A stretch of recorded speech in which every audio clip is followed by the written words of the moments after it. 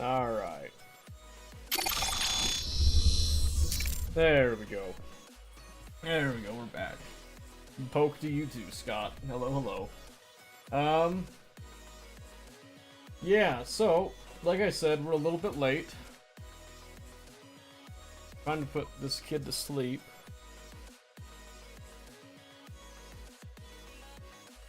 Still up there kind of active, but she's not fussing as hard, so I think we're okay. We had a bit of a unusual situation today with things, so we're trying to make the most of it here.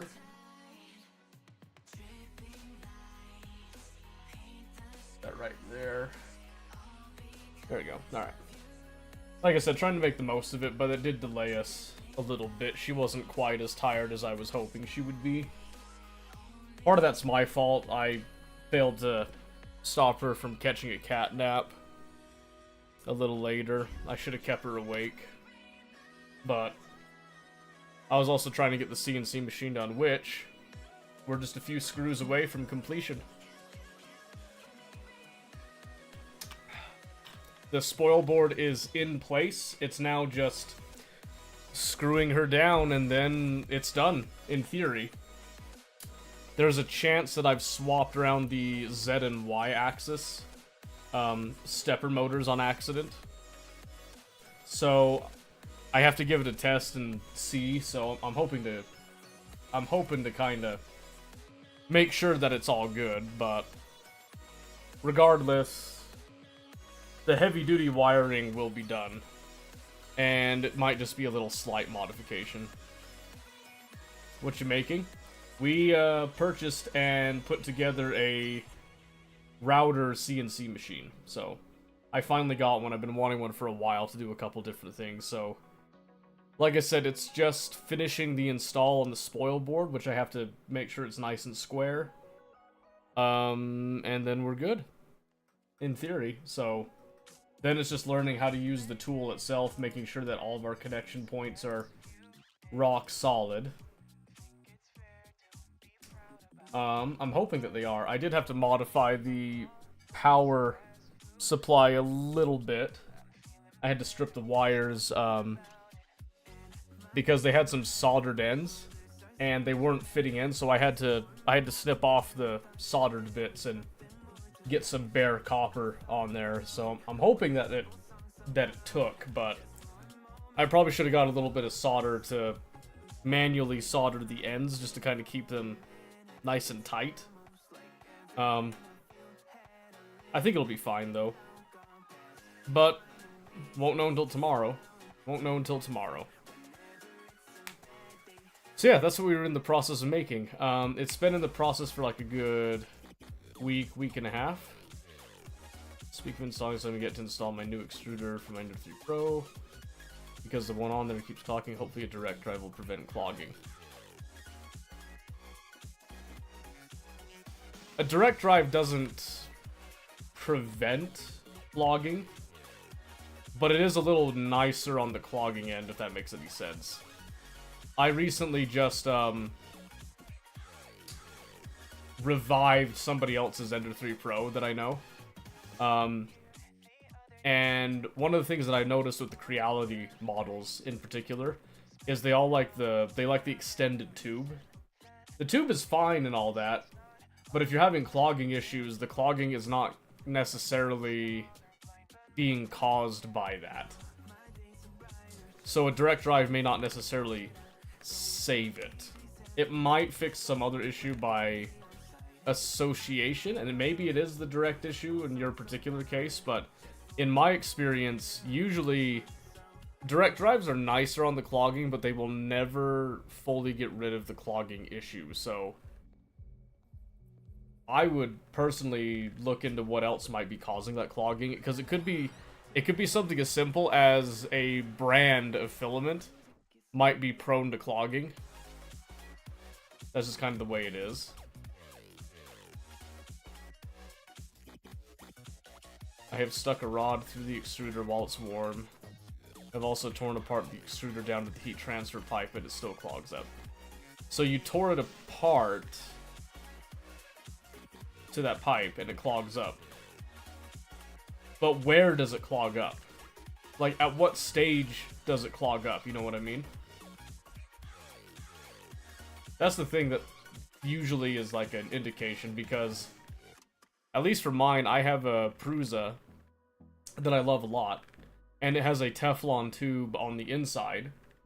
But one of the caveats to that is that if something does clog, then I'm pretty much forced to take the entire thing apart in order to fix the clog. And usually if it's a clog that's that bad, I have to take it apart and I have to replace the Teflon tubing that's within it. So, but it also depends on where it clogged. If it clogged farther up, I can actually extract it using pliers. If it clogged farther down, I can extract it using heat, and doing a little bit of heat transfer on the inside. So location is very important. Location's very important when it comes to 3D printing clogs in particular.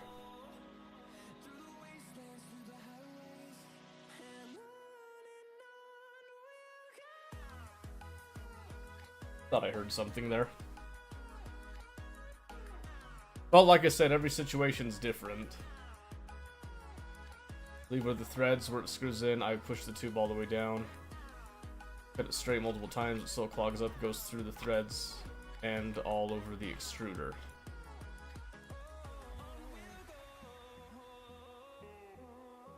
Are you supposed to cut the tubing straight for an ender? I can't remember.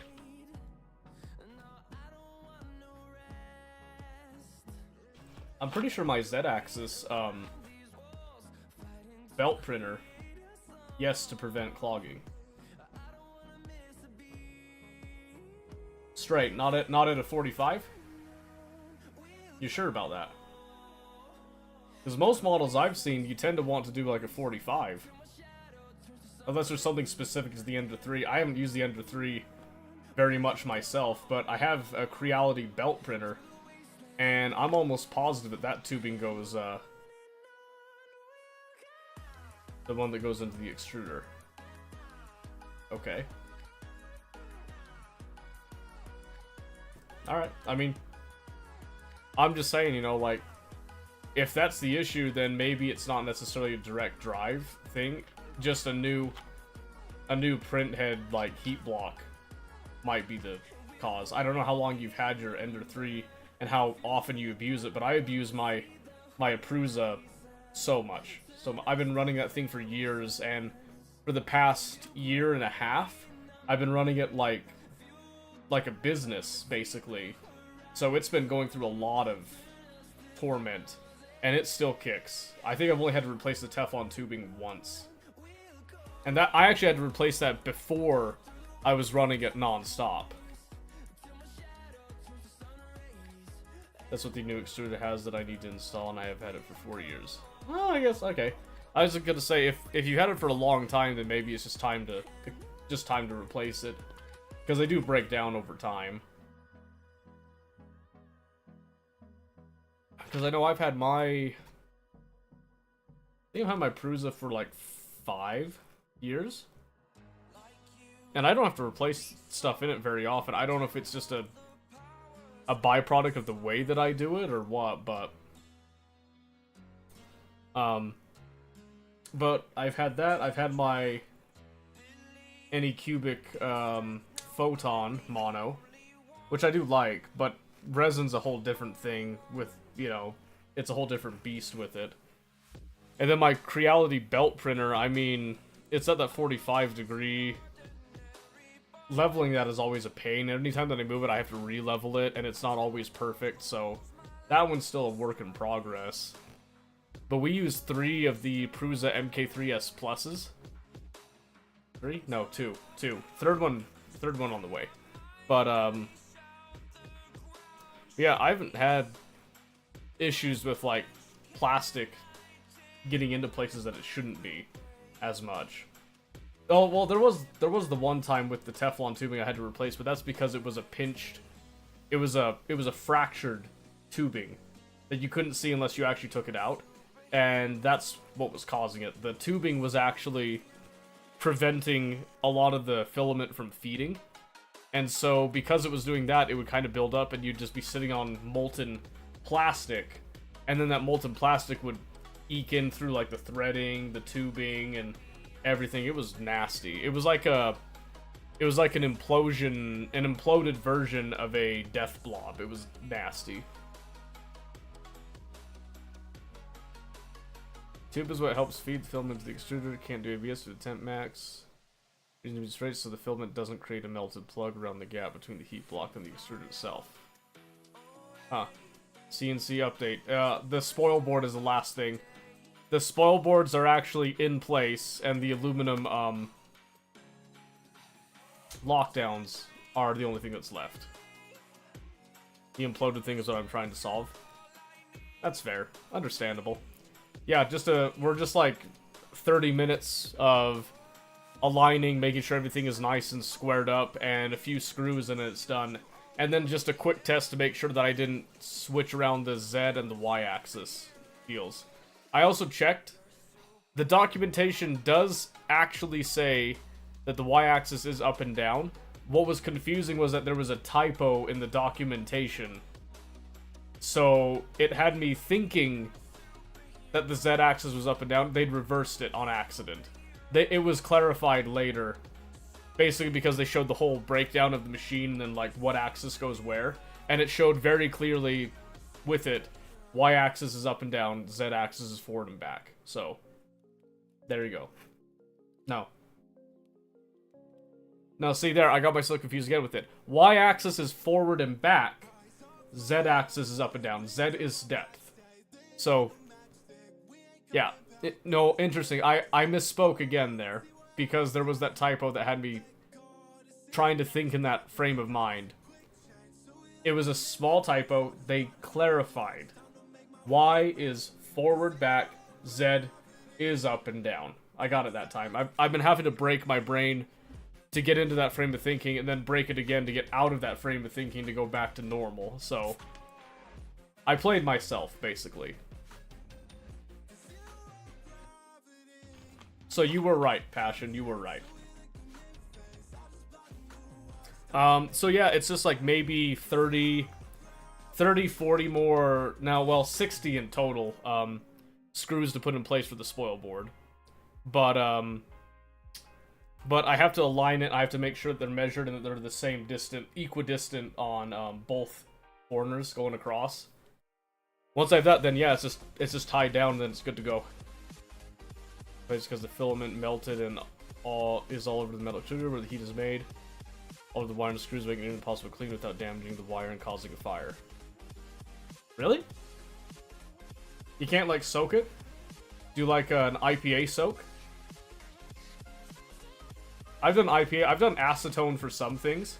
I usually try to avoid acetone because I don't like using acetone for everything, but acetone is incredibly useful. But I've done IPA soaks. Not without unscrewing the wire, and it's only PLA.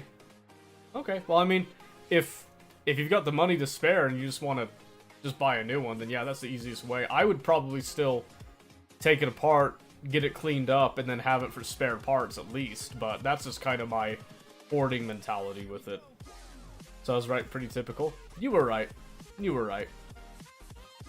It's true. And I was wrong, which was also pretty typical. I'm pretty used to that by now. That's nothing new. So I don't know why I'm surprised this time, but yeah, I just read it wrong. Pretty much is what it was. I read it wrong, and at the time that I read it, there was no clarification until later. So I'd labeled them, and then there was a little typo thing saying that, you know, like, which one was which and all that. And then when I went and looked at it again, they reiterated which one was which, make sure you get this one and this one, and it was the correct one that time. The one thing that they forgot to do was that they have the Y homing switch, and they have the Z homing switch. Well, no, they have the Y motor and the Z motor going through the same hole, the same wiring. They did not tell me to label them at the time that I zip tied them together and did the cable management. So I sat there for like a good 10 minutes, like, okay, I got a 50% chance of one of these going to the correct place. And I just took a chance on faith, and now it's like, hey, well, now I gotta open up the cam software, and we're gonna do like a little test, and hopefully it's right, and if not, we just have to switch a couple plugs around, and we're all good to go there. Can't unscrew the wire due to the filament gunked into the screw. Well, yeah, you know, like I said, this IPA soak usually tends to break it up for me. 50% odds, I like those odds. I probably failed, but there's a good chance that I don't have to do anything, that it's all Gucci, so we'll see. I'm gonna send a picture of it to show you how bad it is. I mean, sure, yeah, if you want to. That's fine. What was I gonna say now? Yeah, so it is done. Pretty much. I think tomorrow morning I'll just like wake up and I have to work on my cars. Well, I got an Odyssey that's got a bum battery that we just bought from Walmart. We had like a cold snap. Whole week of just cold weather, and it wasn't running. And then I go to try to run it. Battery's dead.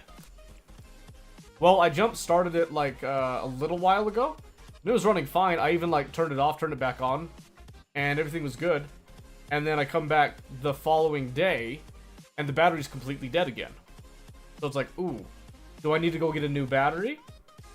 Is this one just like jacked? Which I kind of doubt. Or, this is the more likely one, is there something on the Odyssey that is just constantly draining power that I need to go turn off? That's the most likely thing. So my plan is to give it a jump start, and then I'm gonna go for a drive. Going for a drive. We're gonna get it working. We're gonna make sure that battery is nice and juicy by the end of it. Then I'm gonna come back, and when I turn it off, I'm going to check and see if there's anything that shouldn't be on. Because it is an older Odyssey, it might have some caveats, some weird stuff with it. And then I need to look at taking it into, to get the windshield replaced. It has a real big, nasty crack on it. So I need to get that replaced. And if this battery situation doesn't work out, I might need to have them check the battery, which is gonna suck. Bring a jump pack in case it's alternator. Yeah. Here's the funny thing about that. My jump pack, I found out, the battery died in my jump pack. So if I'm gonna do that, I might have to go borrow my dad's. and hope that his jump pack works, because I was like, uh-oh. My jump pack is fried. Well, not fried. It had an issue where I think I had it sitting on the shelf. No, I had it sitting in my car for a just in case. And I forgot about it for a year. And I was like, oh, that's probably fine. I brought it back inside to charge it. Couldn't find the charging cable, so I was like, well, that's probably fine. It's probably okay, right? And then another year passed, and I'm like, oh yeah, I have that. Maybe I should go, like, you know, see if it still charges. And charge it. It says, you know, fully green, fully charged. Sick, great. I go to try to jumpstart that car. Nada. It has like a little bit of charge, but it won't do a full... It doesn't hold full capacity, so it's like fully green. I go and I give it like one turn, and there's like a little... click, click, click, click, click, click, click, click, click, click. I was like, what the heck? I go back, I check my battery on my jump starter. It says red. Okay, I go plug it in. I come back 20 minutes later, full green. I was like, no, it's toast. It's done. As soon as I saw it, I was like, well, this thing is booty now. So I either have to get a brand new jump pack, or I buy the battery for my jump pack and then, you know, swap that out. I don't know if it's worth it. I don't know if it's worth it. Maybe I might just buy a new jump starter. I'll be honest with you. I just so I went and got some like more traditional jump starting cables. So I got my Versa. My Versa's in good working order. The battery's fine on it. So I'm gonna run it to jumpstart the Odyssey tomorrow. So probably not worth it. It's kind of what I'm thinking, because I was looking at like how I was gonna have to take it apart, do the wiring and all that. I was like, is life really, you know, worth the hassle on this one? I don't think so. I don't think so. So, I need to get a new jump pack for that specific reason, but, that is tomorrow's problem. So yeah, just to reiterate, the CNC machine, looking good. It is looking good. There was one thing. Oh, well, it wasn't anything super important, but I was noticing on it that at first some of the screws weren't aligning for the spoil board on the third from the left board. I adjusted it a little bit, and it is now aligned. So I'm hoping that in the process of, like, now that I have all the spoil boards in place, they're nice and, they're like semi-snug. They're not screwed down yet, because I'm still trying to make sure that they're nice and lined up. I'm hoping that once they get snugged down, that they finish the full squaring on it. I hope. I'm also hoping that I didn't over tighten the belts, because when I was moving the, oh my word, the gantry back and forth, and then moving the actual router like left and right and all that, everything felt fine to me. But I remember when I was doing when I was assembling my Prusa originally, one of the problems I had was that I couldn't tell when I was too tight, and I couldn't tell when it was too loose. Most of the time I erred on too tight, and then sometimes I would go overboard on the loosening. That was a bit of a learning curve for me with those, the teeth belt type of things. So, but it was good. It was all good. Ooh, and then, like I said, I had to modify the power supply wires a bit, because they had some soldered ends, but the soldered ends were not fitting into the termination points for powering the actual CNC control board. So I was like, well, alright, and I snipped those off, and then I stripped off some of the protective coating. I just kind of wrapped up the copper wires, and I just shoved them in like, yeah, this is what I normally do anyway, so we're just gonna do this. If it moves consistently without any resistance in different areas, it should be okay. That's what I thought. So I'm gonna go with it. Luckily, the belts are in very good positions for adjusting them if needed, so I'm not too worried about it. I made it. Welcome, Mosquito. Welcome. I was wondering, you're usually here right at the beginning, right at the rip. I thought maybe you died. I thought it had finally happened. I thought Axel finally did you in. I thought he'd had it.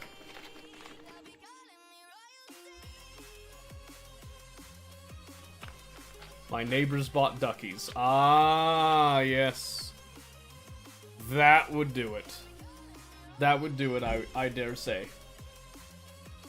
Well, congratulations to your neighbors. May they have a long and fruitful duck family, I suppose. I don't know. I don't know what to wish, what sort of well wishes one should give for pets, but that's what I'm gonna give. That's what I'm gonna give you right there. So, oh man, trying to think. Brain's frying right now. Just wanted to hold the babies. Well, yeah, of course. Little ducklings are great. They're cute. And when ducks get older, they get delicious. I don't know what else to say. It's just, it is what it is. It's a cycle of life. You love the animals when they're cute and young, and then you love them when they're old and tasty. It is what it is. Life is good. Life is complete that way, I feel like. So, even skip my bed, can't decide on food because of duckies. Oh my goodness, they really ruined your life, didn't they? That's tragic. I'm sorry. I'm so sorry. I hope you can recover from that. Oh man. But yeah, so I didn't have time to get some pictures of it in the process. Because again, I had to deal with I had to deal with the baby today, and I think she actually fell asleep, thankfully. So I think we're good to go. I think we're good to roll here. But I was in and out a lot on it, trying to get it done, juggling kids around all day and that. So I was more focused on that. So I wasn't able to get pictures of it, but when it's complete, I am planning to take some pictures, and I'm hoping tomorrow to do an actual test cut. I want to do a couple test cuts.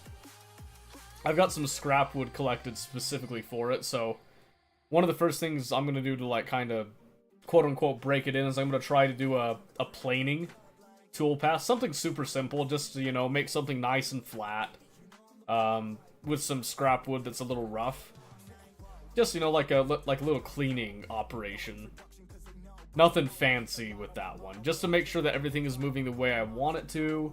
Make sure that it's going, you know, as far as I want, as long as I want. That kind of stuff, so yeah, it's... I don't know. I'm excited. I am excited. I did have a little bit of a dumb moment where I had the router in hand, the Makita router, right? So it's a smaller form factor on it. I'm sitting there trying to put it into the actual chassis. I was like, what gives? This is supposed to fit.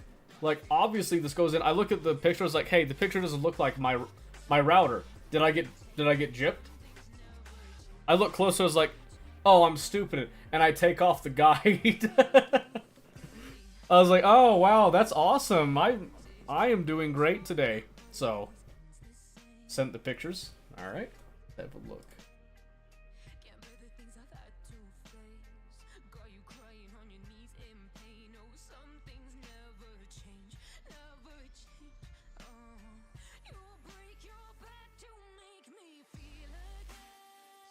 Oh.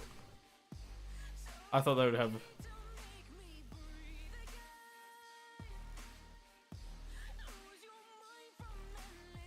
Is that solid plastic?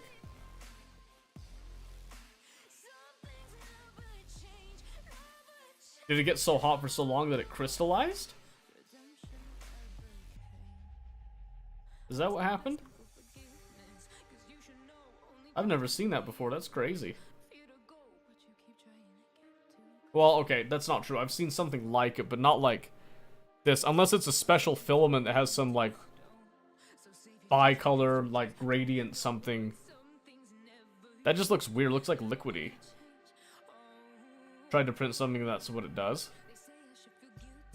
That looks more like you don't have a tight connection between your actual extruder down here and then, like, your heat block. Well, not that, but, like, so this section here and this section seems like they just have a loose connection. It's normal blue PLA filament. So is this just some of the oil then?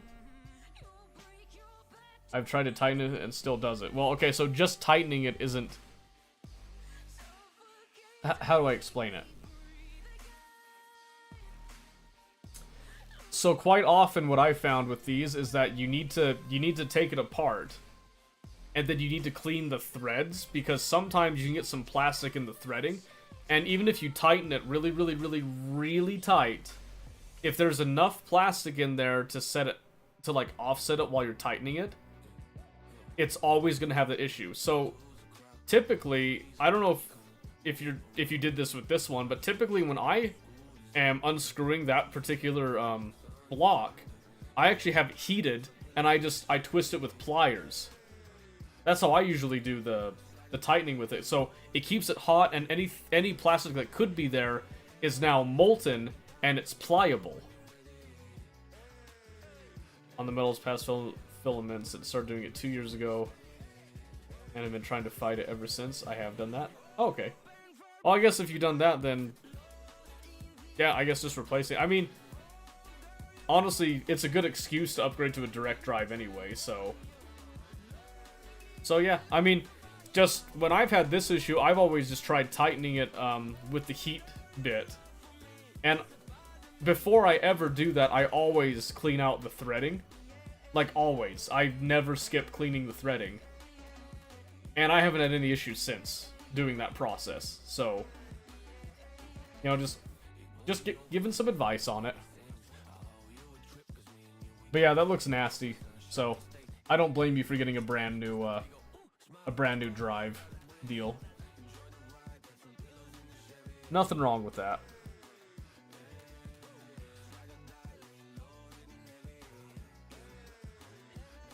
Okay, let's see. Let's do one quick little check.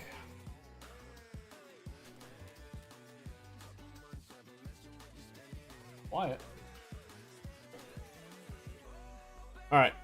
Let me run upstairs super fast. Let me just do a little visual check. Once I got the visual check, I'll come back down and it will be close to time to start looking at what we're gonna start with tonight. It'd be great. I already have the new extruder since Christmas because that's when I got it. Okay. Oops. So what stopped you from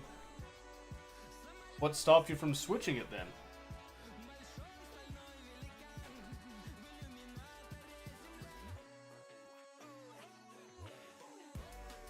I don't know. I'm a little confused, I think. Here, I'll be right back. I have to do this video.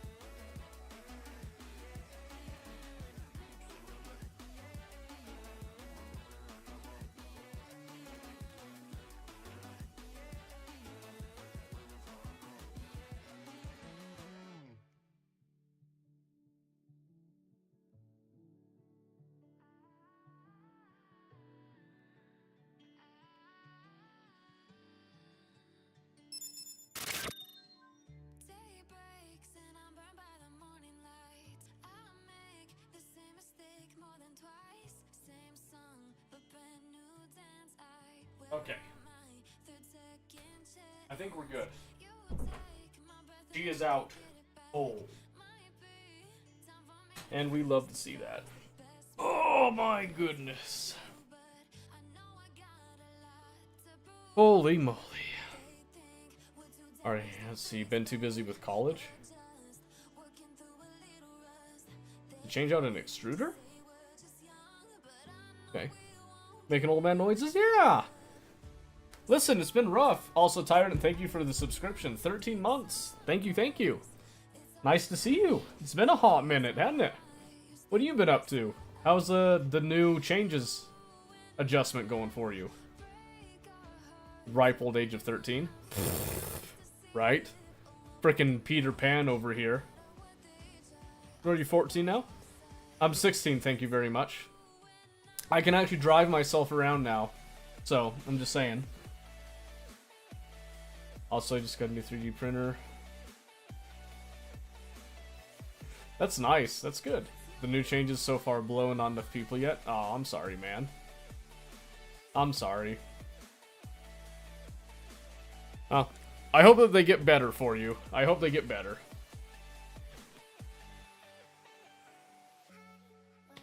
But yeah, I can drive. It's great. I feel almost like an adult. And I have to go to Denver for 2 weeks starting Sunday. Denver? What are you doing in Denver? Is it training?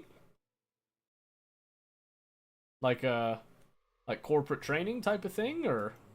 Okay, it is training. Okay. I mean, that's not bad. Do they give you per diem? And all that good stuff? Oh, I didn't put my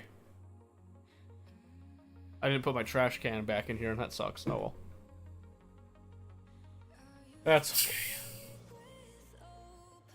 I got 7 minutes, and then we'll go to the game. Woo! I've been sipping on that other soda all day, and it got flat. That's a fresh one. Woohoo! Frontier's having me do a long training. I believe I get per diem. I was gonna say, I hope you do. You get per diem, take advantage of that. Take advantage of that. Anytime that you have... Okay, I thought I heard the baby coughing. I'm gonna turn that up just a bit. Well, actually, I'm gonna turn it down, but I'm gonna put it in front of me. I'm gonna have one of my companion ducks here assist me. Just in case you guys don't know, I have 2 rubber ducks that I like to have around here. There's a reason for that. I actually, I tend to bounce ideas off of these rubber ducks. I don't know if any of you have heard of that before. Like the debugging ducky type of thing. But I've got 2 of them here, so. My brother's also having twins, so he's stressing out. I remember you mentioning that, actually. We talked about it some. Because I got a family member that's got triplets. And let me tell you what. Anything above 1 is such an adjustment. Hello, Chris. How's it going? But yeah. And it's a boy and a girl. That's not as bad as you think it is, though. In fact, having twins that are boy and girl are actually, like, really fun. I'm not gonna lie to you. Growing up, I knew a couple of twins, and, well, I knew a few twins. Some twins that were, like, all girls, some twins, you know, all boy, and then some that were mixed, and I feel like the mixed ones were always so much fun. I'm cooking steak. Why is that in all caps? Wait a second, Chris. I thought you cooked already. Are you new to cooking? Is that why you're excited over steak? Do you need help? Never steak? So... do you eat steak normally? What type of rarity are you? No? Oh, well, shoot. I mean, you have a pet rabbit that you won't eat, so I'm sure you probably do, like, well done, is my guess. I decided I was going to make all the toys. I found a food-safe filament, and I have a stainless steel tip to keep it clean. That's awesome. Medium rare is best? Nah, baby. I want that thing rare. I want that thing... I want most of the heat to come from it having just been killed. I'll be honest with you. If that thing had been mooing 5 minutes ago, I'm slapping that shit on a burger. That thing can be dripping. I mean, if it's a little cooked, like, yeah, you know, that's fine, but, like, people always say, like, oh, I hope it's not too rare, and I'm like, never. Never. Don't you worry. If you're ever worried, don't be. I know how to grill, but I have no grill at apartment. So then what are you doing for your steak? Like, how are you doing it? You doing on... you pan frying it, or what? First steak was well done, I want a medium. Weak. First child's son, because you are their test subject and teach you what to do with the second child. They get away with a lot more things than the second. Yeah, I think that's mostly true. I grew up, I was the first child. Although, I was a well-behaved first child, so I feel like I got away with a lot more than my siblings did, to be honest with you. I like medium rare to rephrase it. Oh, that's a little better. That's a little better. Yeah, I was gonna say, if you're medium rare only, then we might have problems, I'm just saying. So you're pan frying. So what I would suggest, whenever I've pan-fried steak, which I normally wouldn't do, I'll be honest with you. Pan-frying is a little finicky on steaks, but I would actually give it a little bit of a steam. So pour a little bit of water in there with it, you know, like get your oil, sear both sides, and then throw a little bit of water in and cover it and get it steaming a bit. I find that whenever I've pan-fried without that, it's always dry. Even if I try to make it like a little more rare, it's always dry when you pan fry it. But if you give it that little bit of water, kind of like what you do with eggs, then you'll get a little bit more of that moisture in there. But you have to sear it first. You have to sear it first. That is very important with that method. One of the problems because I like Coke. That is true. That is a problem. But it's a forgivable problem, because cola is cola in the end. You know, we can have some common ground on that. taught my mom to keep Sharpies away from me and my brother, all because I decided to paint her kitchen with a black Sharpie marker at 2. But that's just a typical 2-year-old behavior. We had our kids, both of them actually, so ages 3 and 1 at the time. And they got a hold of crayons and pencils and they marked up all the walls and that. And that's just because I goofed and wasn't paying attention. Kids just do that. So that's what I did, right? I by chance seared it, then put it on low, and it tastes amazing. So that's the thing. A lot of people think, for some reason, that when you do steaks, you have to, like, crank the heat, and then slap it on, do, like, a fast cook. In my experience, anytime you're doing meat, like, 95% of the time, slow is good. Slow is always the best, especially if you're doing game meat. So if you do, like, rabbit, deer, elk, antelope, you know, any of that type of stuff. If you're ever afraid of something being gamey, cook it low and cook it slow. That is the best way to cook any meat at all. In fact, one example, my family occasionally raises chickens and then butchers chickens to fill up our freezers, right? The first time that we did that, what we would do is we would butcher the chickens and then I'd cut the heads off, then I'd clean them out, send them to get their feathers, taken off, and then they'd be packaged up, prepared, and all that by everybody else. And then they slap that straight in the freezer. Hold on, I don't want that music right now. That's a mood killer right there. They'd slap it straight in the freezer after processing. I didn't realize at the time, that's a terrible idea. That's a terrible idea. I've learned, from hunting and all that, the best way to do it. You process your meat, and then you need to let it rest. You can do it in the fridge. I'd actually recommend in the fridge, covered a little bit. Because what happens is when you kill something, there's that rigor mortis that sets in. And if you freeze it with that rigor mortis, your meat tastes rubbery. Because it still has, like, whatever chemicals go into that whole rigor mortis thing. They stick in the meat. And that makes it taste worse.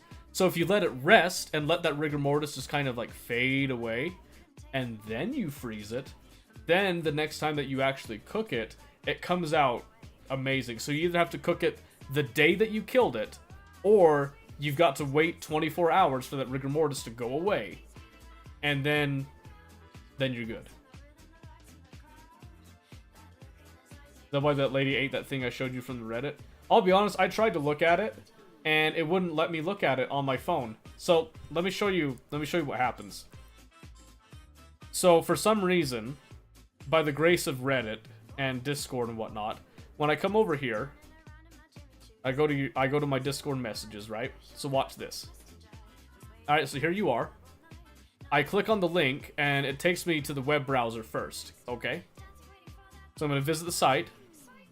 Then it's like, oh, well, you can't actually look at this as NSFW content, so you have to view it in the app. Okay, great, I go to the app. Where does it take me? It takes me to the home page. What's with that? How am I supposed to go and look at it? You know what I mean? That's hateful. That's hateful. What a bait. What a bait. I'm just saying. So, I haven't actually seen it. Have not actually seen it, so I don't know what's up with it. Pulls up when I do it online, so yeah. Well, but you're probably logged in. I'm not logged in on my browser, I think. So, actually, am I logged in here? Let me check. I'm not. I'm not. I don't feel like logging in either, so. I'll have to look at it later. But I'm sure it was an experience and a half to behold. Okay. Let's see. 1903, we are past the chatting hour typically, but I was a little late, so I can give a few more minutes if people want, or else we can go straight to the game.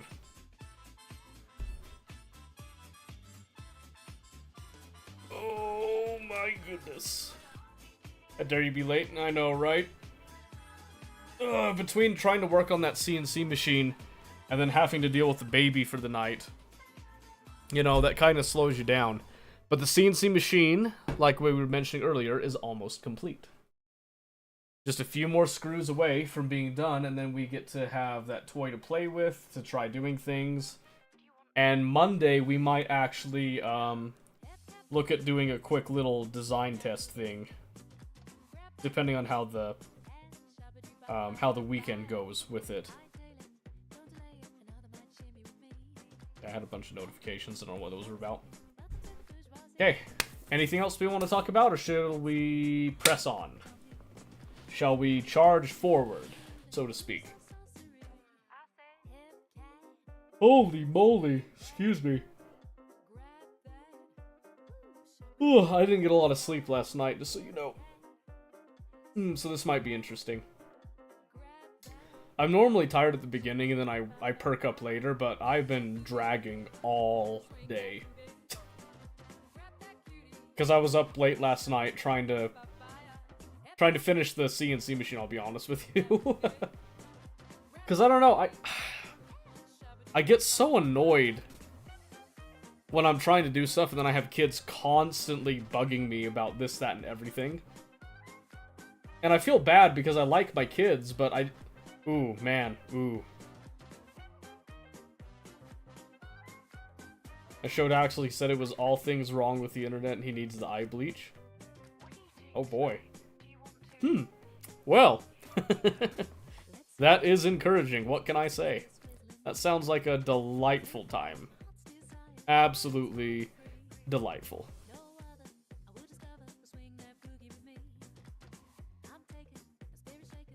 That's why you have to send them on a safe tangent that they can have fun for hours. Yeah? Yeah? Like what? Like what? I'm curious. I'm curious actually what your child advice is. Bugs in the yard. Yeah, they did that. Do you know what they did? They came back, were like, Daddy, come and look at the ants on the sidewalk. And when I said, no, I'm a little bit busy, shattered. So I said, okay, in a few minutes. And they held me to that, and then they had to come and show me the ants on the sidewalk. The only options I could think are like, let's do an escape room, untie this knot to get out. Say count how many there are. Yeah?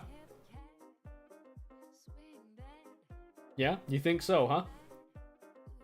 You know how high he would go? He'd probably get to about 45 because he could actually count remarkably high. And then he'd come back and be like, you know, there's around that many, and he'd be done. And then he'd be back on me to get him to go on the to put him on the swing and swing him. I'm just saying. I'm just saying. I know my kids. And that's part of the infuriating thing about it, is that normally that's an endearing thing. They want to show me everything, they want me to be a part of everything. But when you're trying to do something, that's when it becomes debilitating. Because it's like, I walk out into the garage, we're inside for a bit, right? We're inside, they're having some juice. I give them a little video to watch, and I come outside. Normally, that buys me a few minutes. I was out in the garage for a grand total of 1 minute and 30 seconds. 1 minute, 30 seconds. Hear the door open. They come out. Daddy, what are you doing? Daddy, you have to come in and look at this. Daddy, look at this. Daddy, I want more juice. And I was like, okay, I'll be there in just a minute, okay? Shut the door. They shut the door. That lasted 25 seconds, and then they're back in.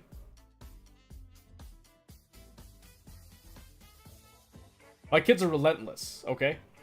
That's not a bad thing. It's not a bad thing. Don't get me wrong. But when you are trying to do something that you don't need their direct input and help with it, that's when it becomes a problem. That's when it becomes a problem. It's actually a large reason why, even when I'm not streaming, you guys probably, some of you may have noticed, some of you probably don't, I tend to be up very late, even on the days that I'm not streaming, and it's because this is the time that I can get most of the stuff that I want to get done, and it's the time that I can do most of the stuff that I actually want to do. That's someone I know, they deal with 4 kids and homeschooled. Okay. That's fine, but they were probably involved with doing that a lot. What I'm trying to do is stuff that is completely separate from them. There's a difference. If you're homeschooling them, you're involved and a lot of your day is taken up doing that stuff with them. That is what a lot of my day is taken up with, is being directly involved with them, teaching them how to speak, how to count, you know, a little bit of writing, we do a little bit of creative stuff. Sometimes we watch funny videos and stuff together. What I'm talking about specifically is when I'm trying to do something personal, me. That doesn't happen very often. So if you want to ask someone, you know, that you know, you can ask me, because I have 3 kids. I'm not homeschooling them, but we always take opportunities to learn, to, you know, to augment what education they're already getting. Because I consider it to be very important. But I'm just saying. Anyway, we've been on this for too long. Let's move on to the game, alright? Let me just, where'd it go? I had something. Where'd it go?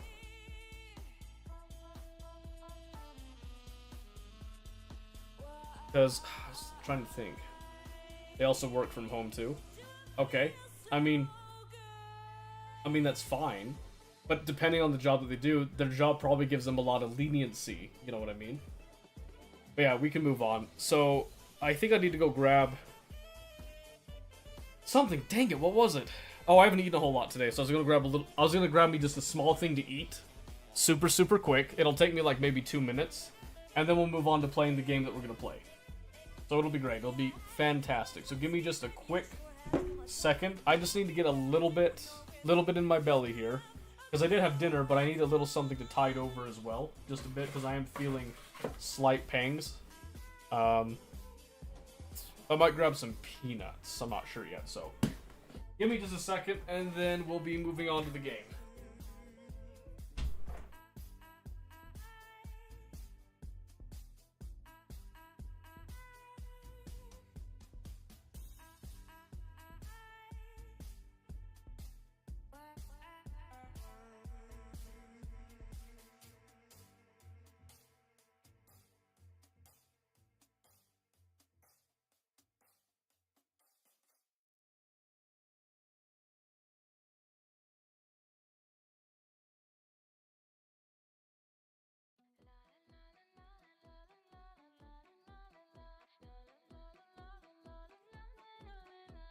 Can you imagine what I saw when I was walking long ago on a lonely street in a lonely town? Please promise you will trust me now. First I told myself I'll see a mirror show a witchery, a donkey dancing polka, a donkey dancing polka. He smiled at me, I saw his teeth, his legs were moving to the beat. His tail was long, his body strong, and I began to dance along. Never saw him after that, my polka dancing donkey friend, the polka dancing donkey, the polka dancing donkey.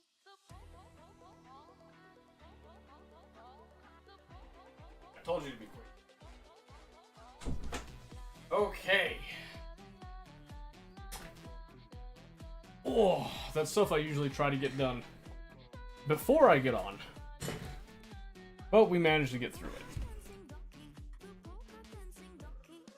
Okay. So, as for the game tonight, are you ready? Ladies and gentlemen, do you remember what we're playing tonight?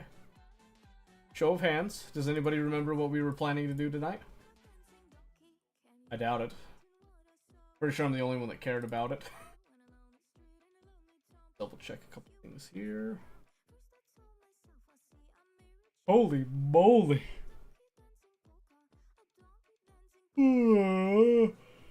Oh my goodness. Don't even remember what I did yesterday. Oh, I'm sorry. Helldivers? Nope. Nope. Wasn't Helldivers.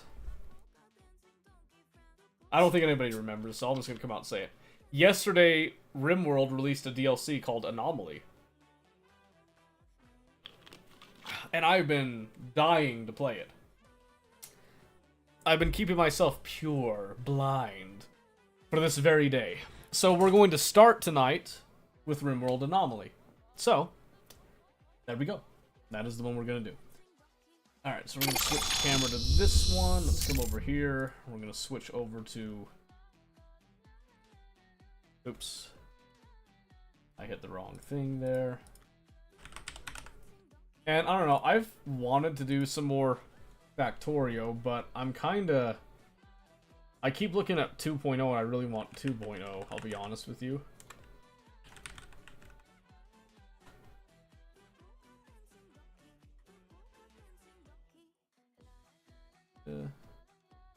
Do a little bit of that. Give us a solid start right there. Okay. So it should be installed. Oh, we're still on the unstable. We're gonna get off of unstable. I'm gonna switch back to English for this case.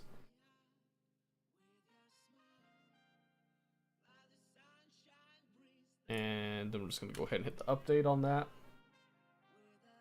But yeah, we'll probably get some Helldivers later tonight, probably. I don't actually know what the state of the automaton front is. Last I checked, we'd only like defended 2 out of the 5 planets that we needed.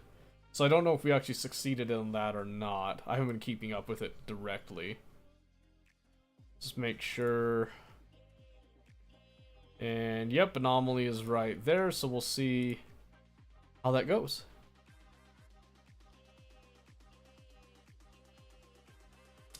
And if we're not entertained by it, then we are... Then we can move on, don't worry about it. I'm not gonna, like, die on this hill trying to, like, get you guys to enjoy it. But I really, really, really wanted to try this out, so... That is what we're gonna start at the beginning of the night with here. And then we'll see where we go from there. So for those of you that don't know, RimWorld added a DLC called Anomaly, and that DLC adds horror to RimWorld, as if RimWorld wasn't horrifying enough already.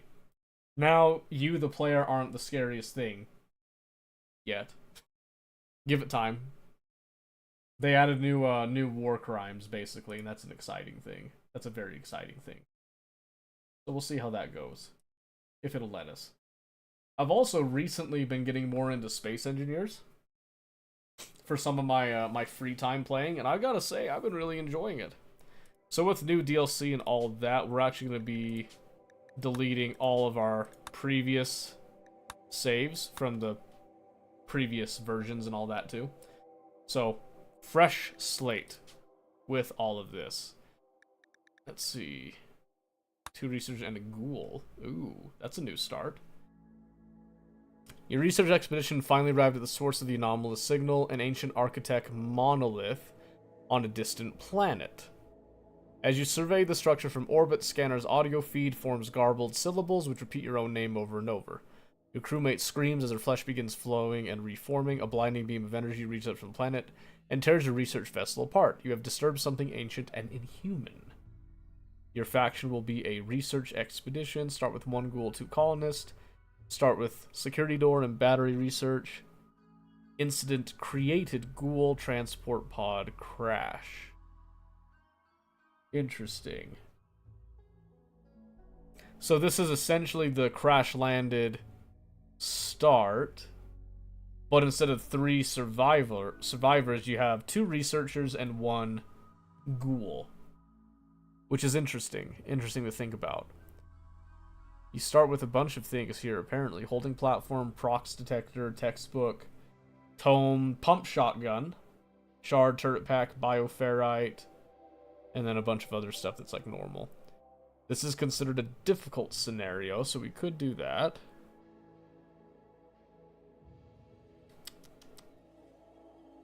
So what I'm thinking... What I'm thinking here is maybe we go for like the standard crash landed. Well, let's see here.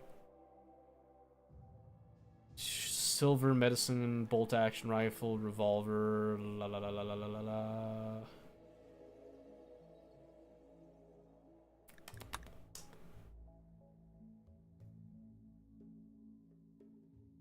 You know what? Let's just go for it. We go for that, and then I prefer Randy Random, as always. And let's put it on... Let's put on Strive to Survive. We'll do commitment mode as well, because we like to have that. We like to have a beginning and an end to any story here, you could say. So we're going to do that. Next, and then yeah, I'll go with Oasis.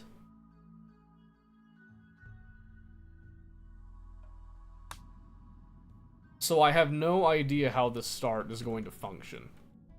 So what I want to do is I want to give us the best possible, well, semi-best possible start here. So right here I've got slate, granite, and marble. In this impassable, oh, I don't think I can do impassable, can I? Nope. So we can't land on impassable mountains. So what I want is there's marble and limestone, slate and granite. Ooh, they're hostile. They're very hostile. They're also hostile.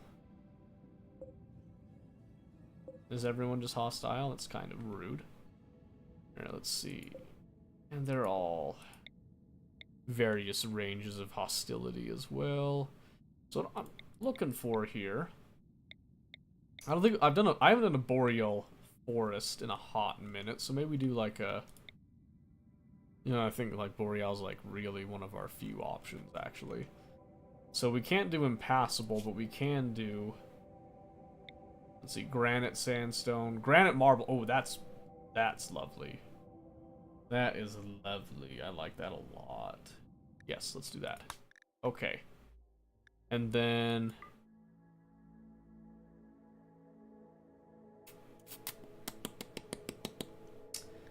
we'll do a fluid system, I think. Or maybe we could do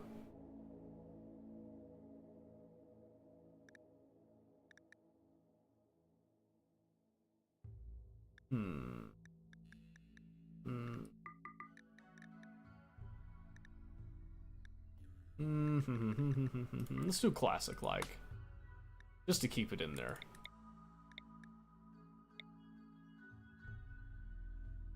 Baseliner, research expedition, jogger, incapable of, okay, yeah, so that's one of the things with the ghoul deal.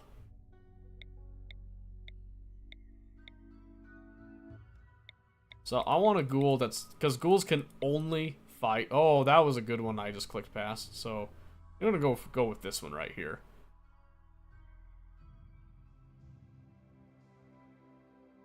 $100 HP a day? Holy moly. Okay, twisting him into a jittering murder machine. They cannot work. Many find ghouls constant twitching to be disturbing even when they aren't killing someone. Okay, so they twitch a lot. That's awesome. Okay, so researchers. We got 2 researchers here. They're actually incredibly smart. Neither of them really have to do a whole lot on the fighting end, since we do have this guy that should be able to do that. So Abby can do construction, mining, plants, animals, crafting. And then Isla here, construction, plants, animals. Surprisingly, for 2 researchers, there's no intellectual in there. I want to see if we can't get someone with an intellect. What is that? Left shoulder, flesh tentacle. Ew. Nasty. Okay, we can't have, let's see, well, incapable of caring, social, and artistic. Human computer. That actually might not be bad. I think we get rid of Isla, replace them with Lara here, who can do our intellectual stuff. They are a psychopath. That actually might help. Those cataracts are, he's got cataracts in both eyes. Huh. That's interesting. Hey, Rooney. It's going great. How are you going? How you getting on? What you got going on recently? Okay, I think this is what we go with. This is what we're gonna go with here for our expedition. It's not going to be easy, so we're just gonna kind of live with it here. Ancient monolith unleashed an energy pulse that tore your recent vessel apart and mutated your crew. Only a few of you made it to the escape pods. Mission start more. You can learn more about the monolith. Perhaps you can find a way to shut it down or harness its power.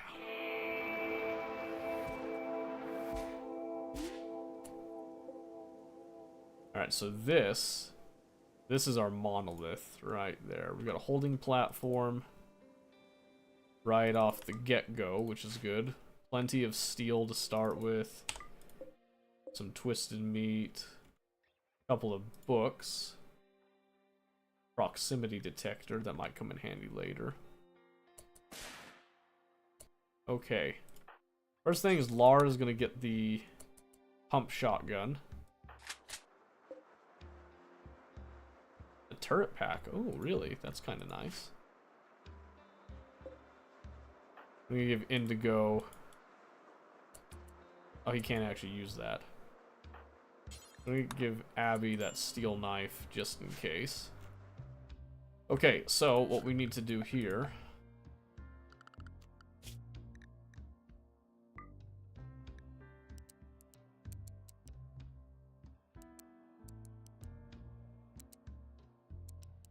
Let's see.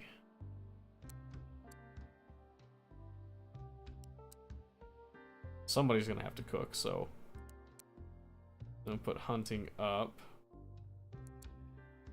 Construction before growing and before mining, before plant cut. Well, all clean. He does our dark study and research.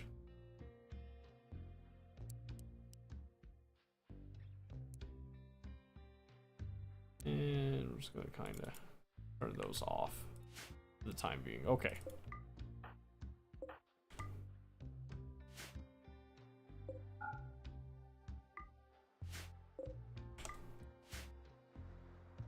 Okay, just trying to... Kivi's fragments. What's this? Oh, it's a book. Okay. So first things first, I want to try to get everything inside. That's what we're going to start off with.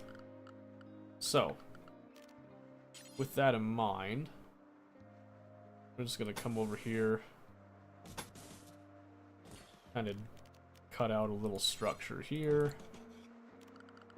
We're going to give ourselves a little torch wall lamp, and then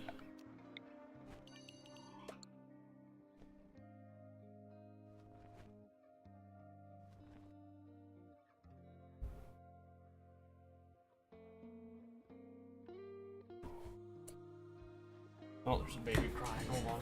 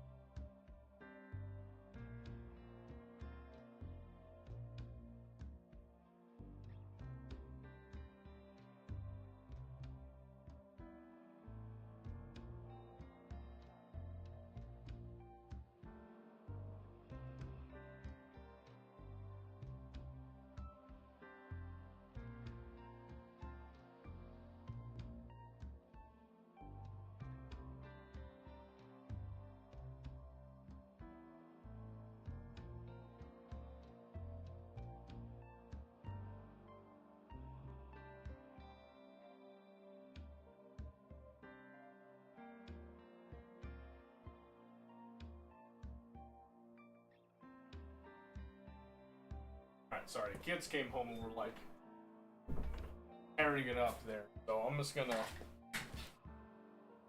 We're gonna mute our monitor there because that had me real worried. But everything is good. Everything is good. Alright, so first things first, we're just gonna get everything done and out of the way.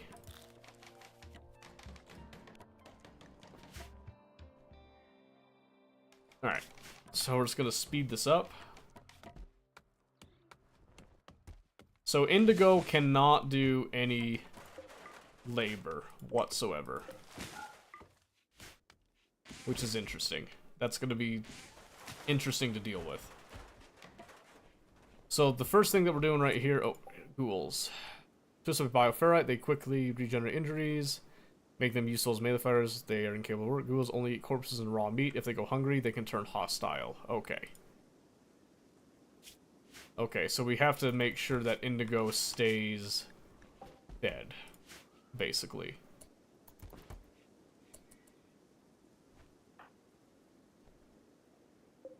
So how do we do? So they'll only eat raw meat stuff. That'll be interesting. Well, luckily, we just so happen to have dropped into a corner here. That's actually not bad. So the thing we're going to do is we're also going to be additionally, just going to come right across here. Make a door right there.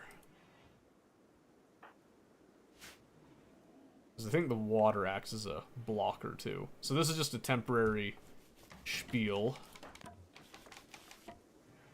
Oh, cool.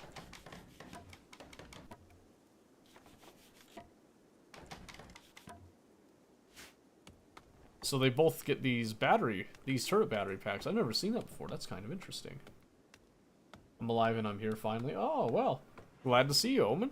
Good on ya. Good on ya. Okay. So what do we have research-wise for electricity? We already have nutrient paste, auto doors. We have batteries just straight off the bat, so we can get that going. I think the only thing that we're lacking, so there's watermill, geothermal. I'd like geothermal power, but that's going to take a lot of research, so we'll see how that goes in a moment here. Alright. As far as I can tell, we are now walled in, I believe. So the next stage, while we have our packaged survival meals and whatnot,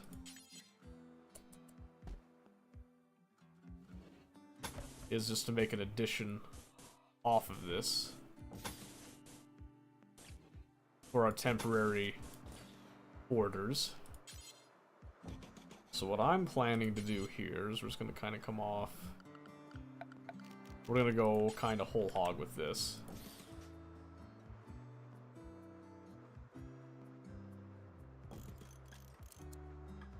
I don't know if Indigo will even, like, sleep anywhere. That will be interesting.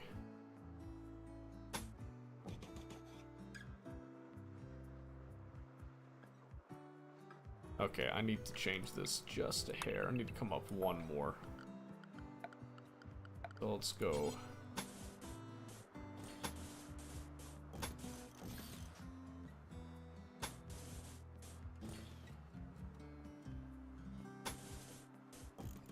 It's gonna go like that. This is mostly just for us to kind of give some separate living quarters that have some decent space to them.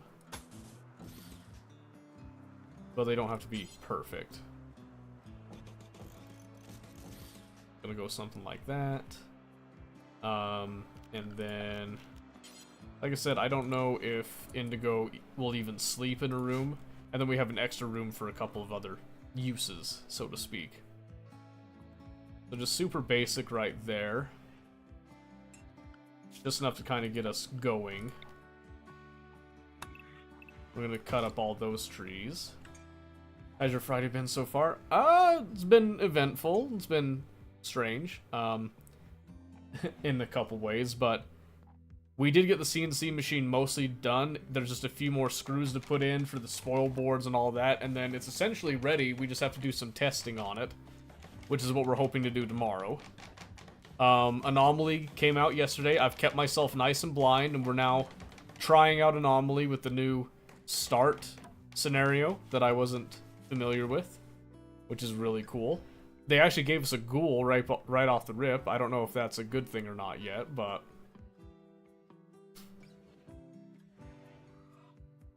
we're like jumping straight into the occult and all that now, which is interesting. I wasn't gonna put an extra door here, but I think I'm just gonna leave it for now. So we're gonna let this speed up.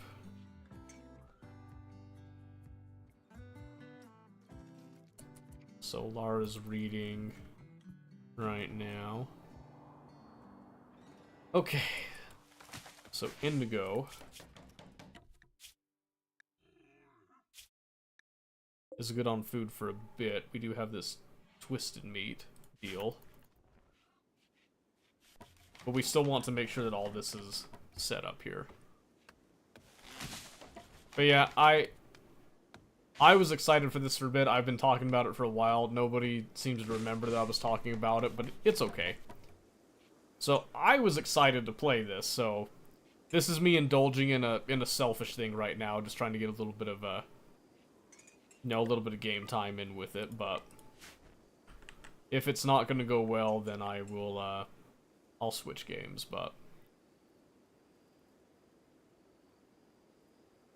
you indulge all you want. Yeah, well, pros and cons to everything, right? So I know Indigo will not do any work, and I don't think Indigo even sleeps.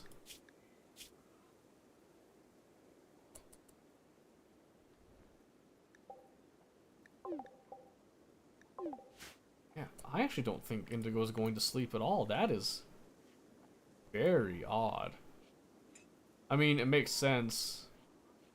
So they're a ghoul, but not a ghoul in like the traditional sense, is how I understand it here. Just so you guys know, it's very, very strange, actually. Okay, we need to get some plant cut done. This should be taking priority right now, just to make sure that we have somewhere for them to sleep, to then do the research that's needed. That is our biggest thing right now. Because the sooner that we can get research going, and get power up, the better off we're going to be. Alright, so those are the most important beds right there, but we're going to let her continue to do that. There's plenty of wood within our perimeter. We've also got some caribou here. I'm going to mark a couple of these, and we're going to have a dump zone,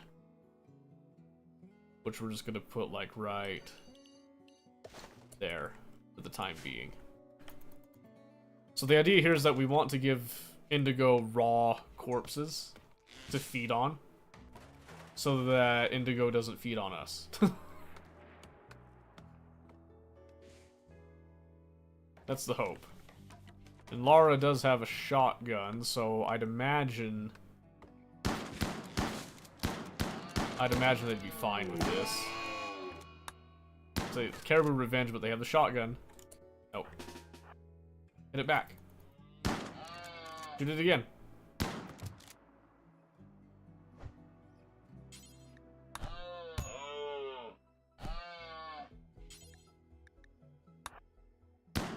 Say kill it.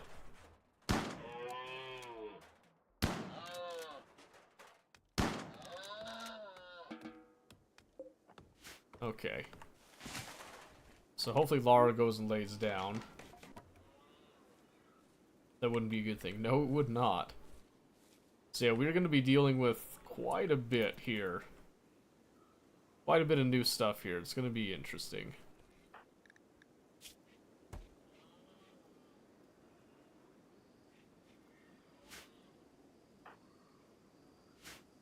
I guess I could draft Indigo next time just to go and do that. So we might do that next time, but... Alright, since they've had places to sleep now, I would like to... Well, I can't do... I want to make everything out of wood to start with, just to get us going, and then we'll start looking at... What's most of the stuff? Oh, perfect. Most of it's marble. There's some granite here. In a couple places, but... What I'm going to do is I'm going to... Not allow chunks, I just want corpses and stuff over here. And with that in mind, I'm going to turn this into a roofed area just to reduce some of the rot with it.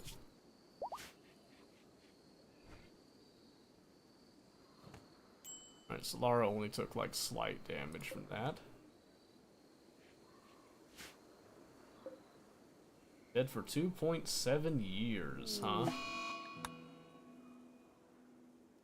So you've already got some weird stuff going on. Because we've already got dead bodies here, but plenty of steel, too.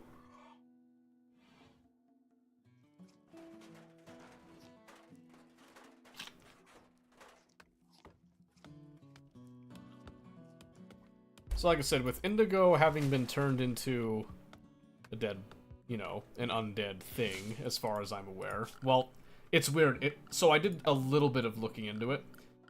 They're not exactly undead in the traditional sense. We're just gonna lay down a bunch of graves. We're anticipating. We're just anticipating on the graves here, so. So ideally, one of the things that we want to do here is... Okay, the twisted meat rotted away in storage. That's unfortunate. We need to have a supply of raw meat. So, hunting may not be the fully viable option of keeping ghouls alive. Holy wild boars, Batman. That's a lot.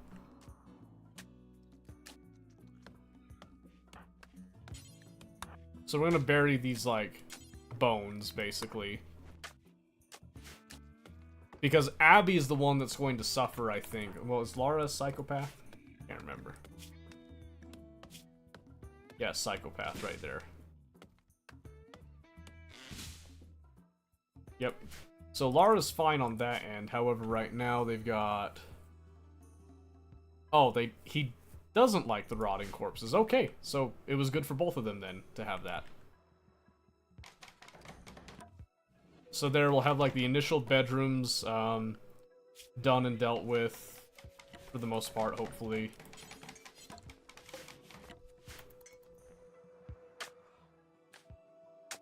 And then again, those graves are just anticipation at this point. Let's get... What is the easiest, fastest thing that we can get right now? And in fact, I think it would do us good if Lara, even with no experience, just helps with the plant cutting. We've already got a bulk goods trader. I don't think we have any money, though. I don't think we started with any silver. I thought that we did start with some, but I'm not seeing any.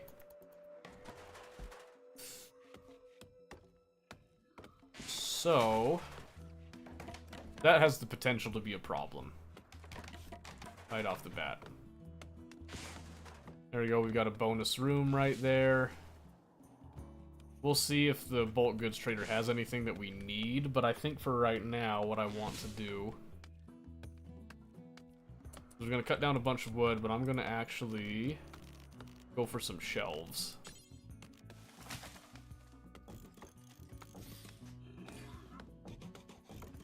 The idea here is that we want to expand our storage a bit in a way that looks like semi-realistic.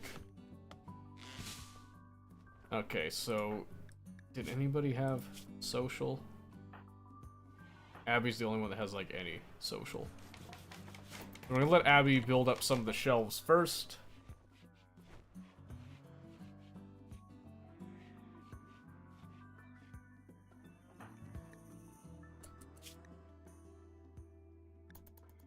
So it says that they've been fed.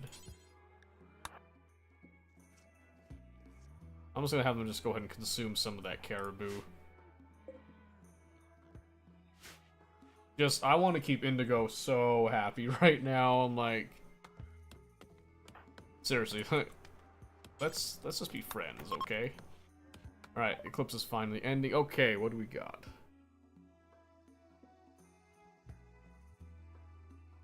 They got some camels, basically.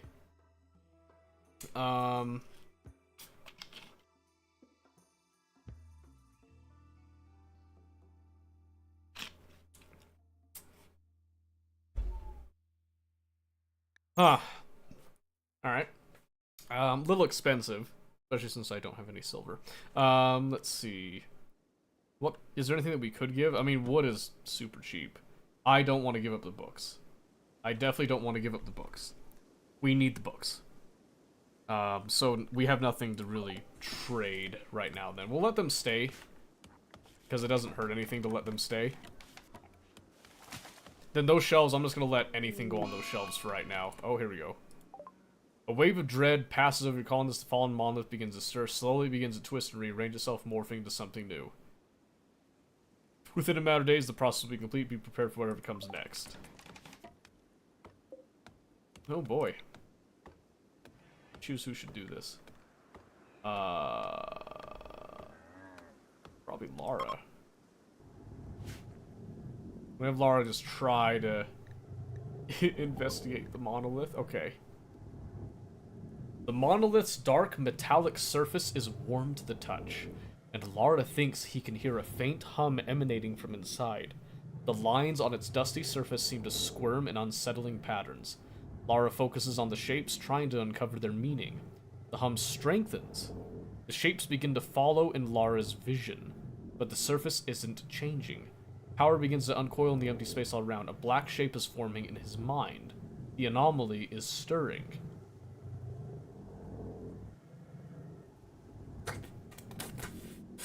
Keep focusing on the anomaly. That's encouraging. This is fine.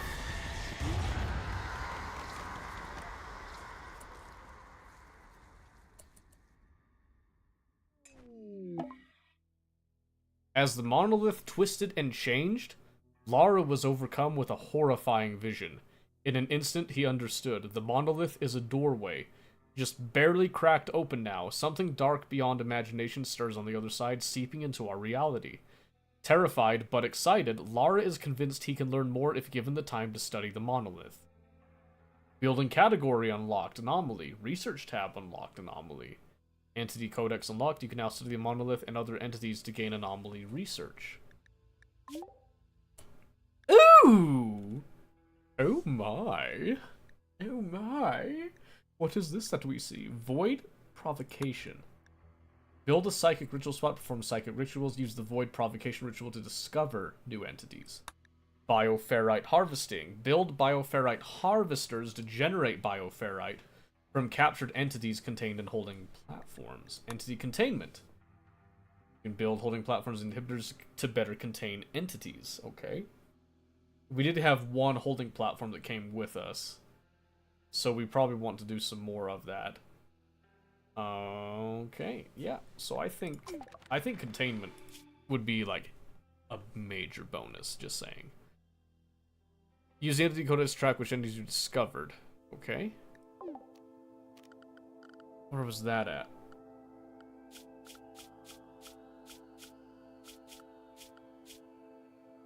I did not actually see the entity codex, so we might have to look into that later. Okay. This has begun. This has begun. Current monolith level 1. Or an advanced monolith, you discover 8 basic tier entities. Okay, so we have to actually discover entities. Alright, so one of the things we're gonna do is we're actually going to be... We're going to be enclosing this.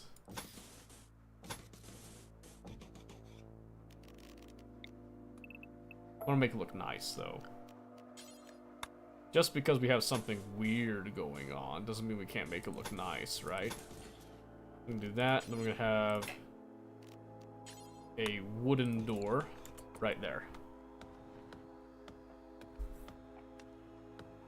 This is basically just to discourage other people from looking at it and like risking too much. Blanket of gritty fog has descended on this area. The fog smells ancient, and it stings the skin. The unnatural grayness invokes a sense of dread. Okay, that's encouraging. So, with all of our wood now, we need to have another structure. In fact, we need power. I'll be honest with you, power would be really great right about now. So, let's make a...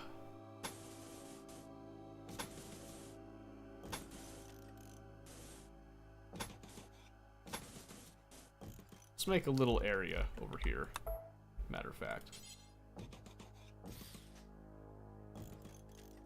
We'll do 3 doors just like that.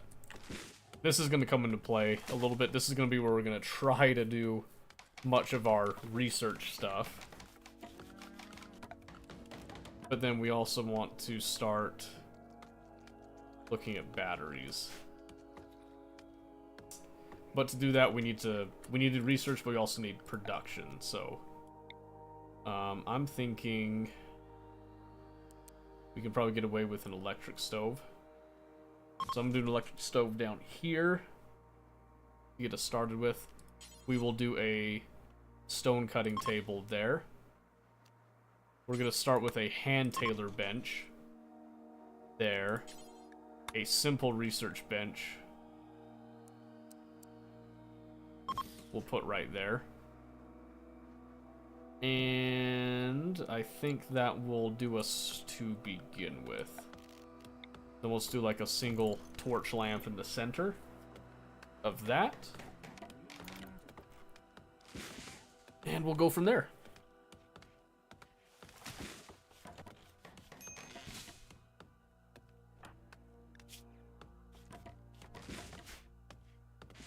Yeah, we do need a lot. We do need a lot.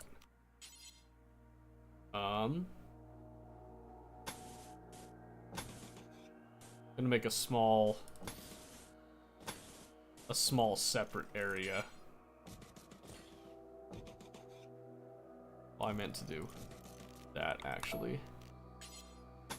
And what this is going to be for is actually for eating. So we'll just do the table, some dining chairs. I want to do a chess set, also out of wood. We're trying to kind of save a lot of our better stuff, if you can't tell. We're gonna do that. We're gonna do again a torch lamp until we get some power, and then recreation wise we're gonna have a horseshoe pin just out there. And again, because we are dealing with a lot of wood, well, I didn't mean to do that, but sure.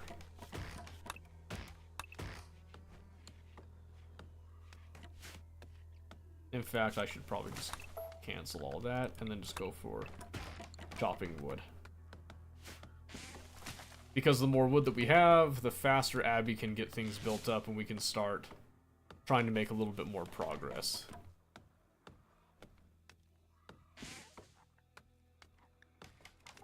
We are going to want to create an actual holding area soon, I would imagine.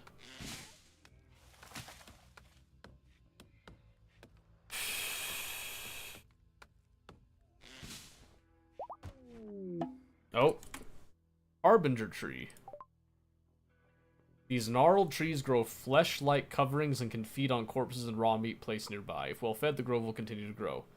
In a tribal myth, these trees are the emissaries of a shapeless god who rules an endless black ocean. The myth ends after the shapeless god reaches up from the water and tears down the sky.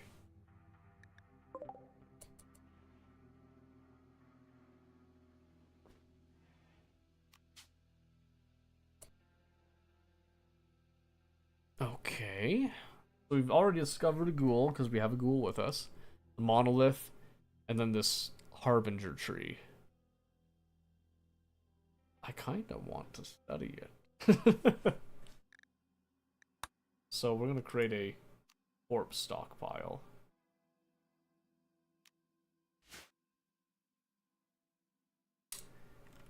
And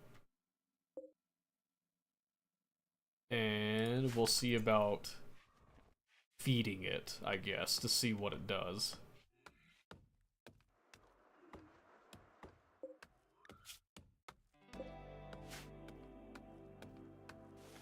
But until then, like I said, we're just trying to get things kind of going here for the most part.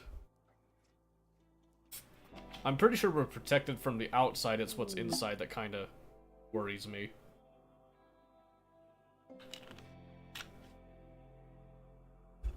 We've got our turret packs. That seems nice. We like that a lot. That does bring us a small amount of comfort.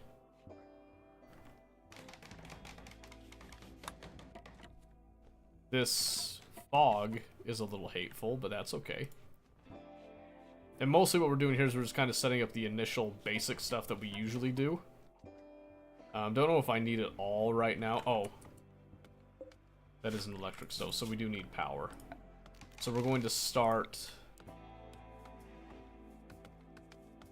Not enough stored. Oh no, we don't have... We don't have components, I just realized. Okay, so we can't do that. So instead of that, we'll have to do a fueled stove. Which kind of blows, but what can you do, right?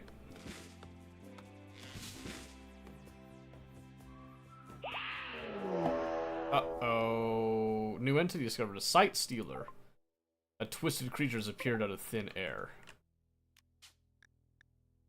Emaciated, misshapen humanoids, their arms ended in sharp, curled claws formed from bioferrite. Sight stealers are fragile, but use psychic influence to render themselves invisible until they get close to their victims. They are known to emit haunting screams as they gather on their terrible hunts.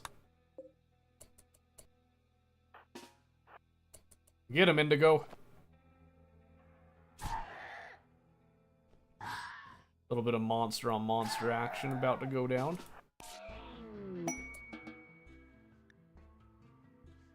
Alright, discover the insights into steel new insights. You can now research the following anomalies. Proximity detector. Okay. Because that gave us our entity containment.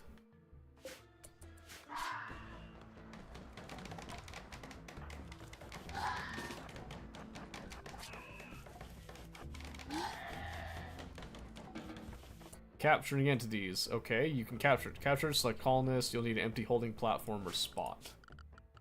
Okay. Well, good news, we have a platform somewhere. That's a prox detector. That's gonna need power, so we're not gonna even try to put that on. Here you go, holding platform.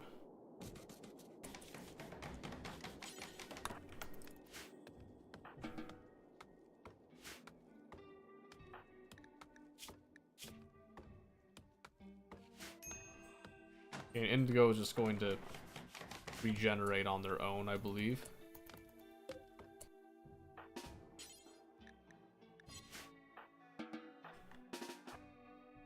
Okay, Indigo can't actually capture that.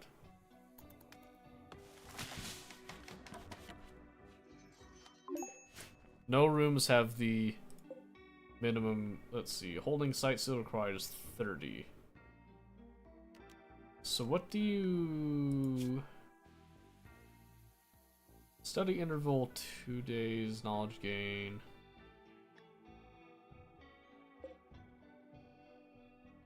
Okay. So I guess, let's see, structure. I say we make this out of steel.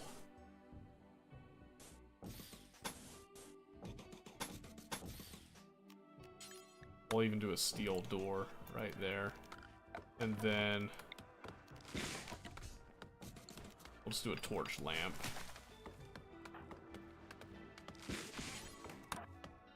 We're gonna focus on building the containment area, I think. We'll just do alt names, I don't care about that right now.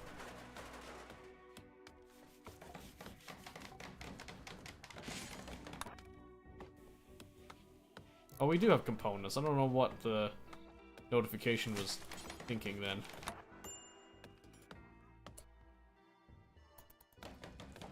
Okay.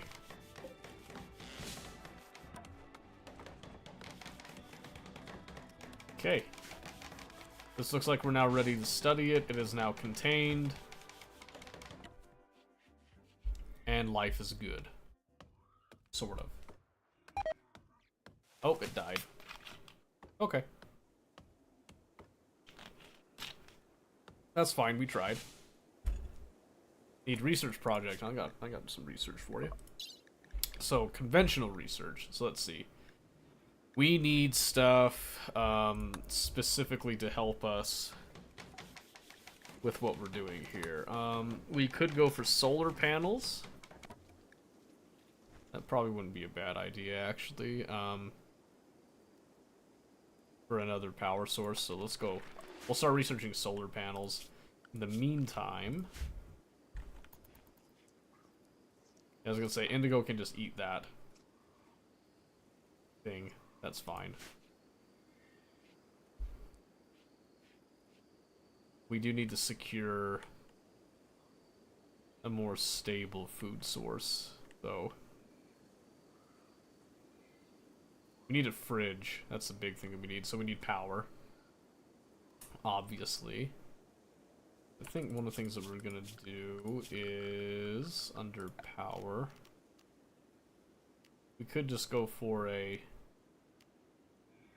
wood generator. I think I want to go for a wind turbine. It's still telling me that there's not enough stored. Oh, that's why. It's because it's not actually sitting right there. Well, that sucks. So I need to haul it in order to tell the game that we actually do possess that, which kind of sucks, but okay, so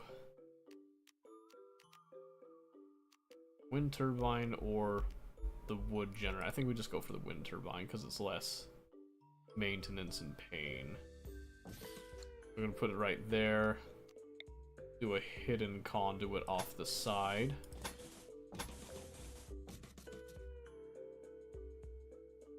Just to kind of keep it nice and contained. Uh-oh, I'm sorry. I'm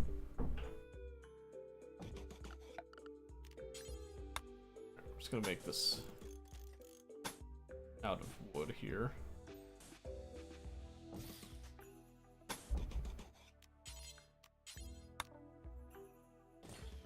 Just a small battery room is what we're thinking. Have anybody on mine? Yeah, they'll get to it eventually. So I think we'll just cancel that. Then we want to chop down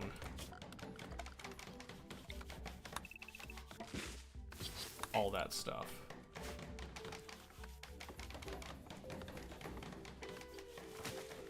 So it's a little rough in the beginning here, but eventually this is all gonna get sorted.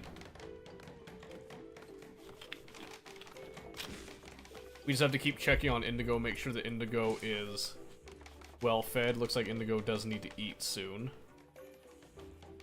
But we still have this corpse right here. That should tide them over for a little bit longer while we get basic stuff set up. Oops, I didn't mean to make that out of steel, but oh well. It's done.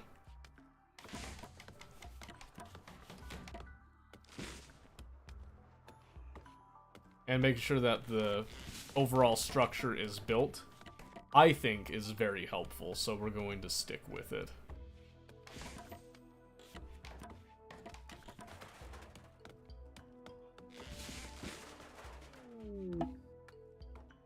Okay. A weaver is visiting the colony. They have a few items to trade. Okay. Doubt you have anything that I want, but that's okay.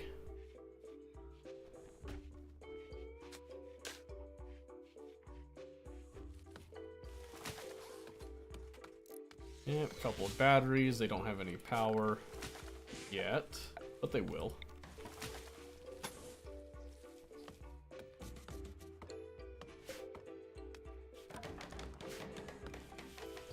Getting a little bit of recreation should help them out a little bit. Alright, let's see if they have anything that we do need. No, not really.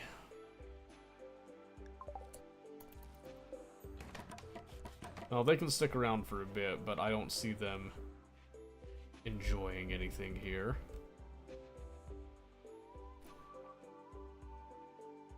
Alright, so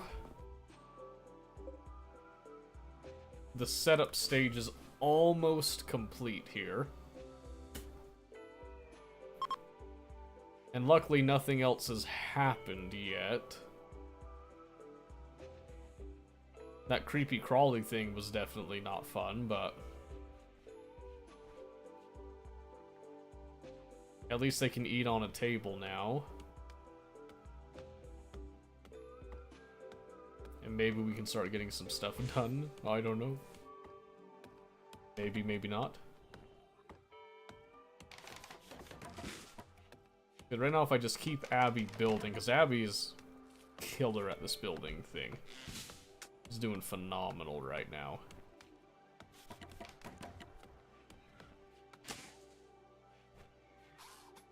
And I'm doing hidden conduit because I learned that in 1.5 that you could do that. And it is very, very nice to have, I'm not gonna lie to you. Okay, so now we've got all that going up.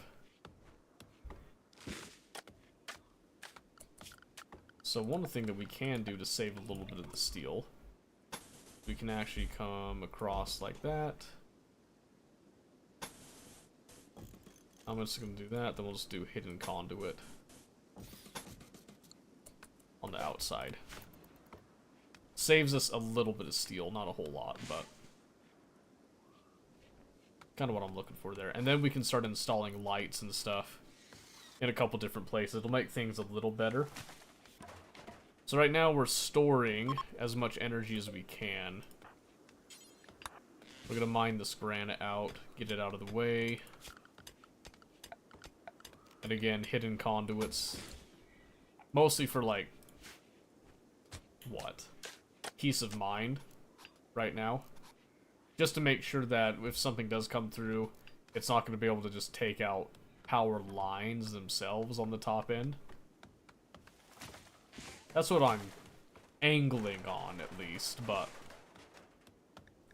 we'll see if it actually becomes necessary. And now that we have that, we can actually install our proximity detector right here.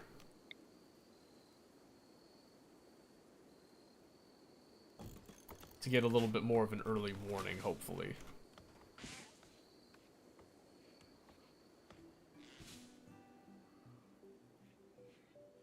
I don't know how well the proximity detector works, but since it came with one, I forgot to install it. We're going to go ahead and put it down.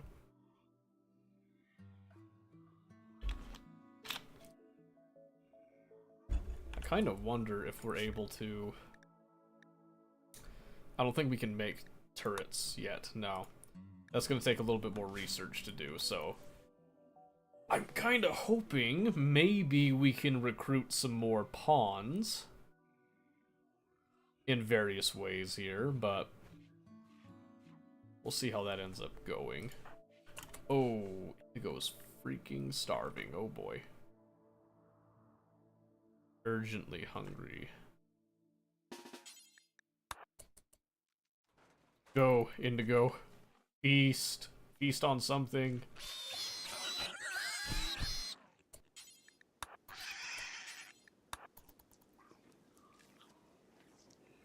Whew, that was close. I was not actually paying attention to that, so...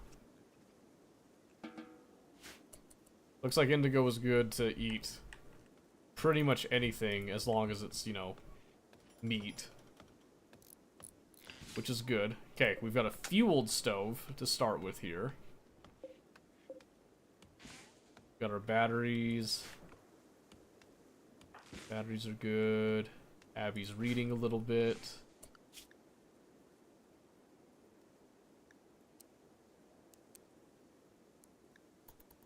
So I'm going to put them both on, like, priority 1 for research stuff, because that is going to be important.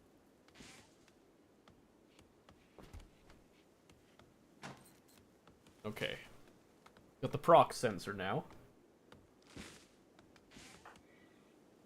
And Indigo is just wandering. It's fine. We picked up more wood, which is good.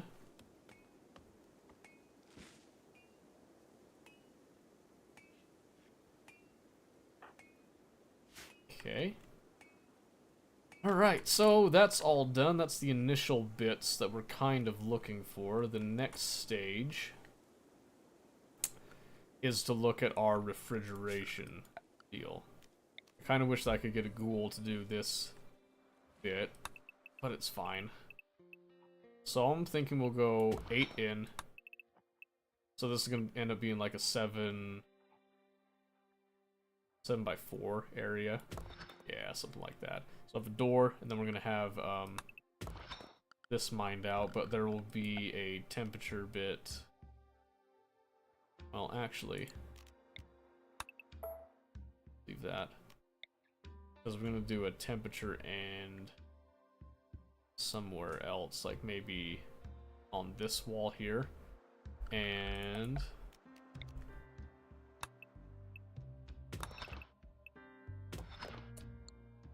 yes. Something like that. So while we're here, let's also go ahead and look at installing a couple of wall lamps. So we'll go like that, there.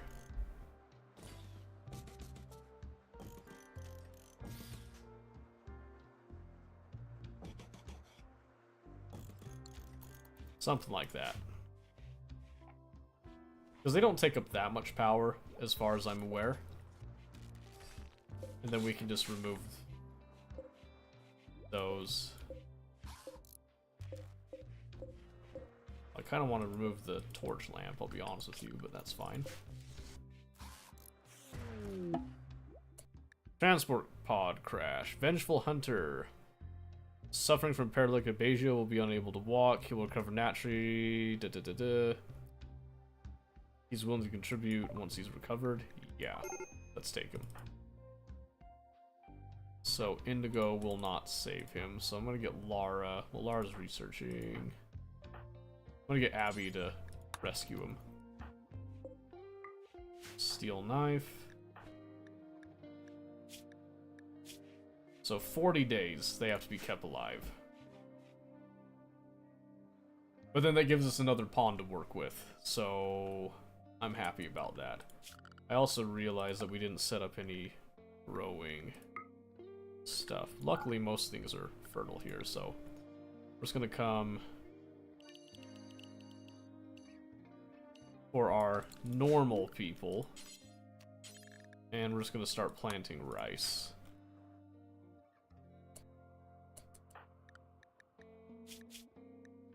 Shooting, melee, and artistic. Needs a really impressive bedroom. Okay. Well, I think we can do that. So furniture, we're gonna give them... do a dresser. End table. We don't have the stuff for that, but let's see. Probably do like dresser and table for everybody. Just to make things a little nice, but then I guess we have to give him something for... Let's see. Could do...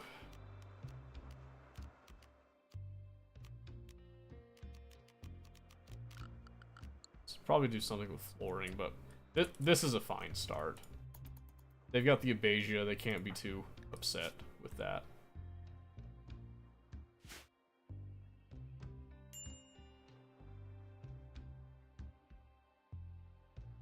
Doctor, what do you mean? Ah. Harbinger tree sprout, it's another one. Really? Like another corpse stockpile, we'll have a look at that. Okay. It's time to start considering food. So I'm gonna start with simple meals. Try to have just 10 on hand at any time. What I'm looking for. So cooking. Gonna be Lara. The time comes. Getting right on it. Beauty. Okay. Yep, now it's just a matter of waiting while things get rolling along here.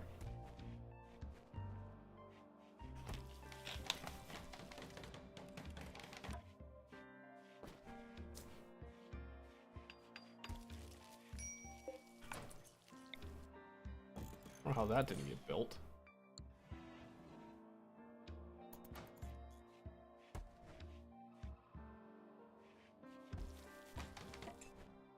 There we go. Hey, finally we got a raid. And we're just gonna send Indigo out there. Have at thee. Because Indigo could use something to eat. Get him, Indigo.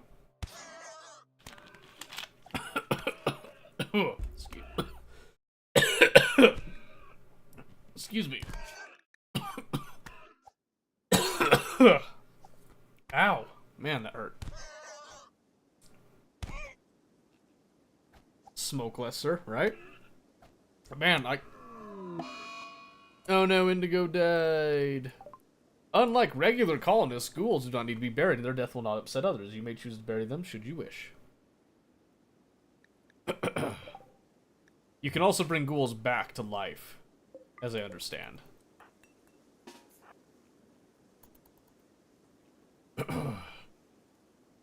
Ow! Jeez. Quit dying, we don't want your streams to end. Oh, thank you! No, that's like one of the kindest things anyone's ever said to me. Oh, you can walk across that. Oops.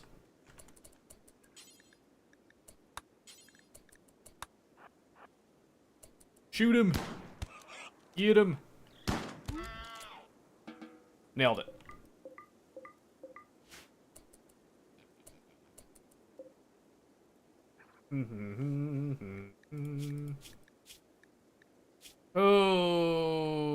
Okay, am I actually able to revive a ghoul? Guess not. Alright, that's fine. Dang it, I thought that... thought Indigo would be able to handle that better. I guess not. That's fine. Let's see. Well, once he is done with that... Abby's our only person that could, like, possibly do doctoring, but... Oh, solar flare. Nice.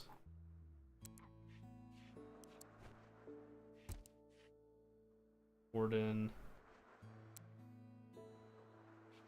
Art.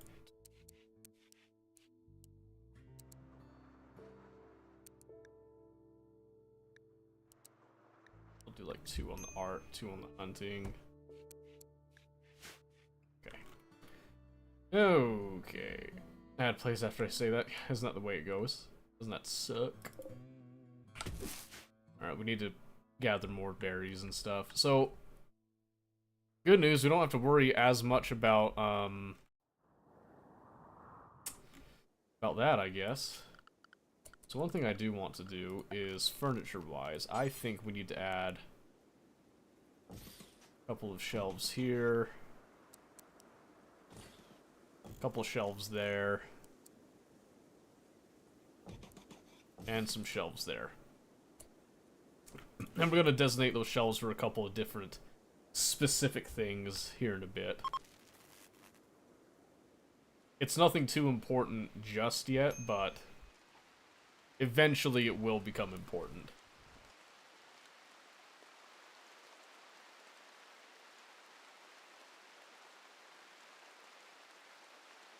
So, I guess one of the things is we're just going to take some of these nearby marble chunks. Because marble is a very useful thing. We'll go like 330, and then I don't want to look everywhere, I want a radius.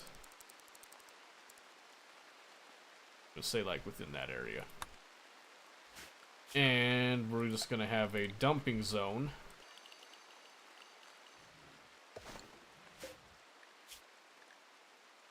Yep, that encompasses that area, and this is just going to allow no corpses, only chunks of stuff. And then we'll store our blocks over here is the plan.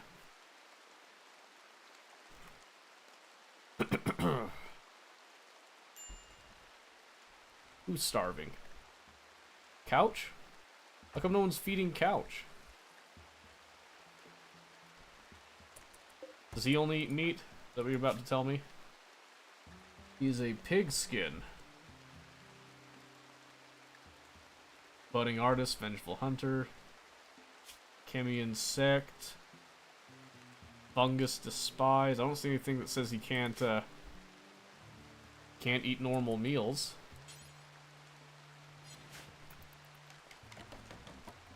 I guess she fed him. In the end. Okay, so here, this is where I want to put some raw food stuff. So for now, so what I'm gonna do is I'm gonna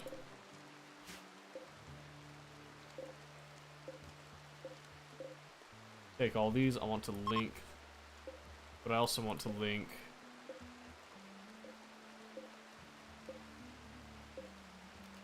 Let's see.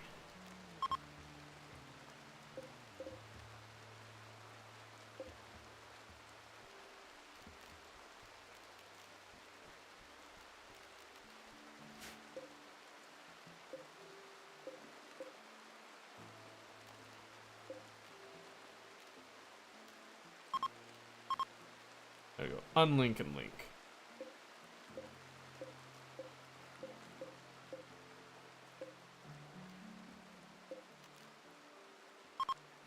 Okay, so with these settings, what I want to do is I don't want foods stored in here. And then over here, link, and I want this to allow... I'm gonna clear all, and then I only want to allow manufactured, I believe. Maybe not. Hold on. Where is it?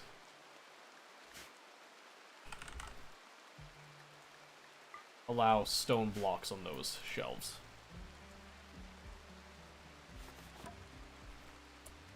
And then here, I'm gonna clear all. I only want like textile apparel stuff.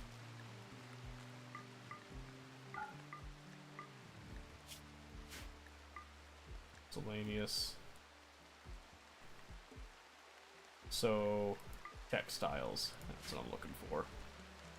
So in fact, with the textiles, I don't actually need the finished apparel clothing. So we'll just leave it off. I only want to allow the raw textiles to get stored over there. That's what I'm looking for.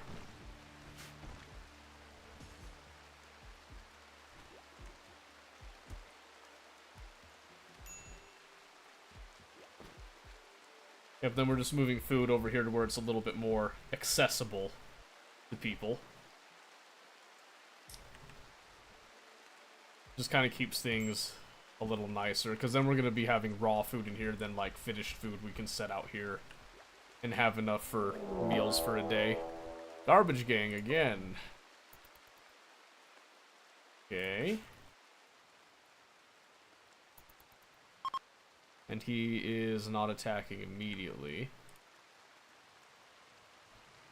Oh, in fact...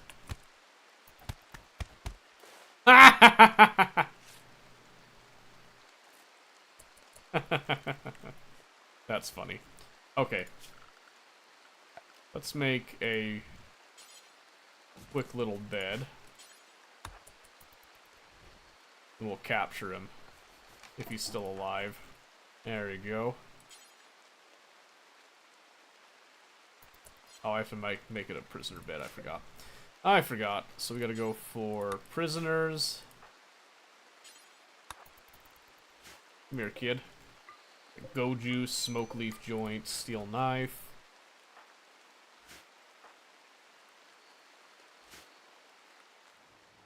That is quite the hike to take to go get him, but it is worth it. Alright, this is a bit of a problem. I didn't realize that this was such an issue. Great. Nara's on a food binge, which means I have to send Abby instead.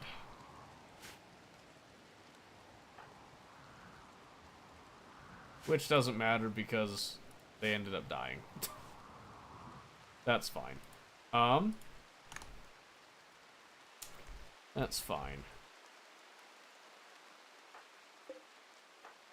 So Lara's on a food binge. Can't stop him. They're just gonna eat whatever we've got here now.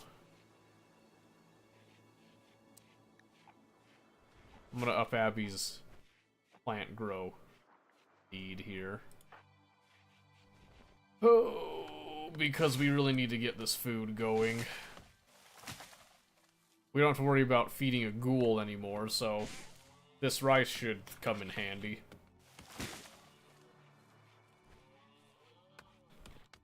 That's the hope, at least.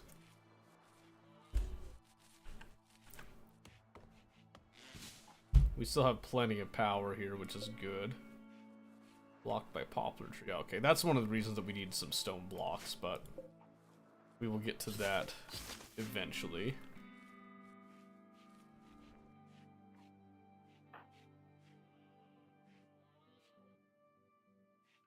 How much longer does... Oh man, he's still got 37 days. Ooh, that's gonna suck. I hope he's worth it. Because he's pretty much just dead weight right now, otherwise. How come I don't see any more of our packages? Did we run out of the meals already? That's not good. That's actually not good. Is there any more of those berry bushes around? There's some.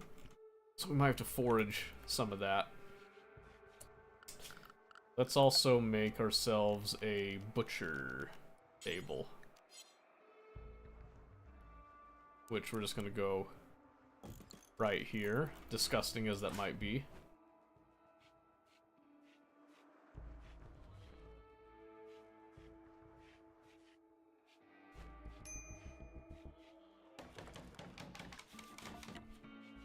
Lara's exhausted after that food binge, I'm sure. Then here we're just going to butcher any creature that we get. We're gonna hunt a caribou. Gonna hope that Lara can pull it off without too much injury this time. We're gonna want some of that steel, so I'm kind of hoping we get another pawn before Couch gets over their Abasia. Because we might need that. Might need that, I'll be honest with you. That'd be going. Harvesting, of course. Well, it wouldn't be that bad if I'd remembered to do the...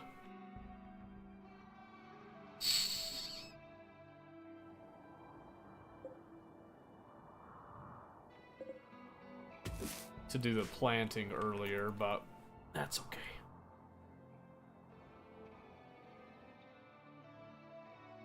Kind of sad that we lost our ghoul, because that ghoul was a really useful defense mechanism, I thought, so... That rice is going to take some time, so hunting is our best option. And in fact, it might be a good idea to come in and probably hunt up some of those as well. I know we don't have a fridge, but yep, kind of expected that.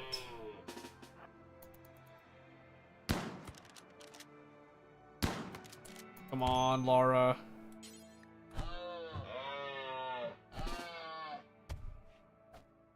I'm gonna have Abby go help just to be safe.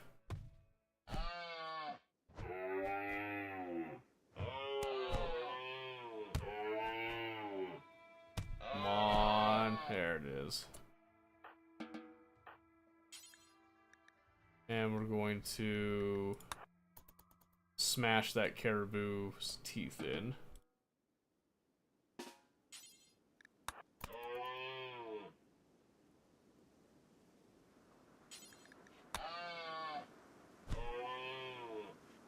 So come on, finish it.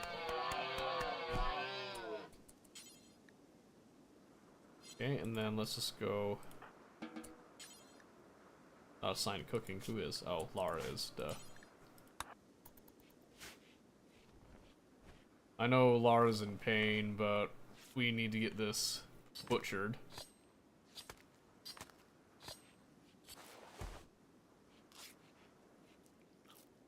Well, I wasn't intending you to.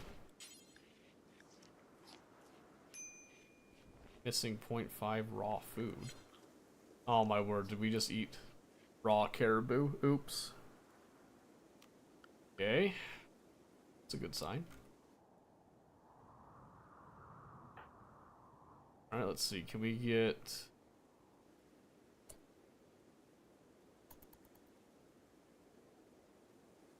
Yep, nope. I guess we're just gonna have to go after rats and squirrels and all that. Stuff that's not gonna fight back. Looks like boars won't fight back either, actually. That's surprising. That's not true to life. Boars are vicious.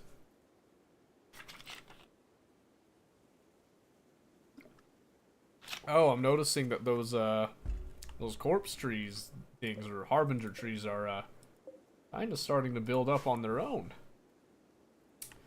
That's interesting. Wish I could study them, but we're a little busy right now. Let's see.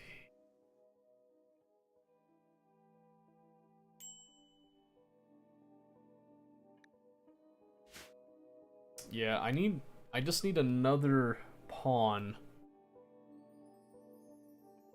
to help spread the work around. Couch is starving.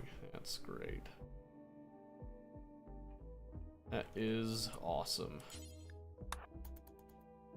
So we gotta get this food like now.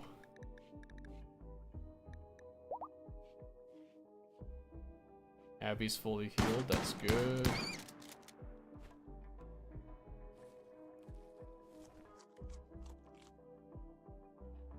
Okay.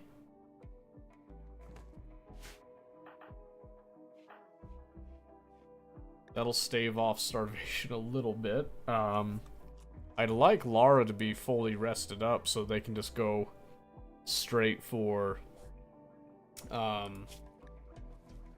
What?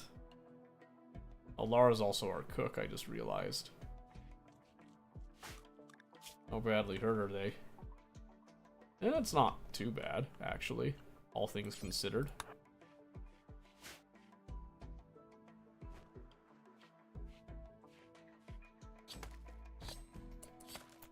So we just chop up that bunny a little bit. All's well and good. Okay, this shouldn't be having... Oh. This was supposed to only have... foods. There we go. Okay. Well, that's obviously not going to be enough. Lara needs to go for a boar, I think. We just need, like, straight up a whole bunch of food. Oh, awesome. That was great. Oh, no.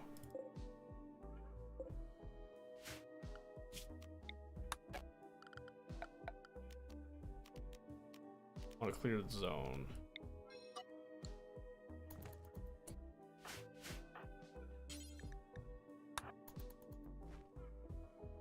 No. Dang it.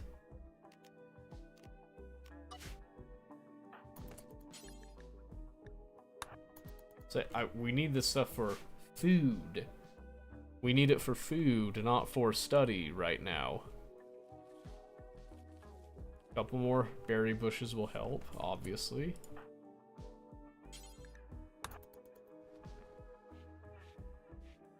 Get this chopped up, and then we're gonna prioritize the stove again.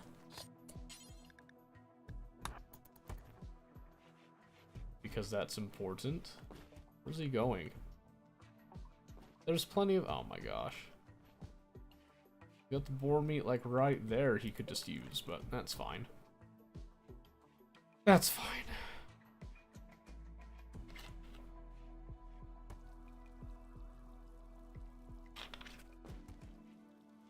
Just as long as we're trying to stave off hunger actively, I think we'll be okay that.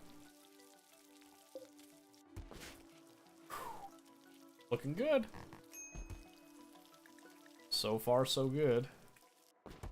The Lara's starving now, so they should eat.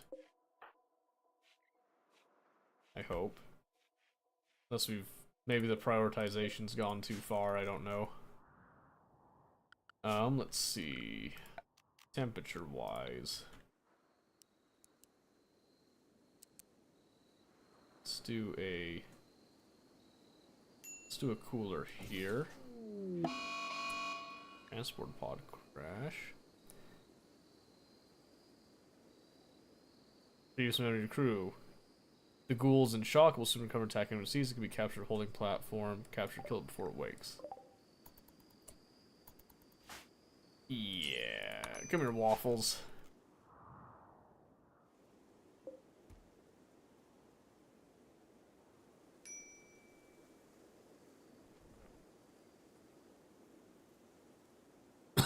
Excuse me.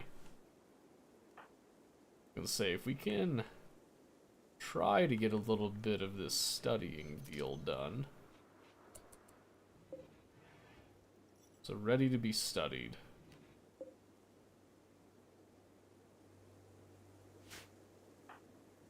That is excellent. Okay. So now we're just gonna get this food situation under control again. Let's go with 6. 6 is fine. Heat wave's done. Let's go. Alright. Let's study Waffles a bit.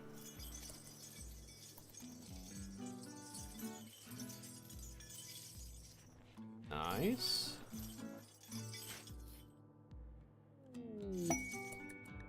Raccoon self-tamed. Oh, that's unfortunate for you.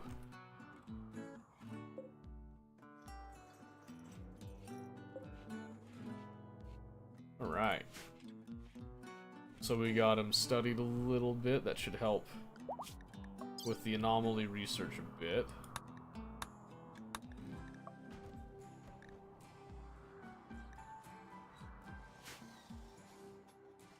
We can't build any more containment yet. So we do need to do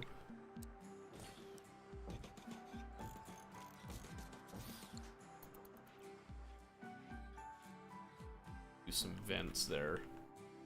I feel like that'll help most things.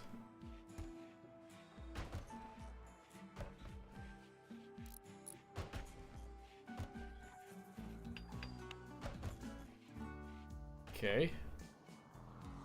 Slightly nicer area to live in that way. Lara's whipping out the smoke leaf joint. That's fine.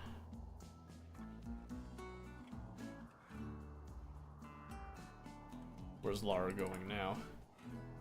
Cooking simple meal. Okay, I only want points.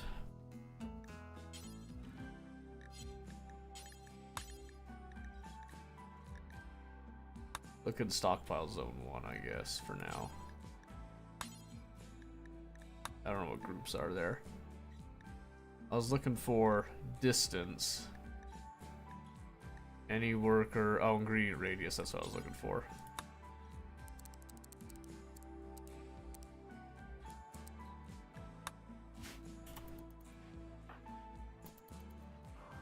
I'll let them finish that one, but then they need to go look in other places. Well, just only nearby, I should say. Okay, that's looking great.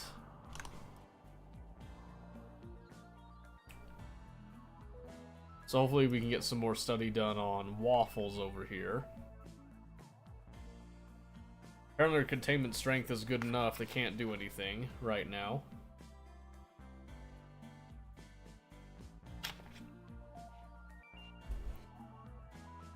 The real question is if we intend to feed them or not. So right now they count as fed.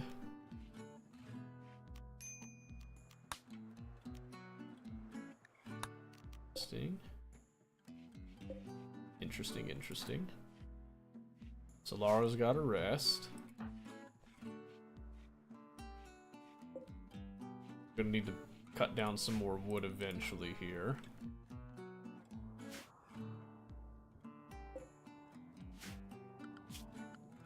So what's the holdup on the mining? I guess we are hauling. Oh, good.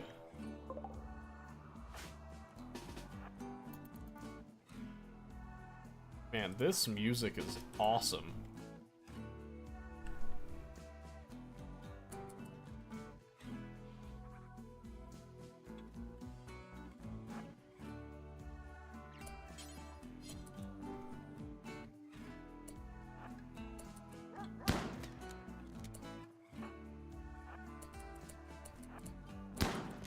Oh my word, Lara! Lara! Lara, please shoot it! Lara? Lara, you're killing me here. Oh my gosh, Lara! Abby's dead now. Are you serious, Lara?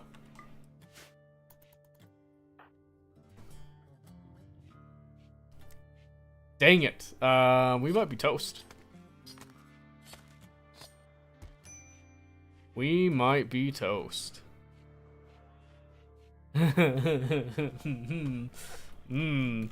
Wow. Wow. Yeah, that sucks a lot. Great. Well, screw the manual priorities. He's gonna have to do pretty much everything. Even if he doesn't want to. That sucks. A lot. A lot.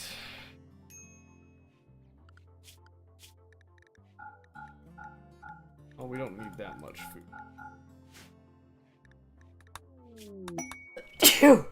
Excuse me.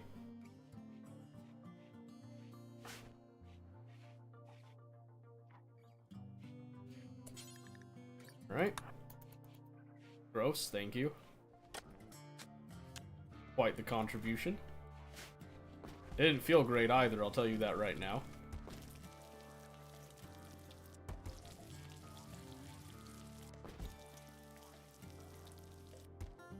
Okay.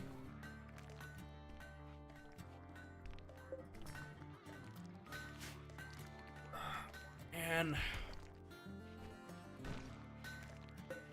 alright, so the marble blocks, the point of those is mostly just to attempt to give us something bigger and better. Lara's incapable of social, so Lara can't really trade.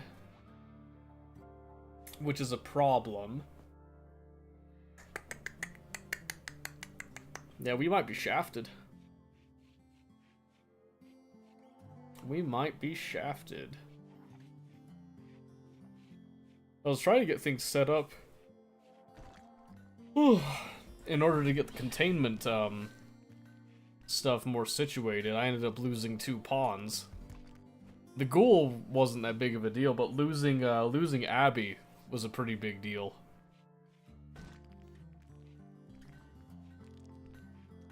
That did not help much. So, by building these marble blocks, what I'm hoping is to use them for defense, but I can use the blocks to kind of help make, like, some walkways and all that as well, is what I'm thinking.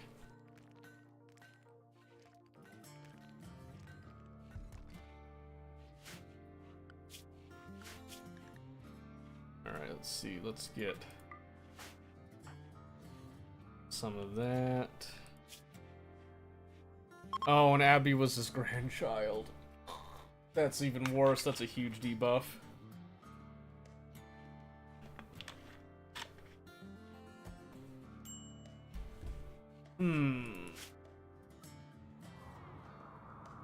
Well, what can you do, right?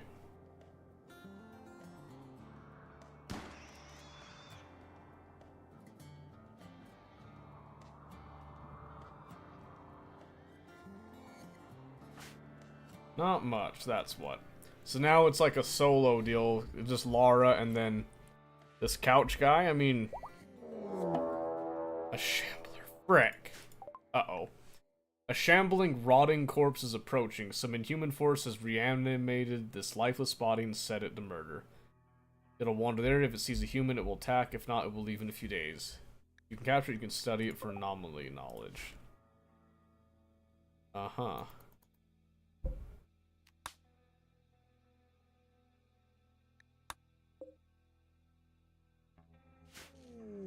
It's all the way up there, too. You can now research draw shamblers. Avoid provocation deal. Interesting. You can draw. Oh, okay. I see that now. Interesting. Interesting. Okay, we'll see how that affects things in a bit. Okay, so hunting down a second boar will help a bit. Man, that sucks. Lara had to bury his own grandchild. How sad would that be? That's terrible.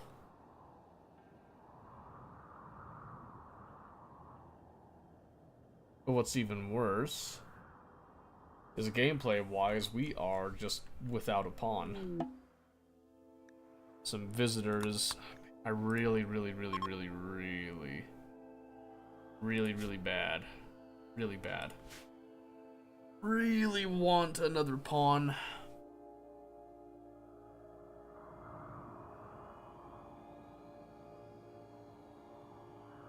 I'm sorry, boys. I don't think you got anything I want.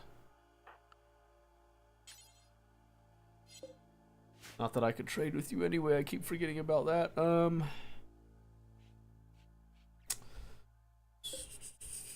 Okay. That rice is gonna have to get harvested pretty soon. Let's uncheck that. Lara's got other stuff to do right now.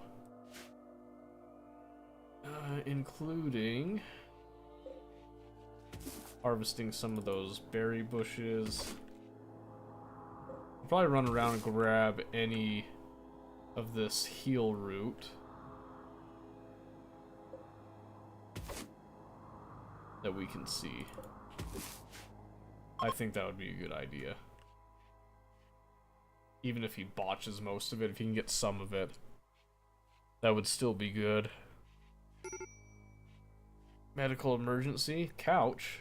Oh, Lara's not able to do doctor stuff, so Couch is just done for. So I only have one pawn.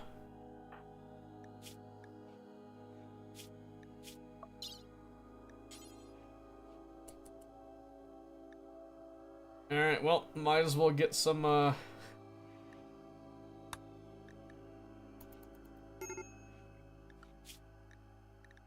we can't do doctor stuff, so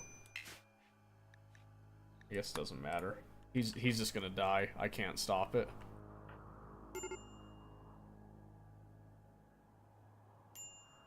Let's say Couch is just dead. Because Lara's just crazy. Alright. We're just gonna set the whole field to a harvest. I want to see if Lara can get as much rice as they can. I just realized, did Lara bury Abby with the turret pack? Uh-oh, tantrum. Yep, he's going crazy. I think our story might be coming to an end real quick here. Yep, now Couch is dead. Lara's breaking down, boys.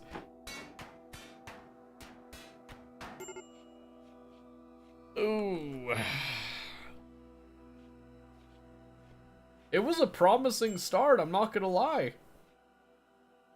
It was a... We're not even dying to monsters. We've actually been handling the anomalies relatively well.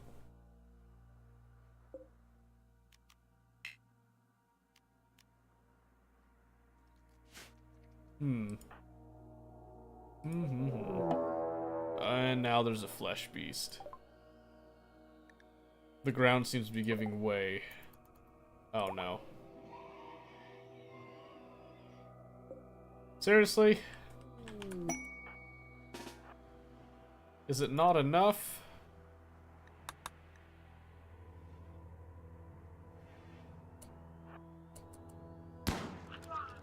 Please. Oh no. I was gonna say, please hit it. Gross.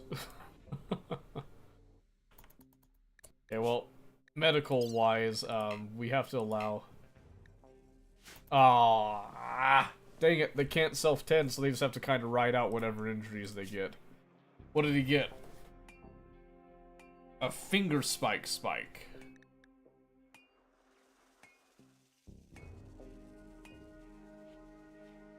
Oh no, he's bleeding. If he rests, does the bleeding go away? We can hope, we can pray.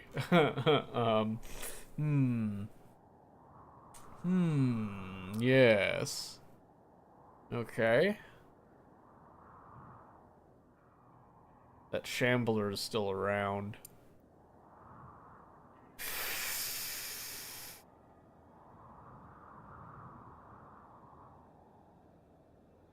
I wonder if it's Randy is doing this to me, or if this is just unlucky. I feel like playing random Randy isn't helping anything. So I'm not sure.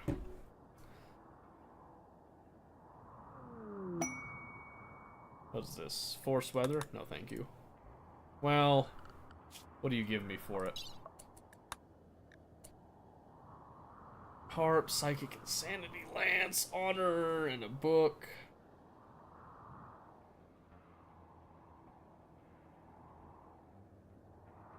Force a fog for 18 days. That's not unusual for us.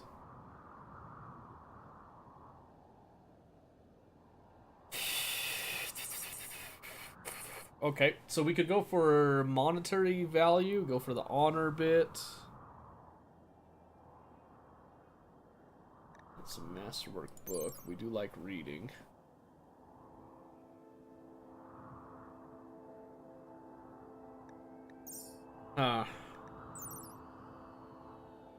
Limited use psychic effector. Not what I'm looking for. We like books.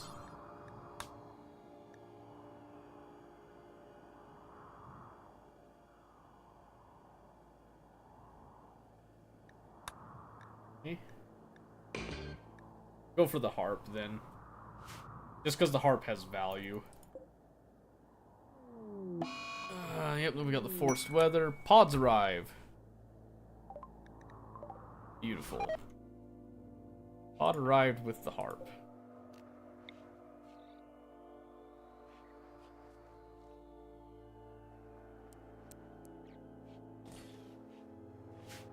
And we'll just get it installed nice and quick.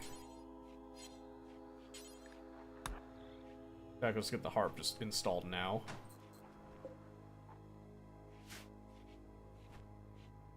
Just because it'll help things look a little bit better. Okay, yep, that's just gonna last a while. Catharsis won't last very long, so we need to be careful about that. And Couch is dead, we just need to bury Couch.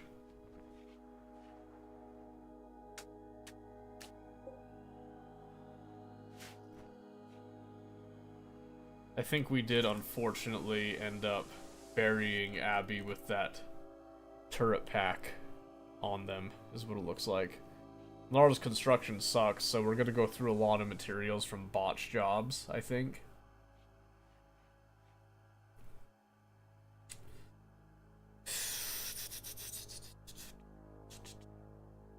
Sucks. We don't have anyone for mining, which gives us another equally terrible problem, because now we can't actually make our fridge right there. Meaning that we need to try to make a fridge maybe here.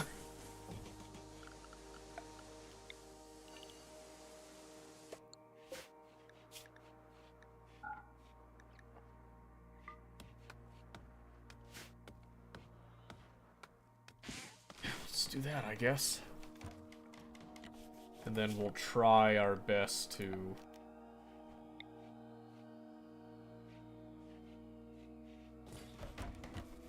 do something with that.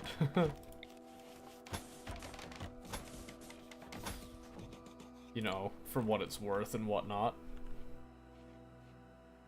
We're gonna give it a valiant attempt here with our last pawn, and hope that some random Randy miracle comes in to save the day. It's doubtful, though. And the eclipse is done, but the fog is gonna remain. Yep. Construction botching is just gonna stick around for quite a bit of time. We're hoping construction 1 gives it a little bit more of a success chance, but Chandler dropped Shard of Archotech. Nice.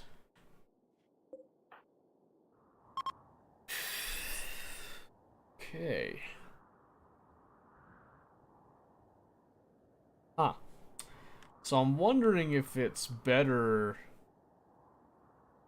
to start. I kind of almost wonder if you do like a tribal start, might have something just to give you like 5 pawns to do this with. You don't have as much technology to start off with, but I wonder if the trade-off is worth it. Might not be, I don't know. Don't know. I don't have any more steel for another cooler. That kind of sucks. Now, on the bright side, at least Lara can fix up stuff and try to clean up things in the meantime.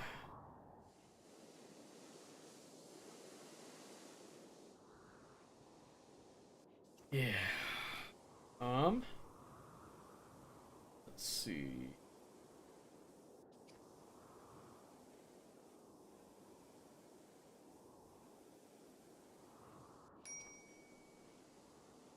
Sorry, just checking a couple things.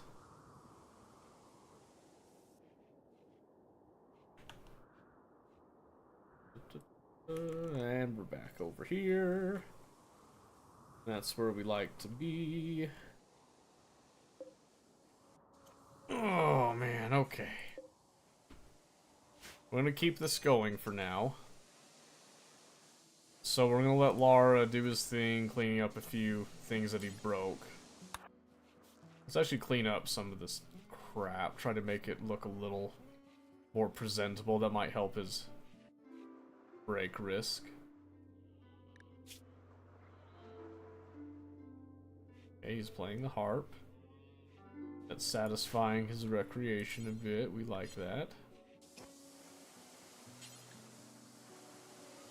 Clean your bedroom a bit, bud. Get nasty.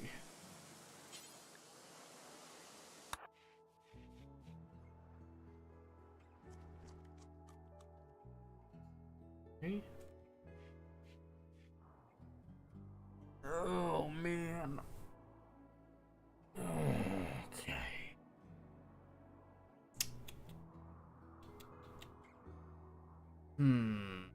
So I'm greatly enjoying this. I'm not gonna lie to you. But I feel like this might be a bit boring to watch now that I messed up and I've only got the one dupe. Dupe? That's auction not included, stupid. The one pawn. So I'm debating on switching games now, or if we just try to ride this out and see how the story ends here, and then I get to restart one myself. That might be the angle that we go with. I'm not sure yet, though. Yeah, we can see how this plays out. He's still got time. He's got the break risk. That sucks. Slept in the cold, awful bedroom, ate without table, hungry. He's in pain. Very low expectations.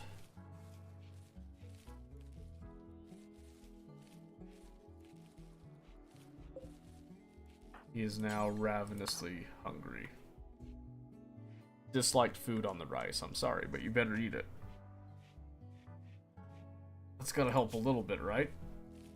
Ate raw food. Oh, I'm sorry. It's better than just being completely hungry, right? Got cooking, doesn't he? Yes, he does. Gore Hulk. What the frick? A group of monstrous, human-like abominations are attacking. Their bodies are ravaged by thick keratin spikes, which they can launch at a distance. However, their fleshy forms can do little damage at close range. What? Frick.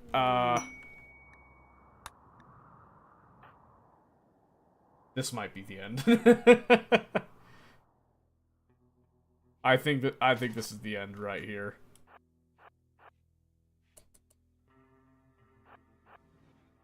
Well, here we go. Oh, those are gnarly looking. Look at them.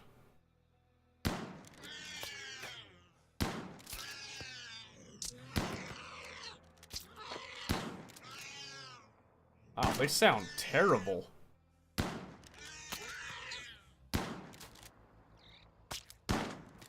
Come on, Laura. Come on, Laura. Oh, you can do it, Laura. That's a good hit. Give us another hit, Laura. That's it, Laura. Come on, baby. Laura, I swear. I swear, Laura. Put it down. That's a good hit. Yeah. Alright, now it's just gonna break a bit.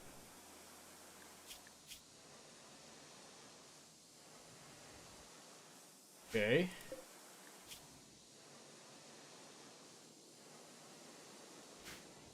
I'm hoping that they just bleed out. So, I want Laura to go and just, like, chill out a little bit here. If he can. Holy moly, come on, dude. Pull through, you just took on 2 Gore Hulk. I didn't even know what those were. But you nailed it. They were throwing spikes at you. You didn't get hit once. Oh, good. Some visitors. Maybe they'll come and finish those things off. I got nothing to trade, though. I'm sorry. We got nothing.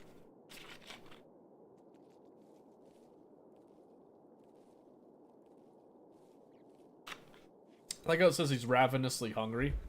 He's got rice right there. Just eat the rice. Or... missing raw food. Oh, good, he's in a daze. Ugh. Man, come on! Survives this junk. But he just can't be bothered, huh?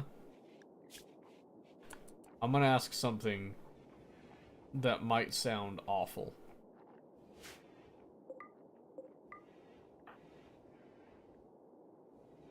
Can I butcher and eat those things?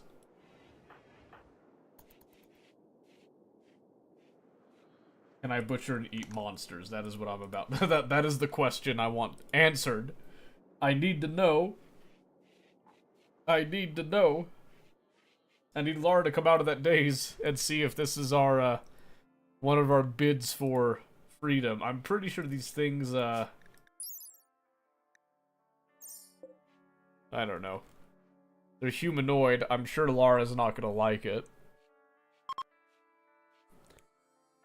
But we don't know until we try. It's not like we have much of a choice right now.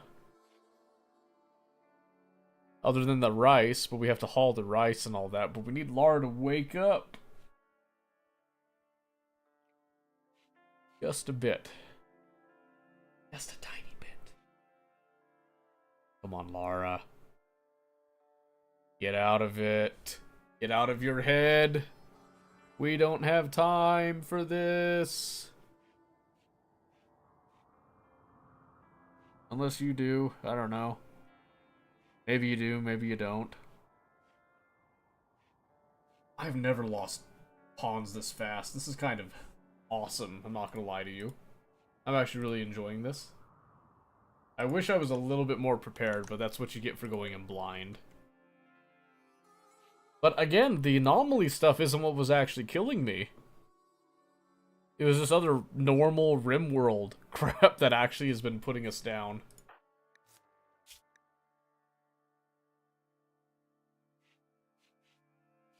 Come on, come out of the daze. Out of the daze.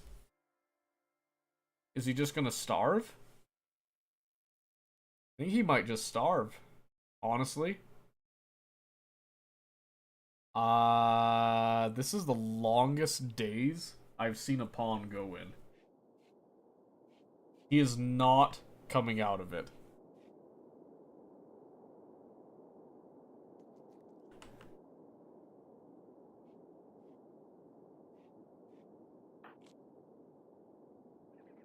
Well, he ate some berries. I mean, that's something.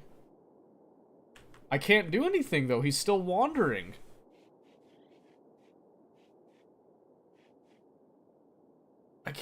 I can't tell him to do anything useful. That sucks. Should have went with the Mechanitor start. I could have done like a mechanical SCP containment whatever deal.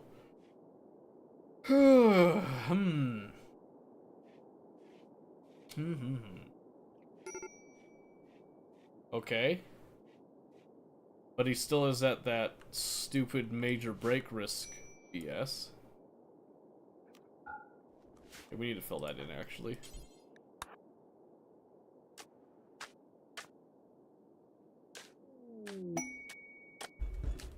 Asina the Unknown. Claims that have been banished from an argument.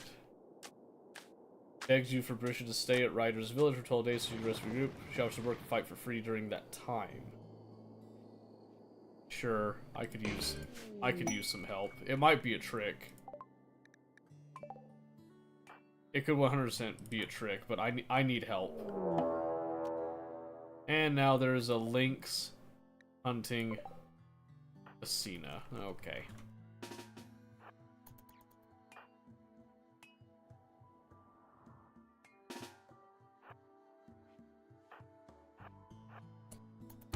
Oh my word, run!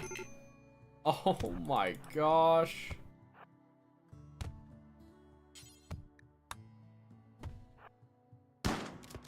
Oh my word, please, Lara.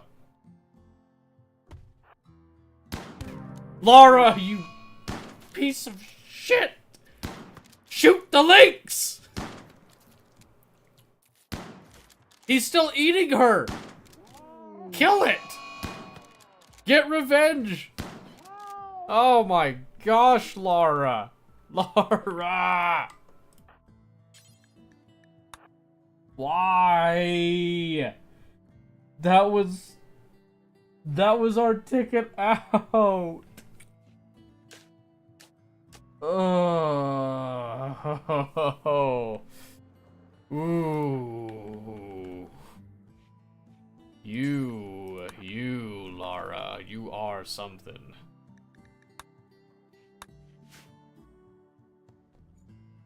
Yeah, yeah, yeah, yeah, yeah, yeah,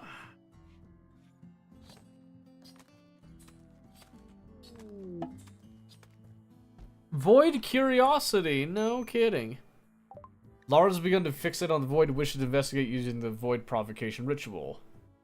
Okay, research, void provocation, place a psychic ritual spot. Yeah, okay, yeah. Get right on that. There you go. There you go.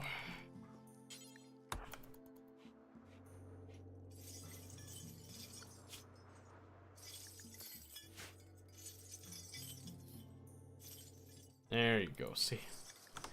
It's all good, baby. You're alone now. You're crazy. You're off your rocker now. Let's just dive right in. Let's commit.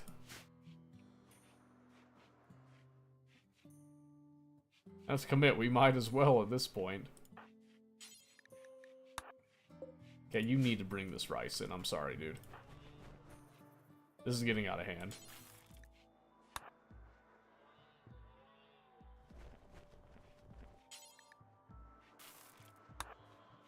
Yeah, sure. Any of those shelves, I don't care. Just bring it in so it's not dying in the sun. That's all I want. That's all I want.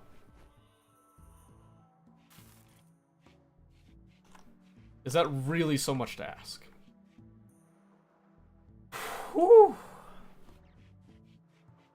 Randy is definitely, definitely trying to... Oh my gosh. Trying to piss me off right now. He's succeeding too. It's, oh my...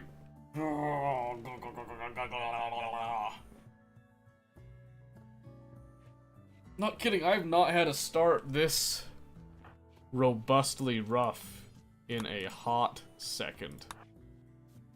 Let's get this cleaned before we start cooking. Try to prevent some of that food poisoning. Oh my word, it is disgusting in here. Are you kidding me? Holy crap.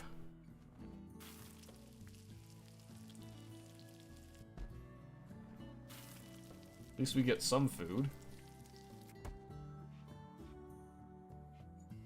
Whatever, we might get some food poisoning off that. I'm shocked that Lara has survived this long, I'll be honest with you. With all the bad luck and nasty Randy Random deal going on, like, we are so lucky. Blocked by Pine Tree. Oh my word.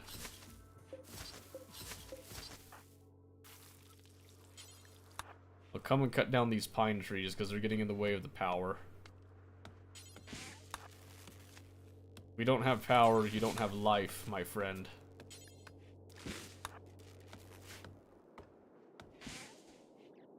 See, that's one of the things. We need to lay down some cobblestone. Or flagstones, whatever. Not granite. Marble, because that's what we have.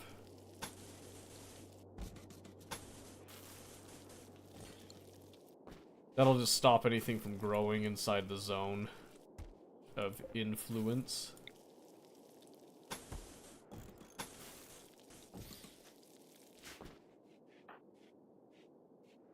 And hopefully, since we're doing flagstones, that makes it a little easier to put down. Of course you would botch that repair. Outlander waste clearance. Someone dumped an abundance toxic waste packs in zones. He's unable to safely store them. Yeah, I can't store those either, my friend. I'm sorry. I'm in a similar boat. Alright, this might be a futile... You know, just an exercise completely in futility, but we're going to attempt to try to make things work.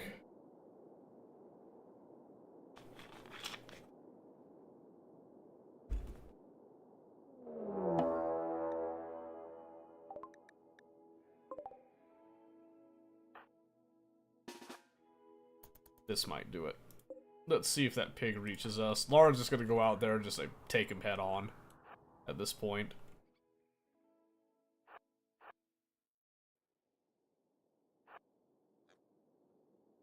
Who's gonna win, knife or shotgun?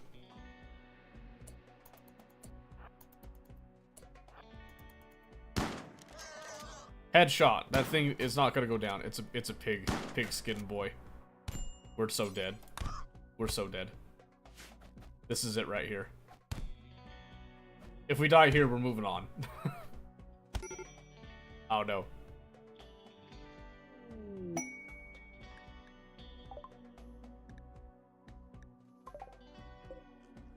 We did get the man in black.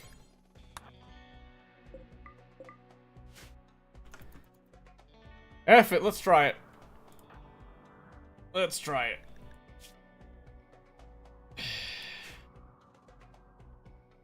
Wow.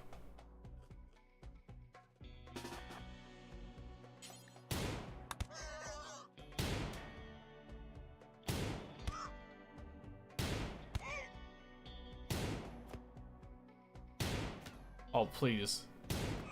Please. Come on, dude.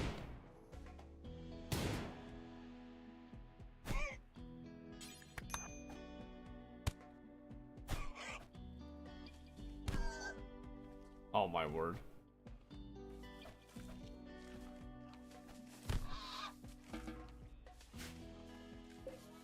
Took his head clean off. Look at that.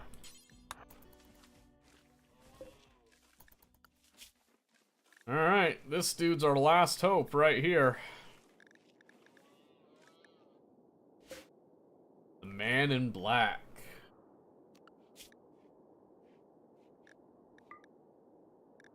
Gonna have to do like basically everything.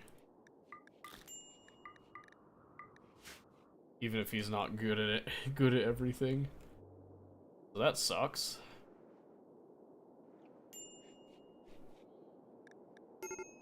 Oh, Lara's starving.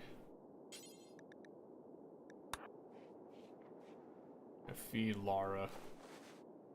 Yep. Give him the best care that you can. Come on, Lara's a trooper. Don't let Lara die. His blood loss is super extreme. Oh no. Tidy over here is gonna get no help, but he's got some just minor cuts. Tidy should be okay. It's Lara I'm worried about.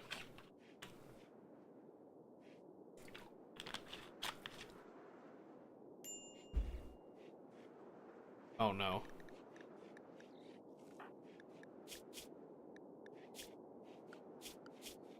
No way.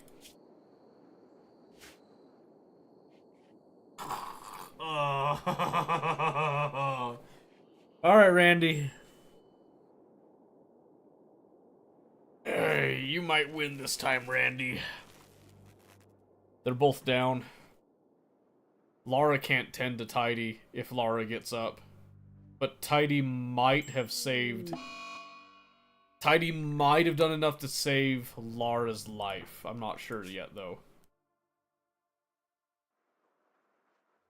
Flesh mass stomach. I didn't see that before. Oh, I didn't realize he had that. So he actually is preventing most food poisoning because he has a flesh mass stomach. That's interesting. Lara can't walk, though, so I think we're probably still toast. The deserter. Hunted by a loyalty squad, wants to join your writer's village. I'm desperate, I'll take it. I will take it. You are a cook, you can do medical too. Let's freaking go. Let's go. And it's a loyalty squad. And he's got a light machine gun. And food bin. Why? What? Greedy for a press of bed? I can't do anything.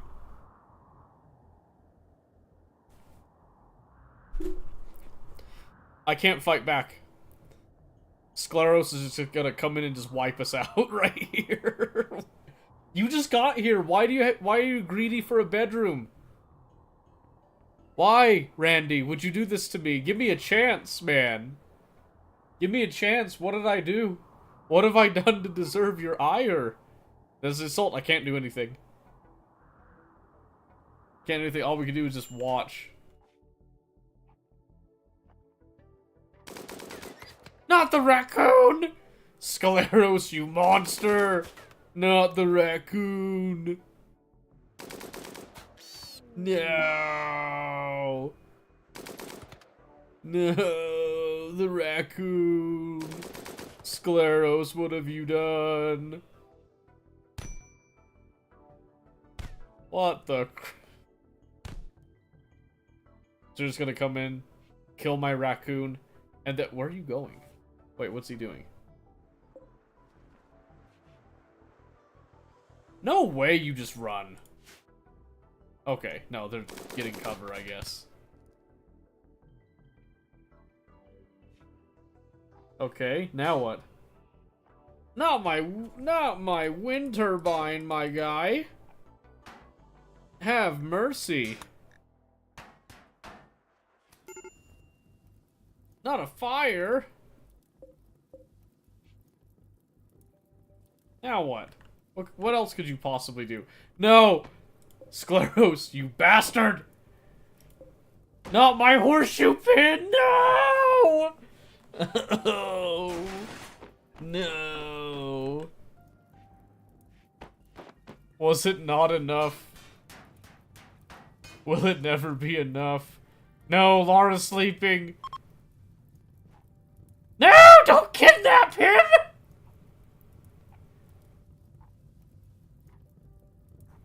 Not Lara, no! Lara! Lara, no! And a Shambler approach is nice. Well. Better bury that boy. Lara's kidnapped.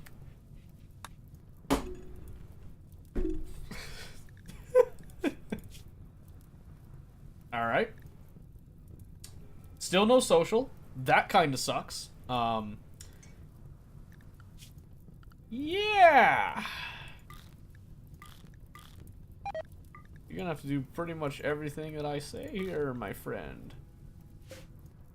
Rice Vent died because of cold. Alright. And in the health, we're gonna have to allow self-tend. A blind healer is approaching the colony. You can send a...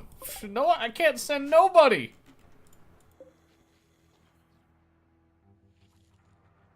Hey, wait.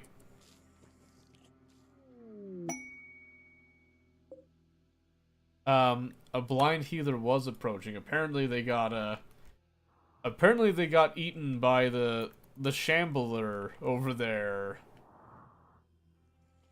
Interesting.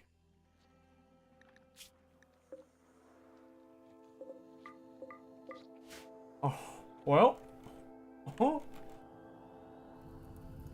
And there's a fire coming. It's so hot, it's burning through our steel walls into our containment area. There's a solar flare on top of it because why not? Well, sorry Waffles, I'd love to come help you, but I can't walk. I can't walk, you're just toast. We're all toast. The fire's just gonna progress. Game over.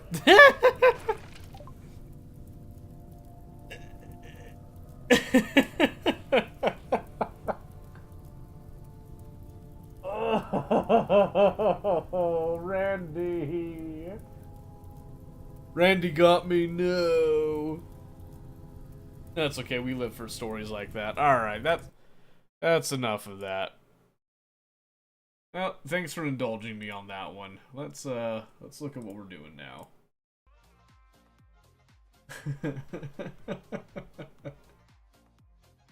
What a ride, dude. What a ride. Okay, let me run to the bathroom super quick, and then we'll see what we're doing. Because it's 21:24 here, we still got plenty of time. Give me just a moment, and I'll be right back.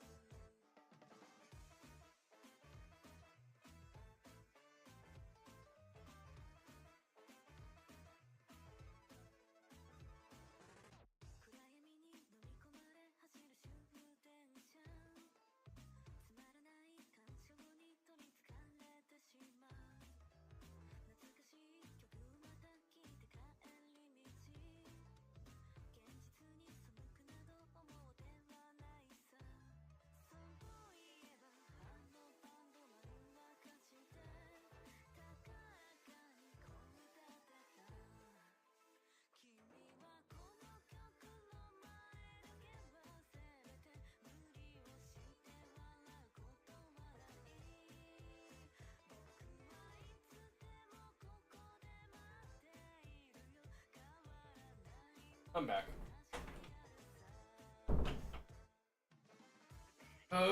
Let's see, what are we doing now? We could do Helldivers. We could do Scum. When's the last time I played Scum? My stuff's still there, even?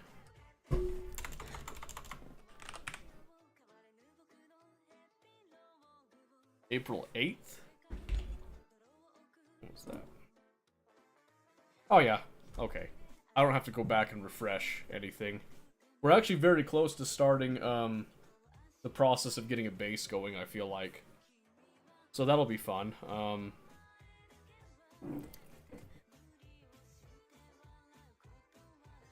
Let's do a little bit of Helldivers, I think. Let's go see what's up.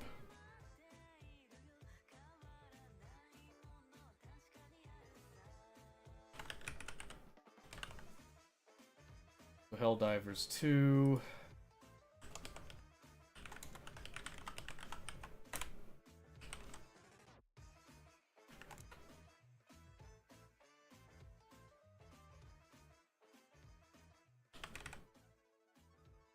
Alright, let's go have a time, shall we?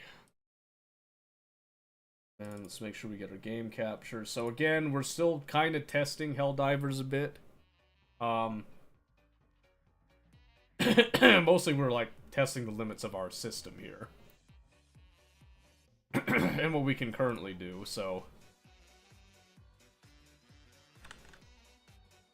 that's fun. So let's see, is there anything overtly using...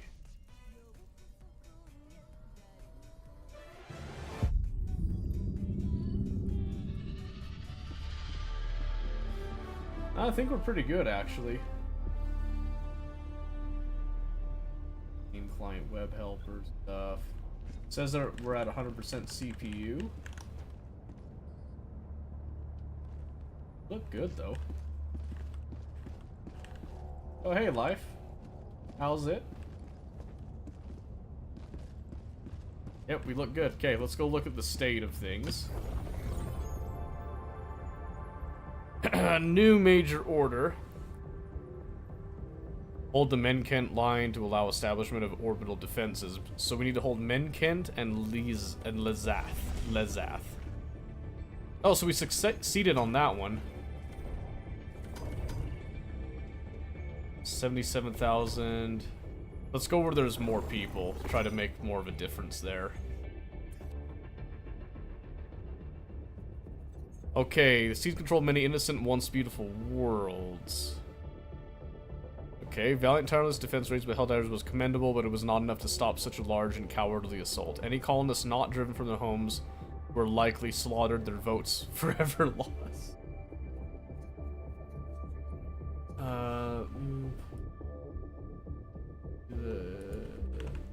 Hold on. Starting off the day here.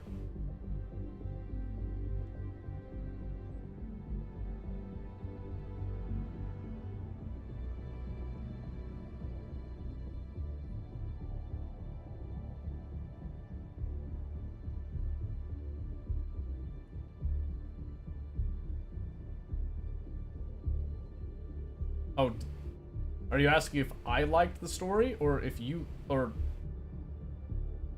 I'm thinking in that context you mean that I liked it. So yeah, I liked it. I think for me, it feels really...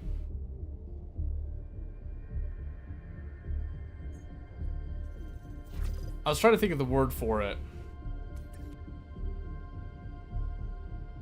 Oh, boo. Freaking fire tornadoes and heat. We need to change our weapons up, I think. Helldiver, grave tidings. The automatons the story is feeling very, man, it is hard to think right now, and that is crazy for me. I don't know, it's feeling very odd. Not odd. The chapters are so short, I don't always know exactly what's going on with it, you know what I mean?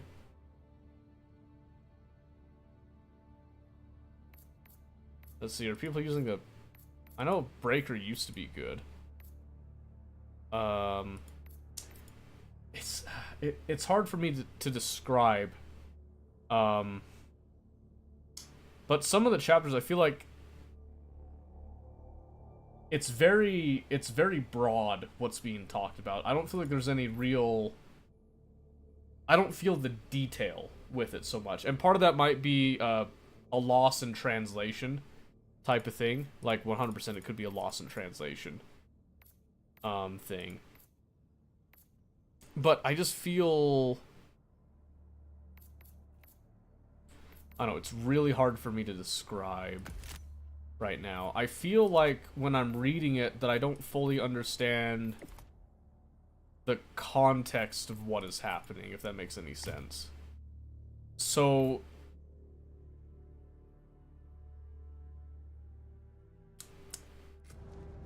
I guess for me, I'm used to reading like longer books, so I understand this is kind of like short story format, but I feel like some of the world building that's going on in it, I'm kind of getting lost a little bit. I don't know, it's hard for me to describe with it off the top of my head. Choose where to join your fellows in righteous liberation. Alright, so I'm gonna go for Menkent is what I'm thinking here. And let's start with that one. Jump to the Menkent system. Well, you know what? I'll take a scythe still. Just because I don't think it would hurt to take it, but FTL jump successful. we're gonna consider Hellpods prime. the heat angle of it, I think. Mission coordinates locked. We definitely want to Allied consider the destroyer heat has joined squadron. of all of it. Engaging orbital thrusters. Maybe we'll try the Liberator Penetrator. I haven't used it in a hot second, Orbit so synchronized. we'll probably go for it. I don't know yet. Engaging orbital thrusters. Ah, yes. Erect Pineapple. You can't see that name, but it is fantastic. Orbit synchronized.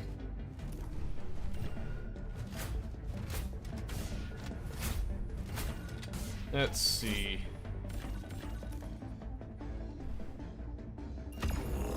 I'm just gonna go right there. Alright. So, what I'm thinking is we're still gonna do the Quasar. I think that's still Allied good. destroyer has left We're squadron. gonna do a little shield pack deal.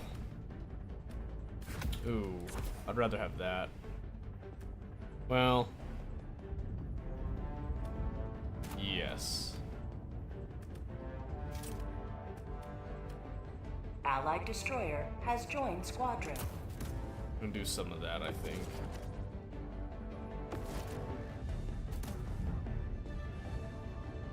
Was hoping to join. Okay.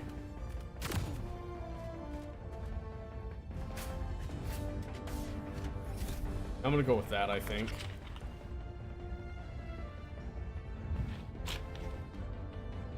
Oh, looks like you joined.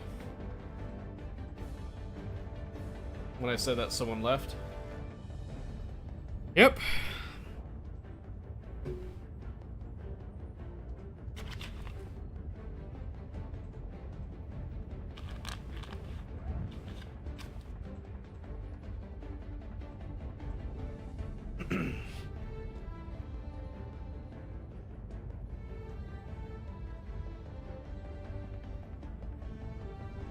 I think we have enough Eagle airstrikes actually, so let's see, let's do...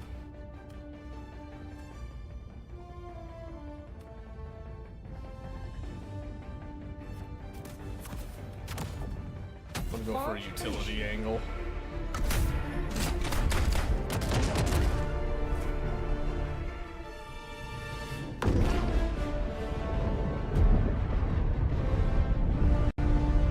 Alright, so like I said, I'm gonna try out the Liberator Penetrator again, because I used to really like the gun, then I went to the Scythe. We're gonna see how it holds up on automatons again here. So I'm gonna have to be more aware of my ammo than I usually am, but I think we'll be okay.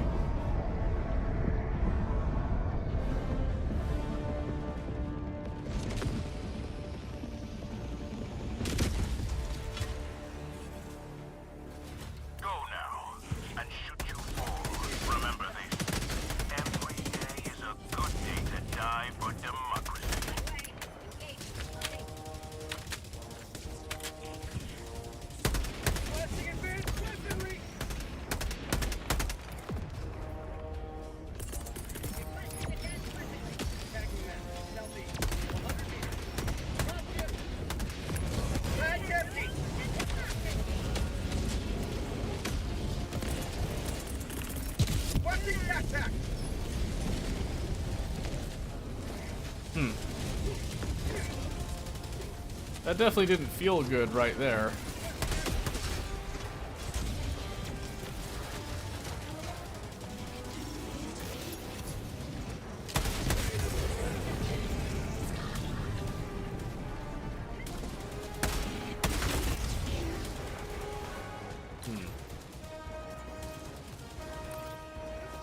Yeah, let's follow Green's mark.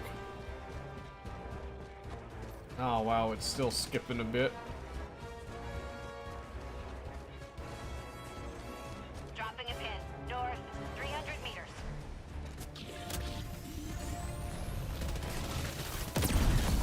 I missed. Dropping a pin. North, 200 meters.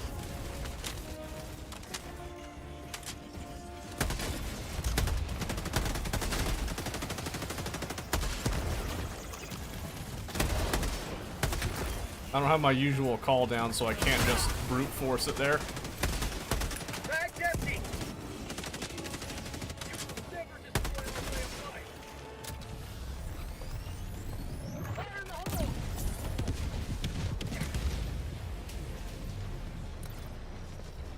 Alright, so that's that.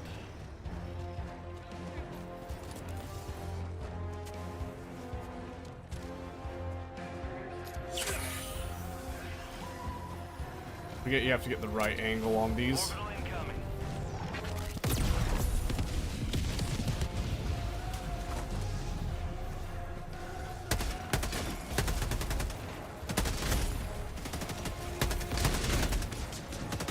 Bag's empty.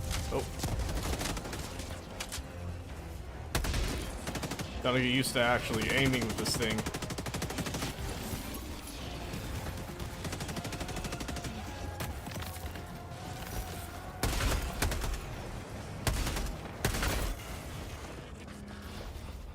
I'm trying to be more ammo conservative here.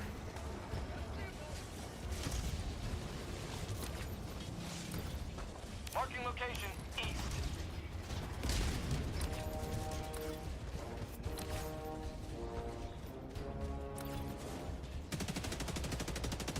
Warning, Run you over are this in way. range of enemy artillery. Oh boy, where is it?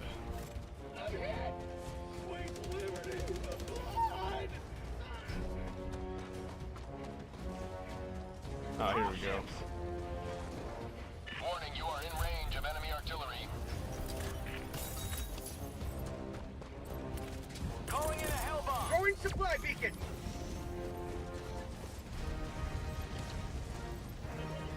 I'm hearing something coming. I got the terminal. Warning, you are in range of enemy artillery.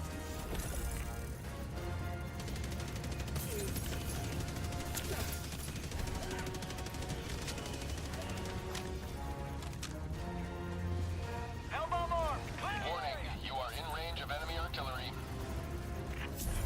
Yeah, as long as I'm not being attacked right now. Engaging terminal.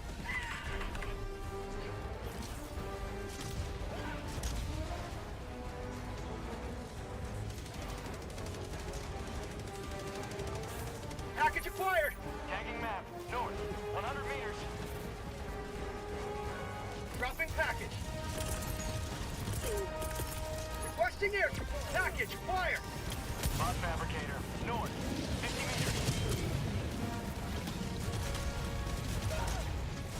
Warning, you are in range of enemy artillery.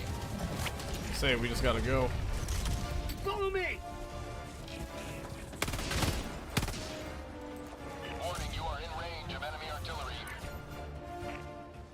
Dropping a pin. Northeast. Far. Doo-doo-doo. Yeah, it's still skipping Warning, you on are in range OBS. of enemy artillery. Sending in an eagle. Warning, you are in range of enemy artillery. The last thing we want to do is keep these guys waiting, so I'm trying to catch up to them. That's concerning. Calling in reinforcements. Box. North. Warning, you are in range of enemy artillery.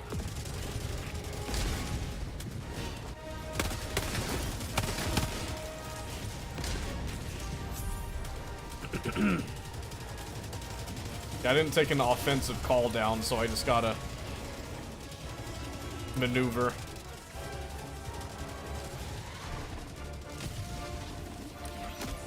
Warning, you are in range of enemy artillery. Calling in reinforcements.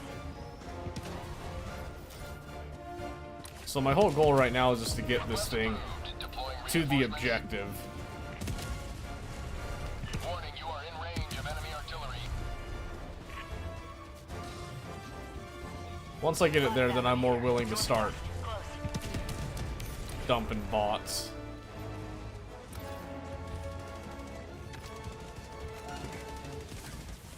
We're playing heavily for the objective right now.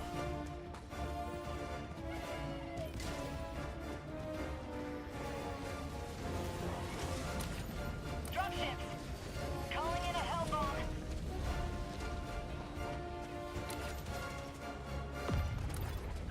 I'm circumventing heavily right now. Orbital. Dropping package.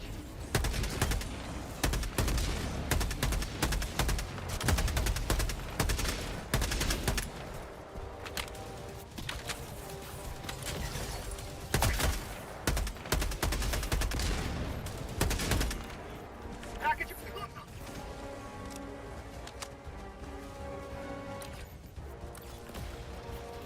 Dropping package. Sending in a package acquired. Requesting air support.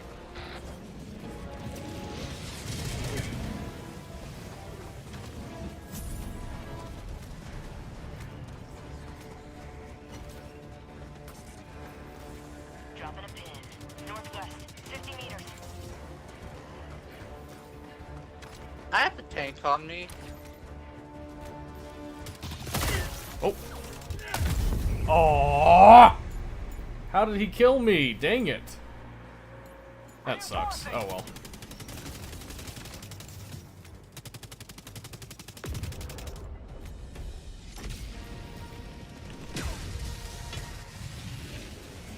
Joining the fray. Fire in the hole.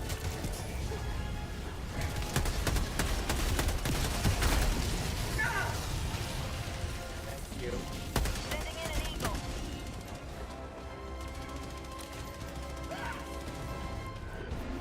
I need to get back to uploading that. Tagging location. Northeast. Ow.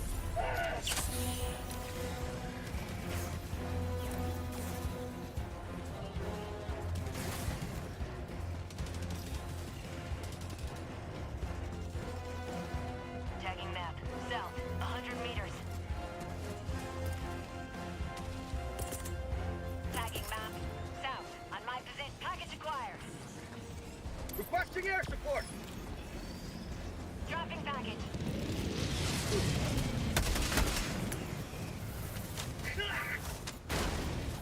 Package acquired. Dropping a pin. East. Dropping a pin. East.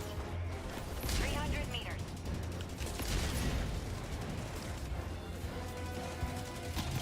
Get it in here. Dropping package.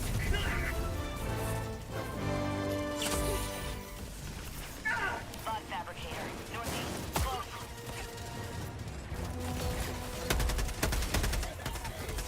Dropping package. Requesting air support. Package acquired.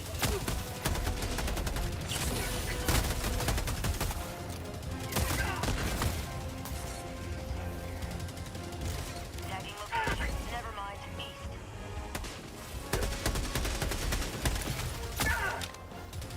Gotta be ammo conscious. There we go.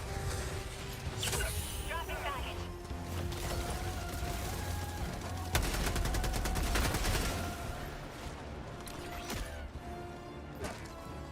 How are they still...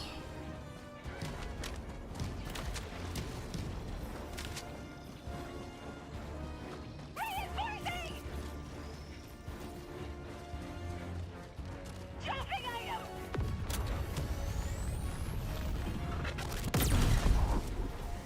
Package acquired.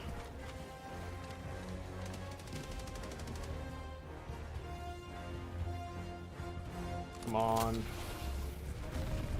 Calling down a support weapon. Marking location. I whiffed.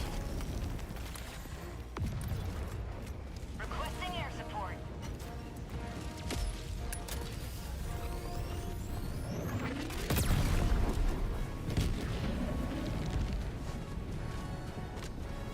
Okay. Dropships. Oh, give me a moment there, and I'll read that.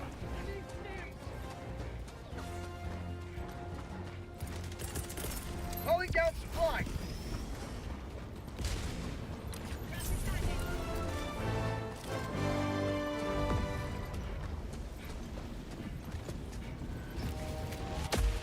Yeah, I'm definitely just gonna switch back to the side after this, I think.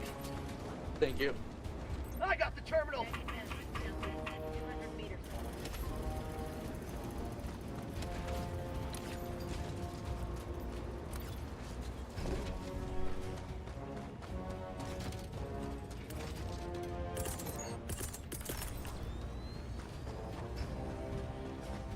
Let's see.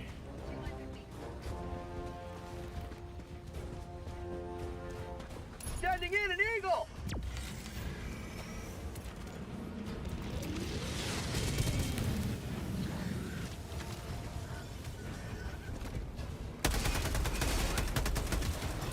Throwing grenade. I'm on it.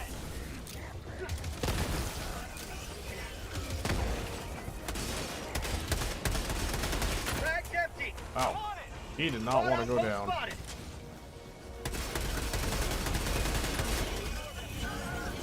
New mag. Oh, I stepped on barbed wire for some reason. You will never destroy our way of life.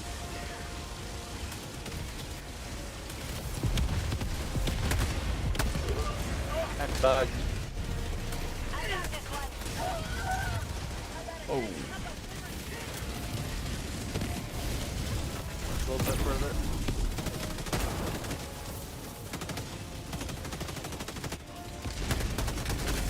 I've got this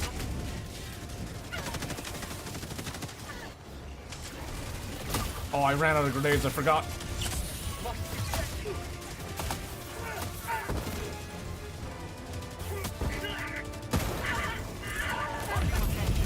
Oh, I burned. Whoops. Calling in reinforcements. Okay, I got a moment here.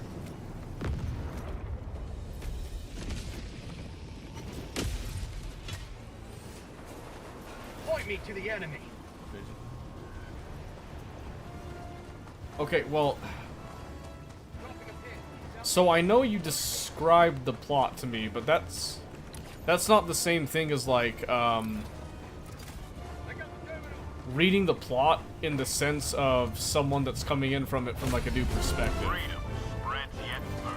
And that's what I was looking at it as, you know what I mean? Like, I'm not trying to insult it. I was literally just like, you know, if I were reading it just from like a standpoint like that, it makes it difficult to, Fire in the hole. I don't know. Have a taste of I feel like the setup could have been better, but I understand it's work in progress type of thing. You know, no problem on that. Pin. Southeast. 100 meters. Reinforcing. dropship. Oh, that's a lot of drop ships. Oh my goodness. And a tank. Sending in an eagle.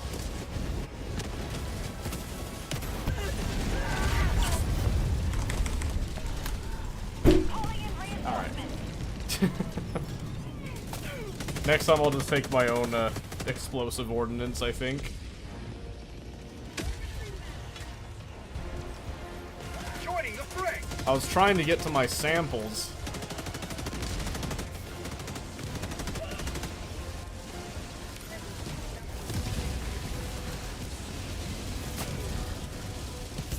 That sucks.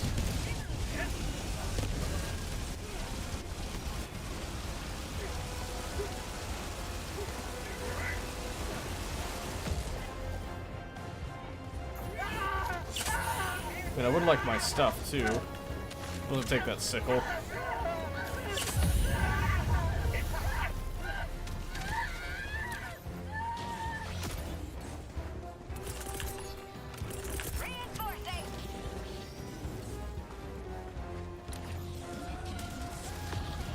Where's my stuff? Oh, here it is. Joining the fray. Support weapon.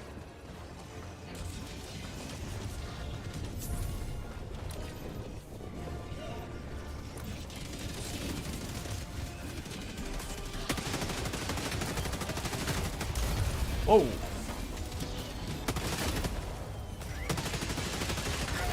Ooh, ow.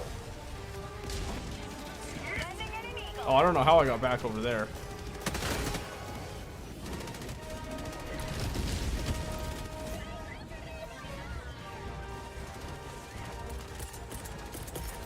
Requesting air support. Attacking map. South. 100 meters.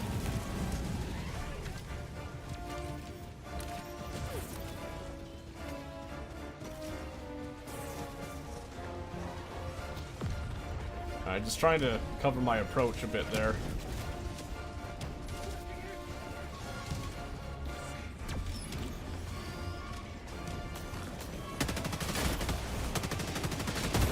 Woo!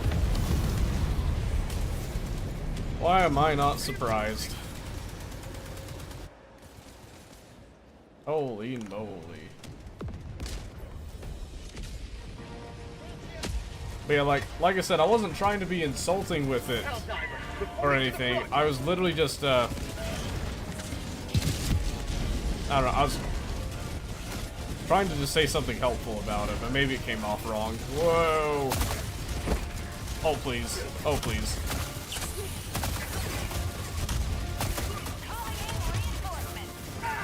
Wow!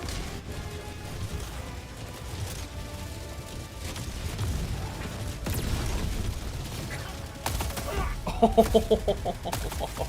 my gosh.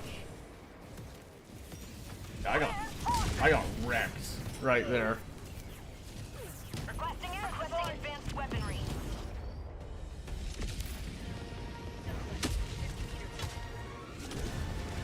Democracy has landed.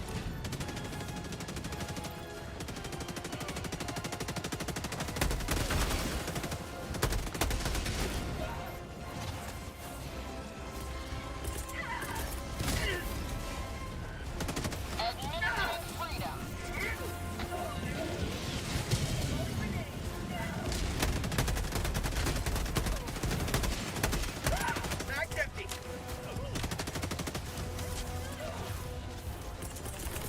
Backpack inbound. Southwest. Requesting advanced weaponry. Calling in reinforcements.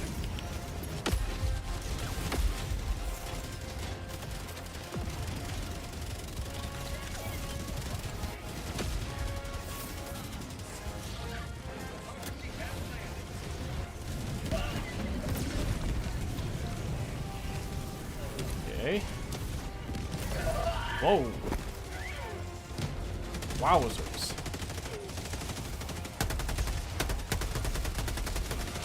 How'd you like to taste of freedom?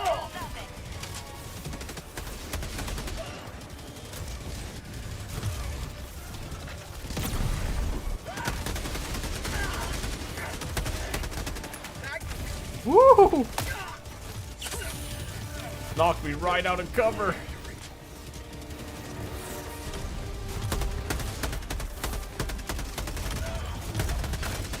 Mag's empty.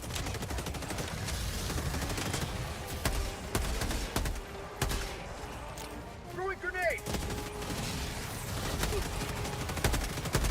Whoa, that's a lot of rockets. I think it's time to go. Requesting air support.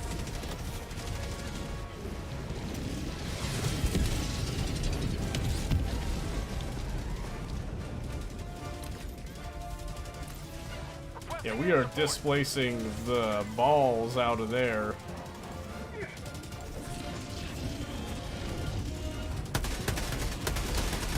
Mag's empty.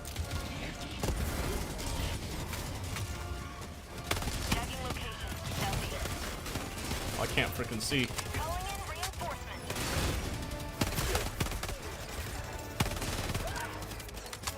Request approved. Deploying reinforcements. Oh, man. I had all the samples on me, too. That sucks. Marking location. On my way. Engaging. I'll take it. Calling in Jeez. reinforcements. Ready to liberate.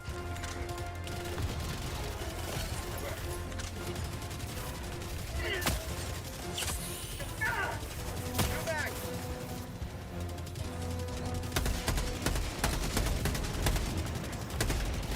Reinforcing. I just gotta move.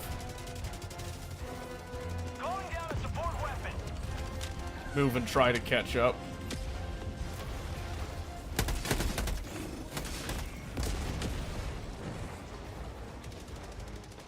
Found something. Yeah, I don't know if that flamethrower would do enough for me right now. Is available.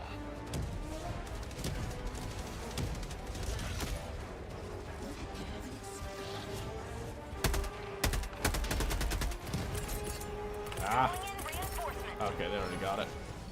Dropship.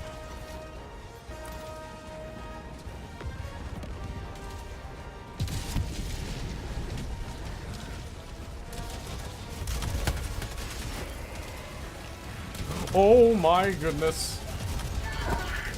I'm dead. Yeah, I'm just dead. Requesting orbital strike. Reinforcing.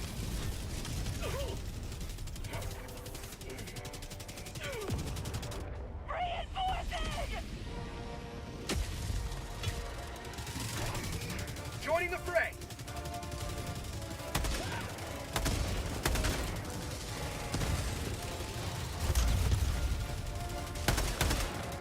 Found something. Oh my word. Calling down a support weapon. How come I can't hit his head?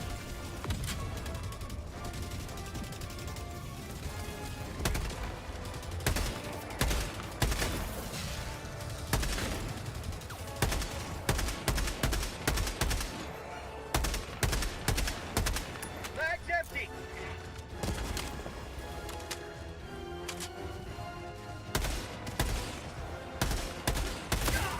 Oh my word.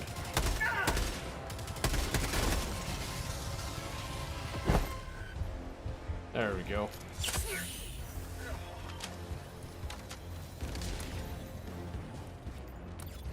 Go say, am I near my stuff? Right here. You may proceed to extraction when ready.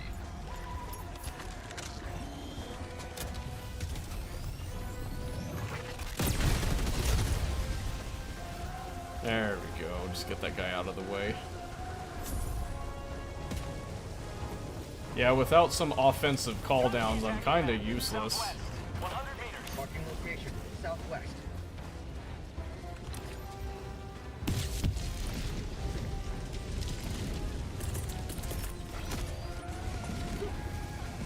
Sending in an eagle.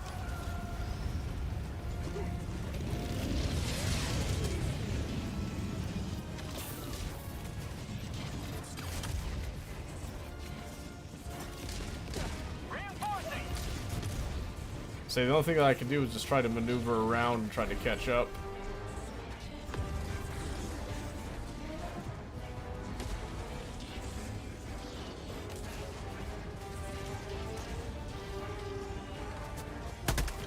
Mag's empty. Nope. Southeast. 100 meters.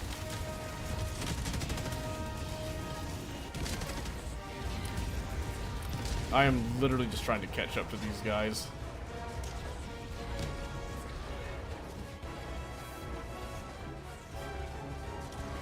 Calling in extraction. Good call. Extraction request confirmed. Shuttle inbound.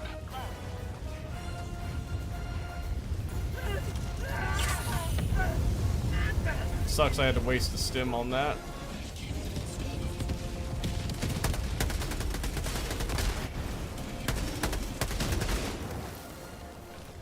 Two Mag.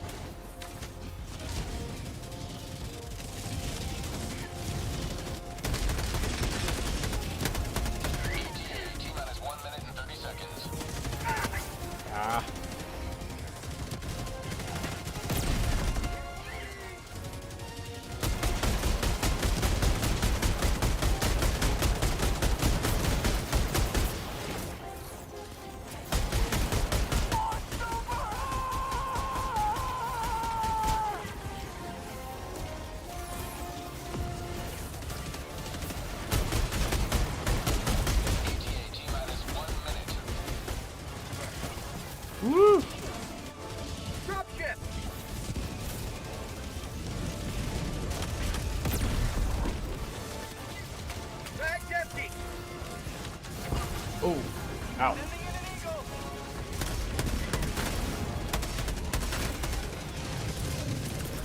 Requesting air support.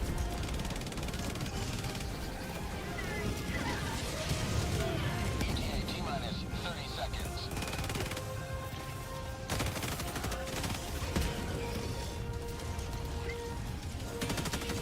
ETA T-minus 20 seconds.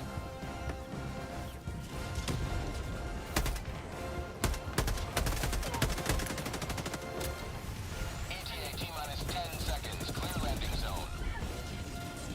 Last reload.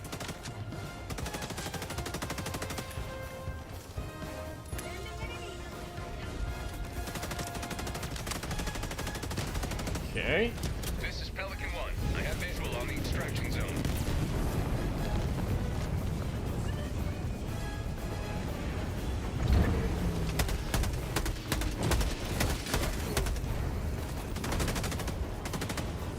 Pelican 1 preparing to Send it depart. out, my gosh. Give me a different 20 gun. seconds. Extraction complete. Pelican 1 I think they nerfed that penetrator since last I used it, which is a while ago, but... You have maintained our way of life.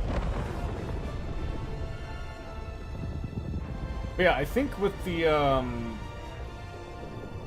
what? With the way that it's written right now, I feel like it's...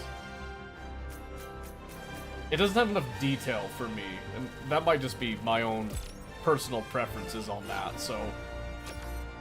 I don't know. I don't know. This is kind of the way that it felt to me, I should say. Look at those samples. Oh my goodness. You'll love to see it. Samples are sampling.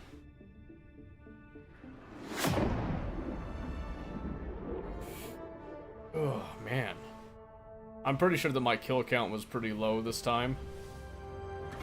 I was trying really hard to catch up on the objective end.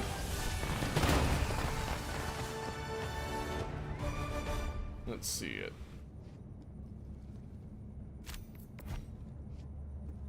How did I still... I like barely topped out. Another Yeah, I'm just gonna go back to the side, I think. Let's see. Or sickle, whatever it's called. That thing.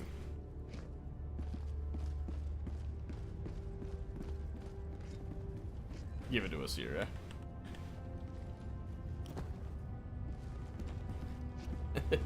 Helldiver, take command of the galaxy's liberation. Mission coordinates locked. Hellpods primed. Alright. Engaging orbital thrusters. Help with them by getting 11 common. Who did I kill? Orbit synchronized. Huh? What do you mean? What do you mean, who did you kill? Here? What about here?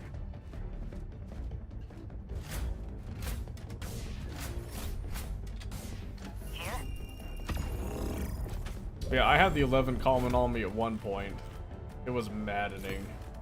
Said I had an accidental? It was me. It was me. Let's see. Yeah, we don't do the barrage.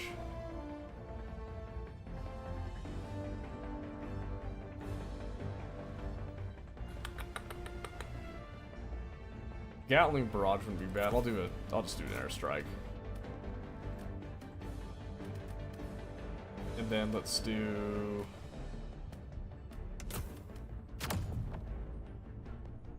Wonder how it was a call down. It's one of your like airstrike somethings. Launch initiated. I had that happen like 3 times on different people, so...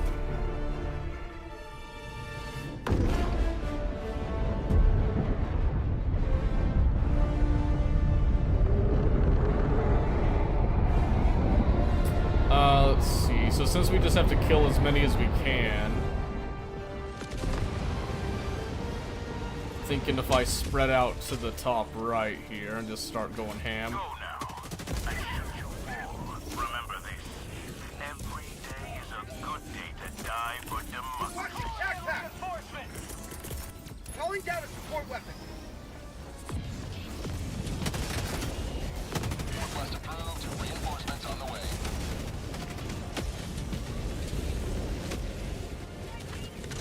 Calling down fortifications. Requesting sentry. Sending in an eagle. Requesting advanced weaponry.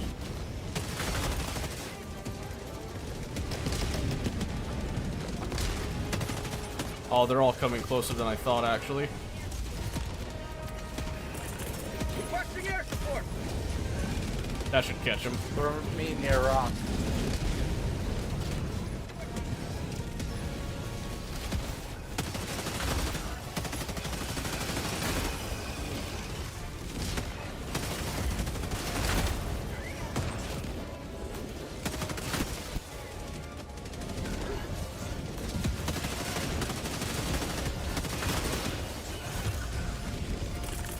Sending in an eagle. Try that again. Drop ship.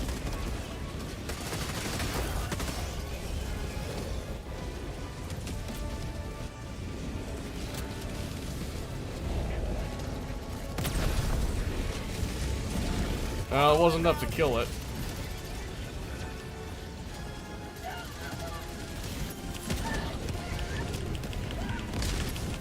Give me those samples, bro. Reinforcing.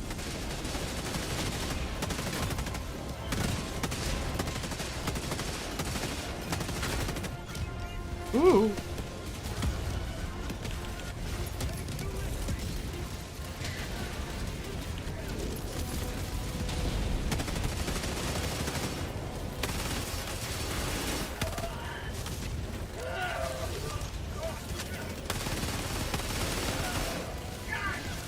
Holy moly.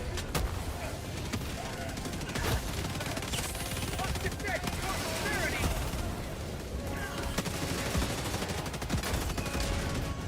Okay, that's helpful.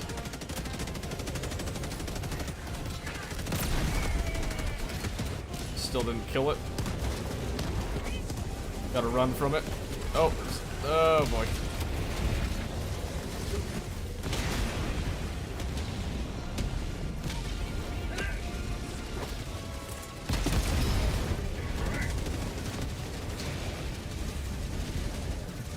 Dance on the outside a little bit.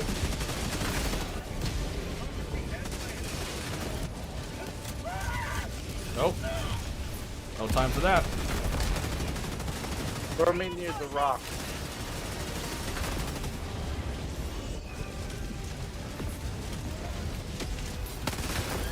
Mag's empty. Requesting air support.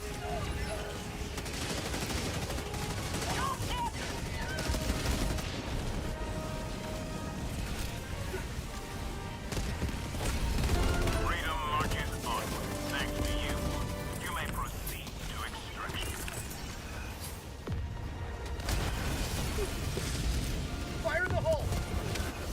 This is Pelican 1.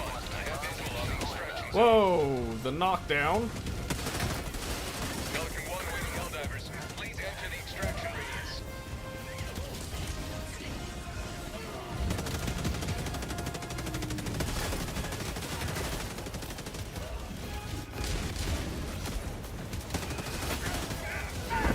Holy moly, dude.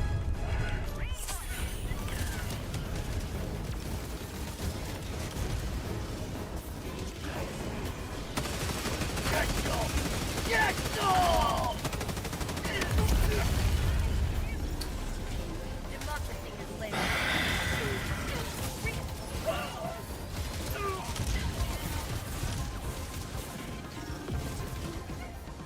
Sorry. Point me to the enemy.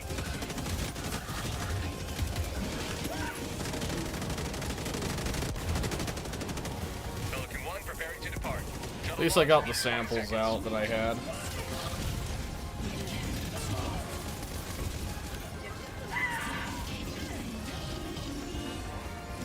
Extraction complete. Pelican 1 beginning ascent. Alright. On my way. Cancel that. Good stuff. Victory was never in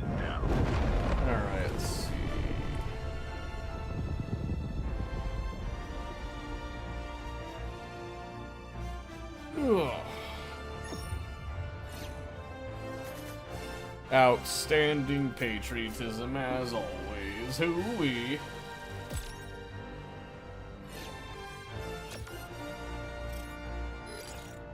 Look at that. Maxed out. Amazing. I can't believe it.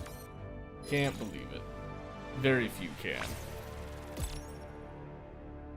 8 commons. That's all we got. That's okay.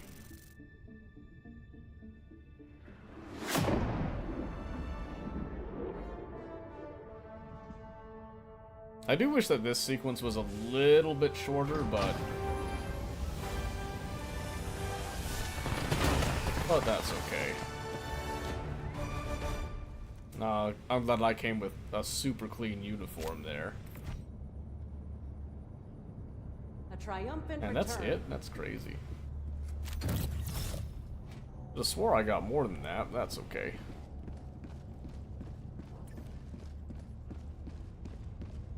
Okay, now it's nighttime, so the heat's less of an issue. That's good. Hellpods prime. Allied engaging orbital thrusters.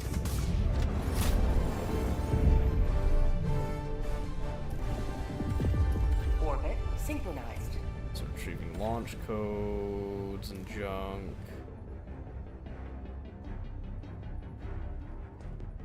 Yeah, so I'm thinking we hit the Rogue research station. Slide around, all that good stuff. We'll be alright. There's a way to cheese this by landing on top of the rock. Automatons, it's not much of a cheese though, because they can just shoot you.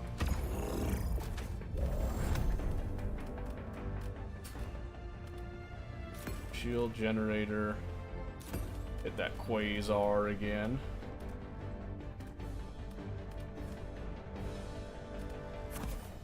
And just keep going with the airstrike. I'll do the stamina enhancement with it.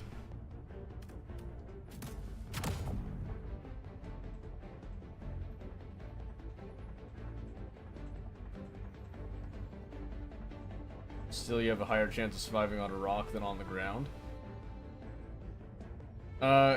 If you're restricting yourself to the rock, not necessarily. If you're down on the ground, you're able to move around more. If you keep moving, that's actually what keeps you alive. I think I've said that before, actually. Movement is actually, like, super important in games like this. Because if you get stuck... So, part of the reason that automatons are such a bear for most people Allied to deal with... destroyer has left squadron. Oh, I guess we took too long. Hellpod launch initiated. A lot of the reason that games like this emphasize movement is because that's what makes a huge difference with it. So automatons have a chance of like aim punching you and stopping you in your tracks way more than bugs do. That's why bugs feel easier, is because they're easier to kite. That's literally what it is. So you can kill a huge amount of bugs, no problem. And you can only kill fewer automatons. They feel more dangerous because they shoot at you and they can stop you in your tracks. Warning, you are in range of enemy artillery. Go now, and fear the shadow of neither death nor tyranny, but justice is your requesting advanced weaponry. Warning, you are in range of enemy artillery. Yep.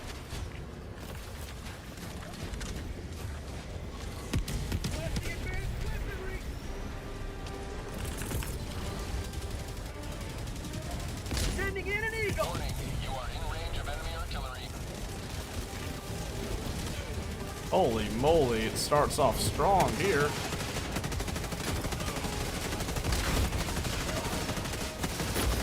Oh.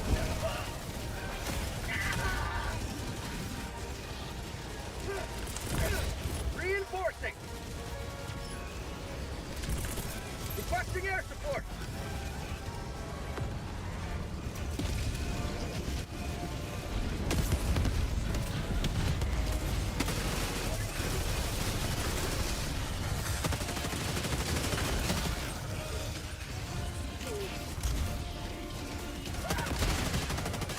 Say hello to democracy! How about a nice cup of liberty?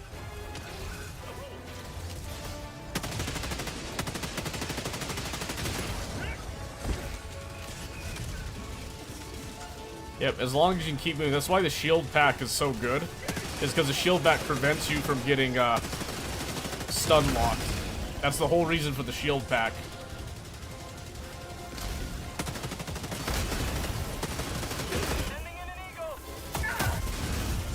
Yeah, cause see, as soon as you get stunned up like that, it becomes a problem.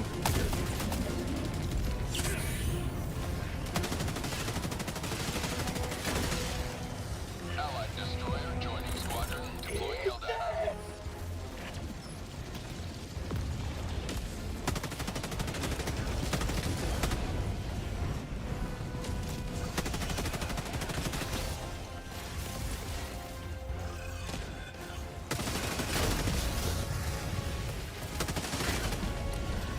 I turned around a little bit. Tagging map. North, 200 meters. Calling in reinforcements!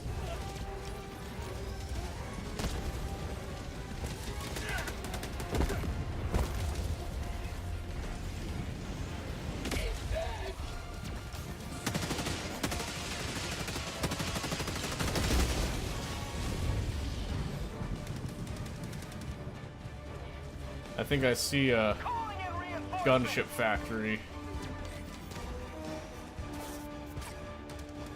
I think that's what I'm seeing.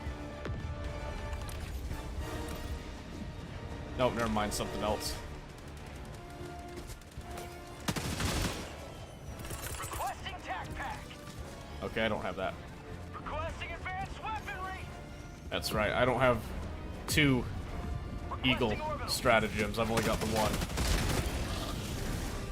Enemy tactical asset within threat range. Calling in reinforcements.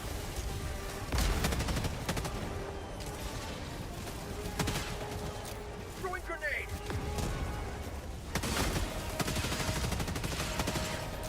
Fire in the hole. Oh man.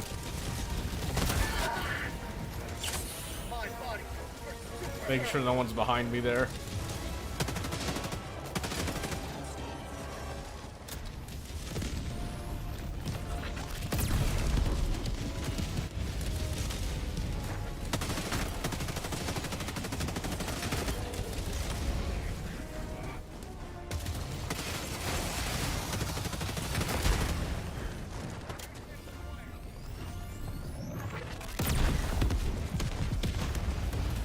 Said, oh hey, Red. How's it going?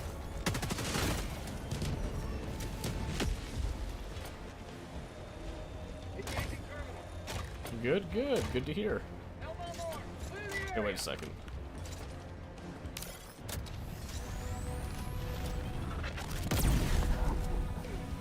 Let's start cracking that. I think I'm just dead. I didn't hear them. Bot asset destroyed. I didn't hear them actually arm it. That was my bad. Request approved. Deploying reinforcements. You slapped me on my stuff. Where is it? Right there.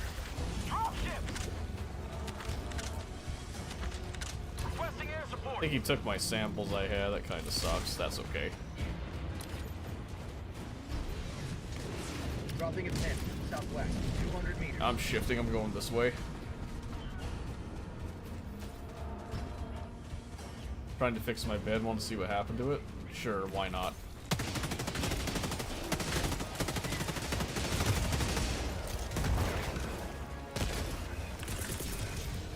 Sending in an eagle! Calling in a Hellbomb!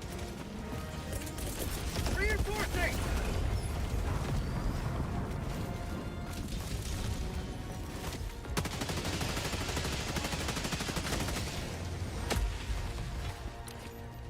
Hellbomb! Okay. Clear the area! Missed you and hits me. Uh-huh. That's what happens. I'm so good at dodging. Send on Discord. I'll get to that in just a moment.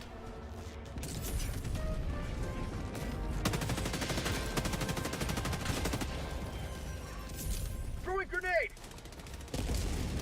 Oh, I freaking missed. I overshot. Something!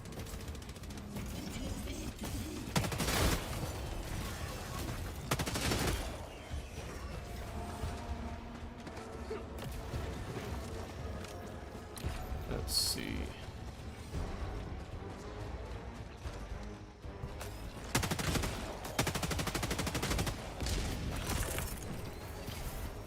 Requesting air support! Calling in reinforcements!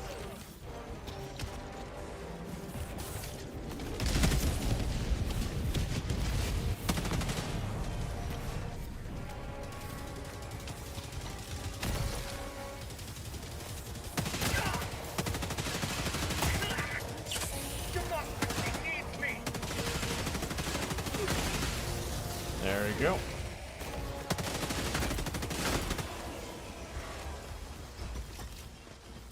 Alright, we're cruising. I do want to get the samples in here if possible.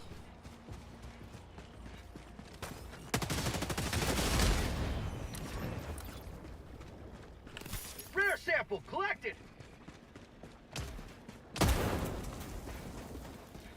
Not many. That's fine.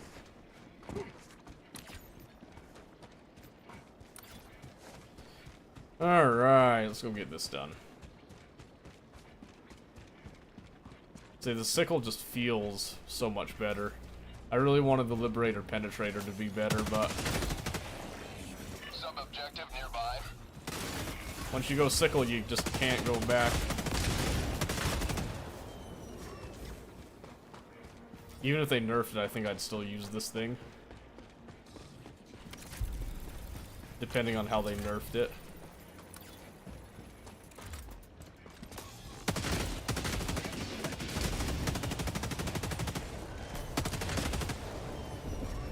Oh, that sucks. Sending in an eagle!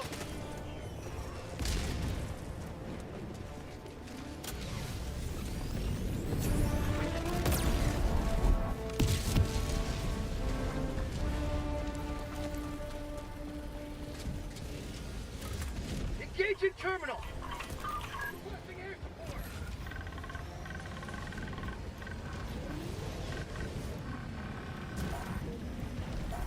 There it is.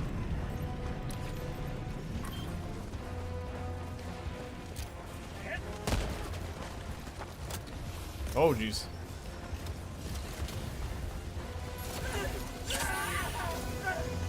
Oh, don't climb on that, stupid.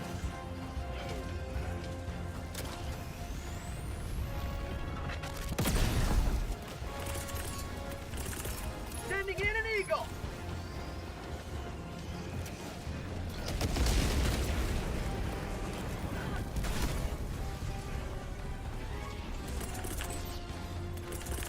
Calling in reinforcements!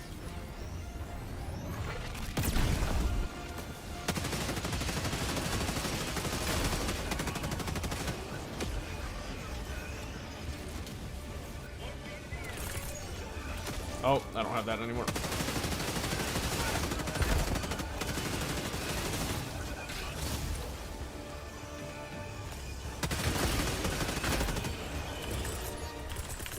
Ah. Reinforcing!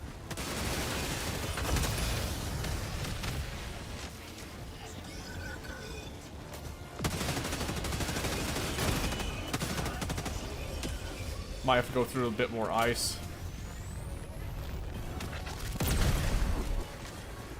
There we go. Orbital inbound!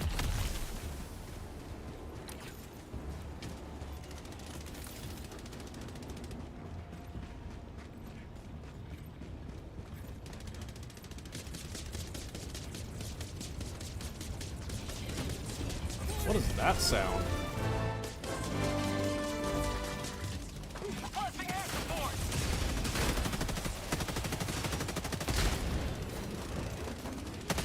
Sound like some, like, Star Wars sounding stuff for a second there. Oh. Don't mind me. Thank you.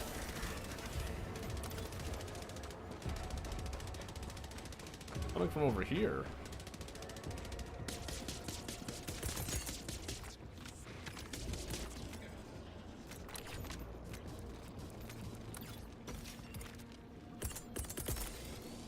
Requesting air support.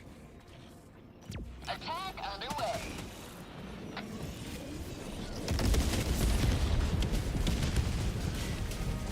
There's that sound again. Yeah, what is that?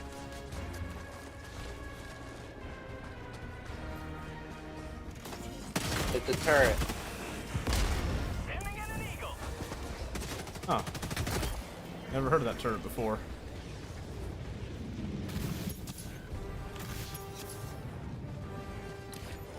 Drop ship.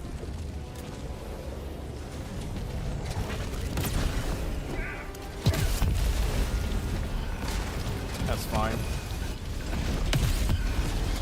Wanted to try to take a few of them with me there. Calling in reinforcements.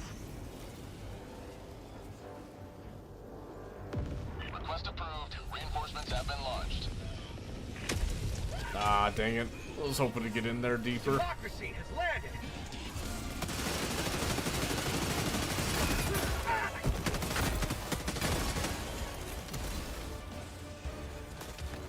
Sending in an eagle.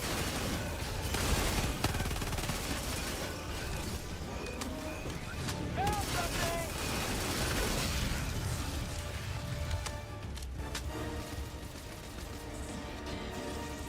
I still want my stuff.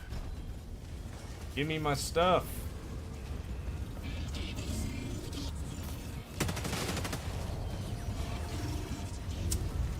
Oh, that timing sucks.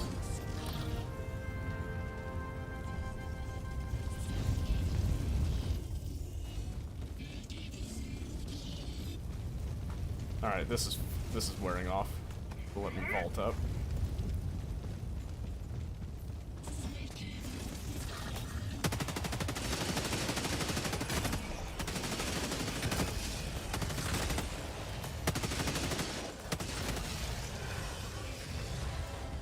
Alright, some of them were bugged. Requesting air support.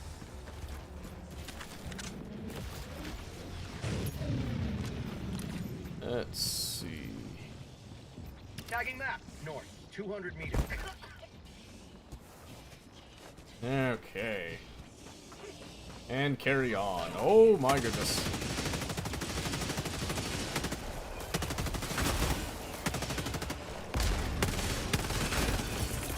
Sending in an eagle.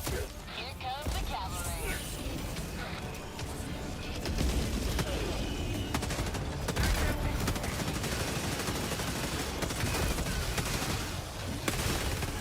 New mag. Found something. Requesting air support. Calling in reinforcements. Drop ship.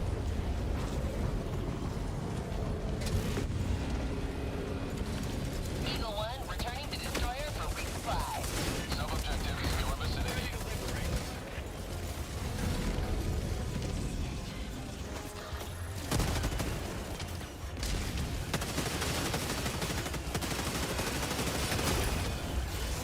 Bag's empty. Oh. Last reload. Warning, you are in range of enemy artillery. Out of ammo. Changing eyes. Alright, so secondary's out.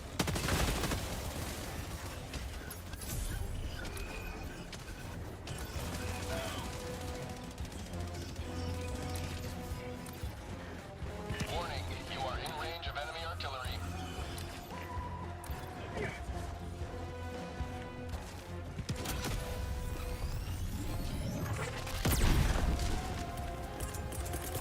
Reinforcing. Warning, you are in range of enemy artillery. You die on that hill? Spot outpost.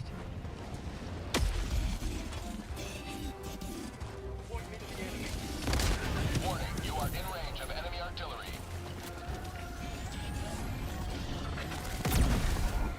Oh, really?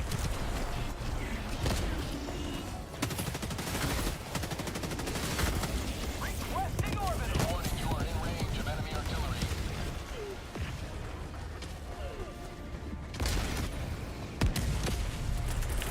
Calling in reinforcements. Dropping a pin. West. Warning,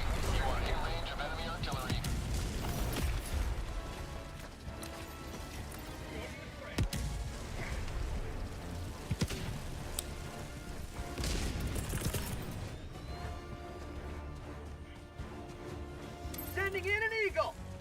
Enemy tactical assets. Warning, you are in range of enemy artillery.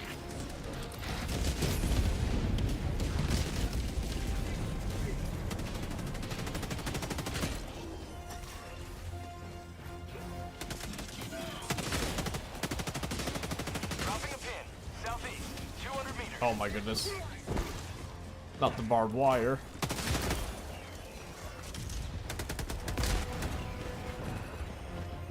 Get me through here, baby. Drop ship.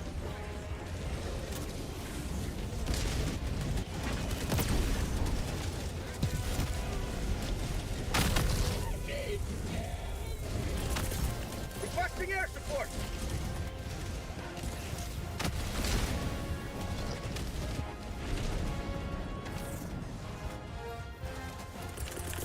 Reinforcing.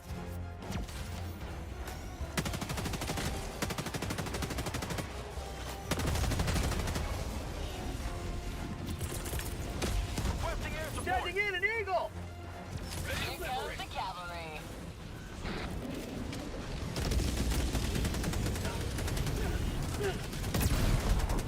Mag's empty. Eagle 1 returning to destroyer for resupply. Tagging map. Northeast. Far. It's still alive. Requesting orbital. Found something. They got that. They got that. I'm gonna head for the objective. I should have taken the light armor. Oh well.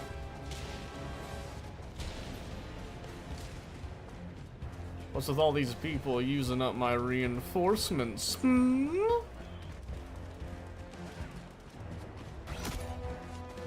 See, we haven't picked up a whole lot of stuff. You gonna reinforce back there, or do I just reinforce up here? Calling in Throw it up here. reinforcements. What level are you in this game? 41.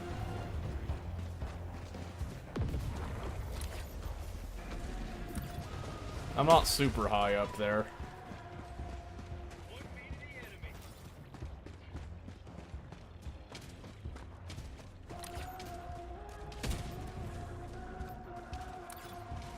I've been using due to bad luck in this round.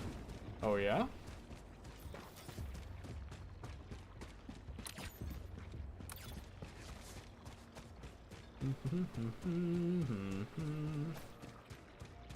Mission at 20 I'm gonna say I'm just saying it's all about movement. All about movement. Objective near your position. Got crushed by a dropship. Liberty returns, locked and loaded.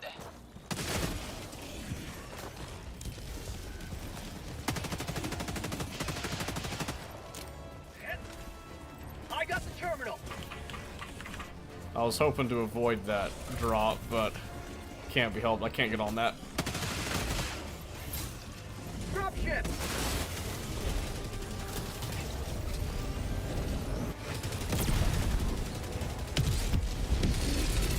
Requesting air support. Oh, that ain't what I wanted.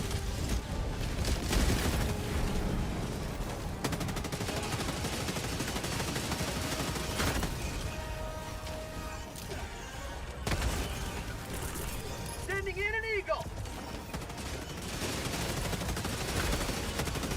Say hello to democracy. Oh, I missed the head. Got him. The little side bobbing really gets me sometimes. Engaging terminal.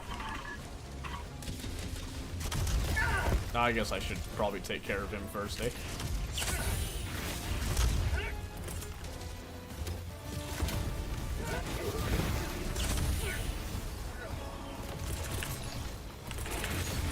Oh my word, I keep... Serious? Can I have my stims? Thank you. Today. Okay. Oh, good. Oh my goodness. I need distance. I need distance for just a moment. Getting shafted? Yeah, first time I've been getting shafted this whole time. Oh, hi. I thought he was gonna blow up on me.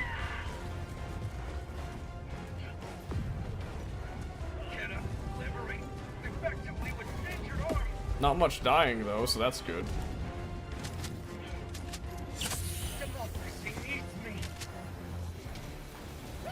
Alright. It's the first time I've called down to resupply for myself, so I'll be greedy.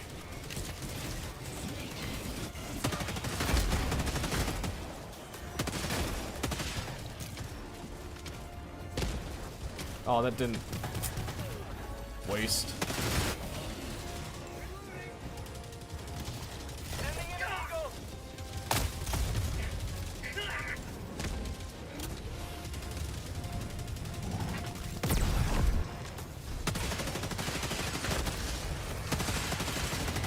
Oh! I get pinched on that? That hurt. That movement didn't make any sense.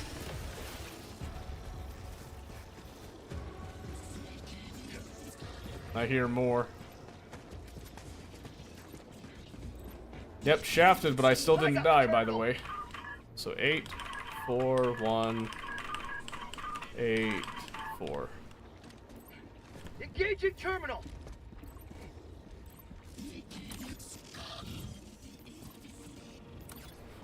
You just call me scum? I'm taking that one personal. Where are you? You must be up on the rock. Dropships. Oh well. Yeah, they touched my booty hole and I didn't like it. Oh, he's right there. For prosperity. I got the terminal. Tagging location. Northwest. Requesting air support. Coming in hot. Say hello to democracy. Eagle One, trying to rearm.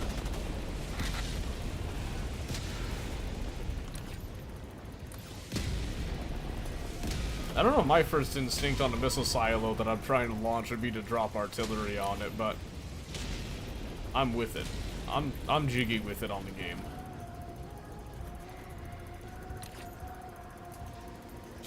Just saying. Realism.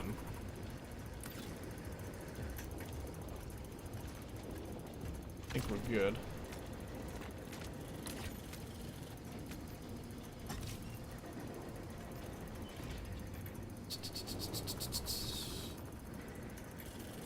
Found something. Just a whole lot of weight, you know?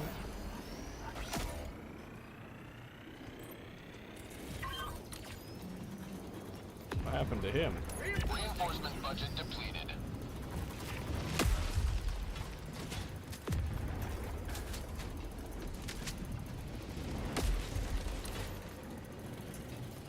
Democracy has landed. Okay. Or you wouldn't drop artillery on it. I mean, some people might, I wouldn't. Not my choice. Engaging terminal. Alright.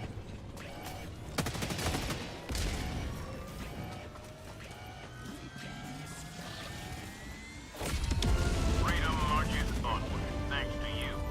You may proceed to extraction. Tagging map. South. 200 meters.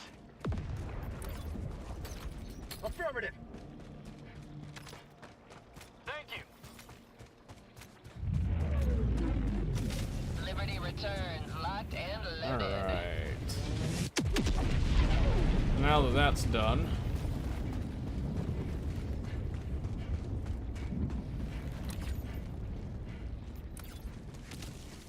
Some suicide mission, though, am I right or am I right? Dropping a pin. Southwest. 50 meters. Yeah, if you check the stats at the end, you'll see that I die significantly less every single time in, like, every single mission. And it's because of my... It's my mentality on motion. which is usually in like most games, with albeit a few exceptions to the rule. Movement is huge in like every game.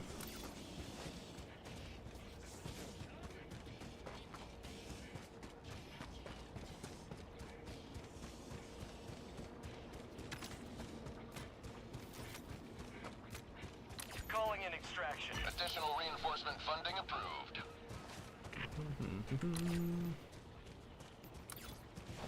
There's quite a few samples between us. Calling in extraction. Extraction shuttle inbound. Affirmative.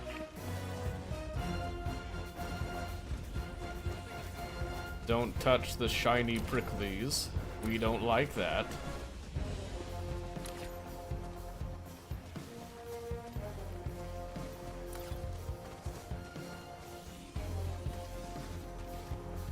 Calling in an eagle.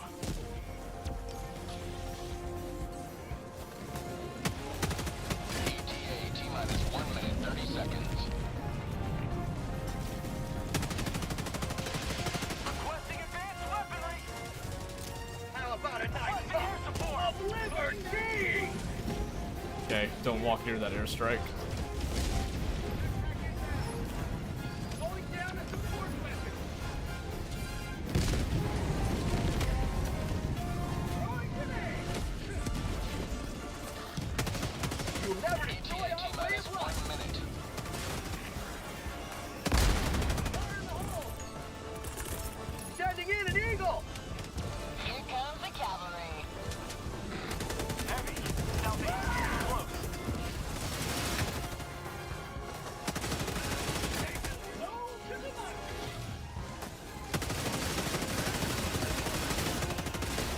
Oh, I whiffed that. Back up. ETA T-minus 30 seconds.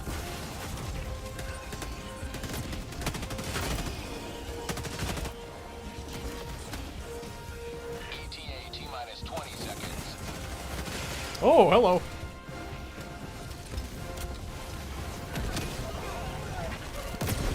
ETA T-minus 10 seconds. Reinforcing. Oh, geez, it's another one.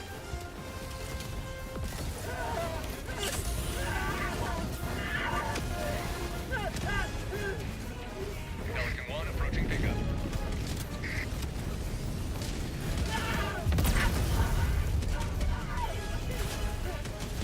Oh, my word. Countdown Let's say, get the samples, Golf. Get him.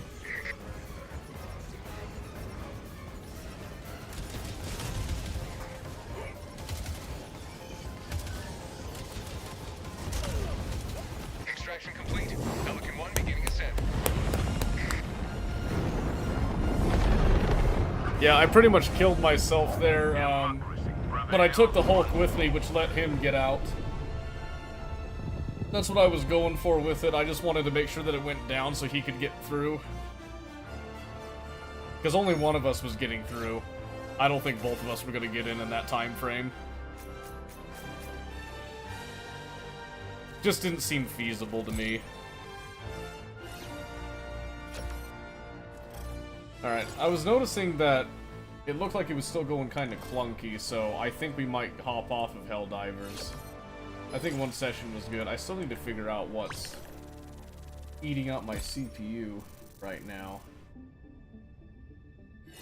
Because, I mean, Helldivers, understandable, OBS and all that, but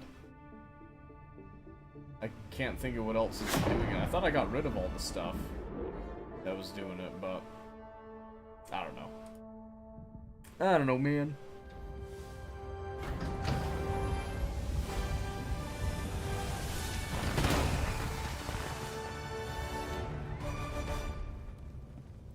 Yeah, if you look at the stats here, you'll just see it. So 237 kills total. Lost many good You'll see it, that's very common. I tend to get like really high kill rates. I knew that I was getting high kill rates with that. Accuracy isn't most important thing, but accuracy is fine and all that. The big thing is deaths though, so 3, 2, 3, 13. So for me, I mean, I am using a lot of stims, like, that's for sure. But it's the motion, it's movement. Movement is like the most important thing. Because it allows you to get kills, you get the flanks, you can get the weak points on everything. So I advocate very highly for motion. And I think this guy does something similar with it, because he's doing the same distance travel thing. But that's him going to different points and all that too. So the other thing is that I'm shooting a lot, but I'm also hitting a lot of shots too. I think that's very important. So that's why I advocate for the motion, is because it gets results. Is the big thing. Let's see, so was that the end of the operation? Yes, it Innocents was. perish with every wasted second. Like this We must notification act. forgot. Alright, hold on. Pop off that there. Full starting fire damage ahead was 27,500. Oh yeah. 27,500 is a pretty high amount. Can't deny. Alright, let's see. It just looks old. Looks old, looks like it just popped off.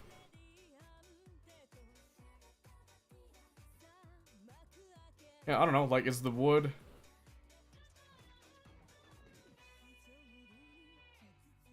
Whoa, jeez.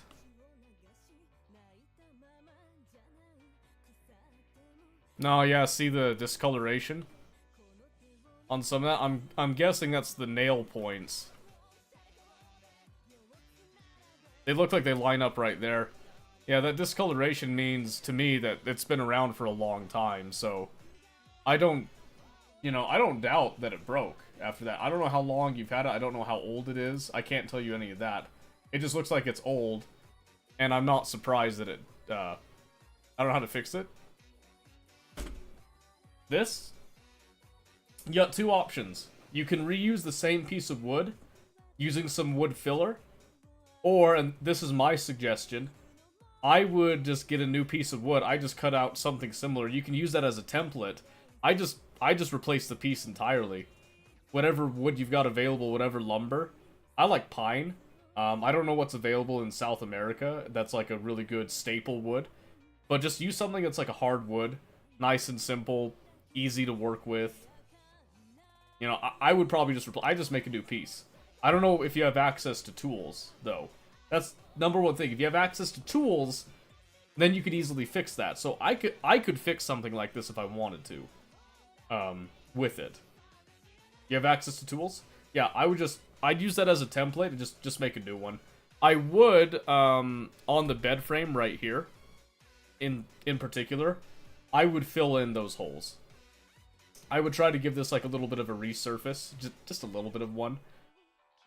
In fact, I don't know how creative you are with it. Since I'm not sure how structurally stable that is anymore, I'd probably modify this a little bit. I'd give it like a little, a shelf footing thing, and then I would screw in different points into this piece of the wood, and then I'd give it the additional support from the bottom, and I would actually I'd take a couple screws going up as well. It's not necessary, but I like just the additional reinforcement with it. Totally optional, you don't have to do any of that.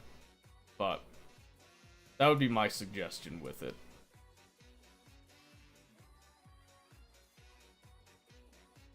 That would be my suggestion. Had this bed for, I think, 8 years. That's not super unusual, really. So if you think about it, a lot of beds, some really well-made ones, go for a long time.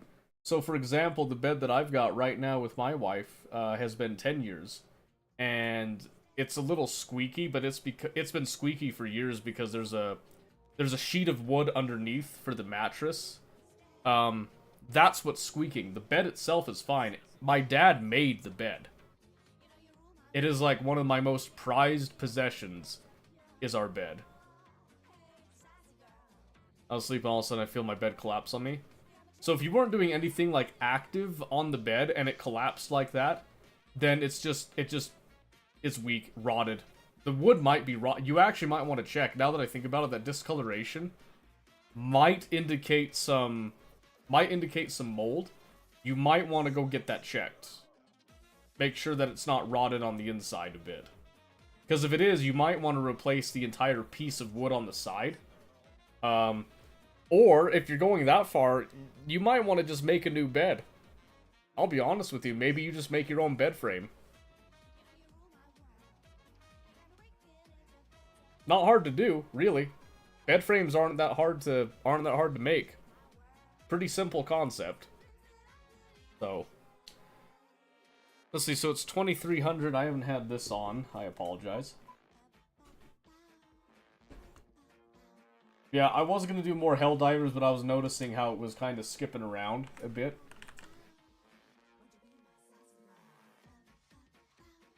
And I don't know why it's shredding it so bad. Because it runs super fine over here. I'm wondering if there's a setting going on. In fact, maybe I'll look at, I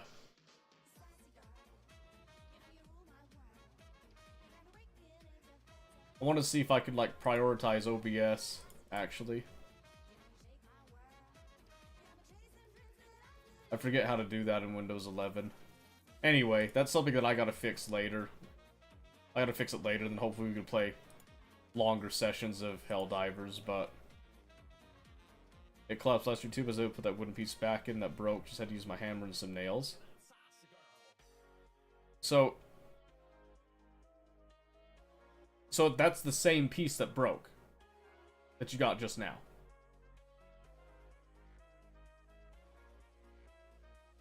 Yeah? So if it only lasted a year, that's not super awesome, I'll be honest with you. What failed on it? Was it the wood or was it the nails? Did the nails snap? Did you have some soft nails? Because if it's the nails, just go get some higher quality nails. Or screws. Honestly, I prefer screws, I'll be honest with you. Get some nice thick screws just to kind of shove in there. You're not sure? How are you not sure? What broke?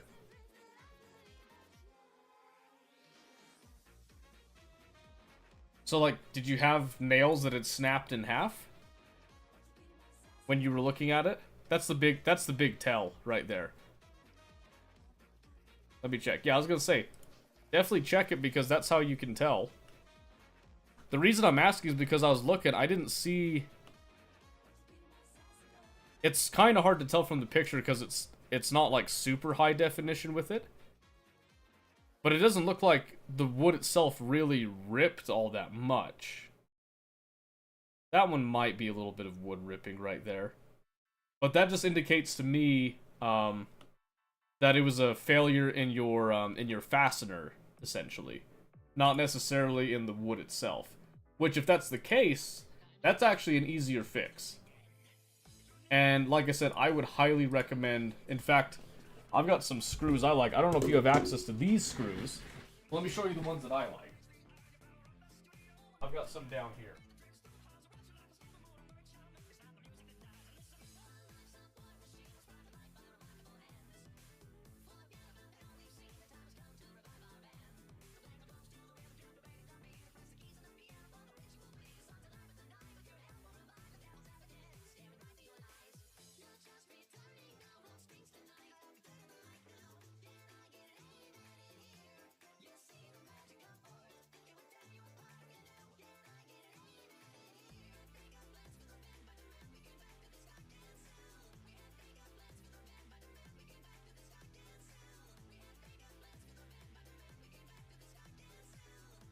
So I'm not gonna lie to you. I walked out there, and I kid you not, I heard a woman whispering in my ear. Like right in my ear. That was really eerie. I don't usually have something like that happen. Check Discord? Okay. There was another piece, apparently.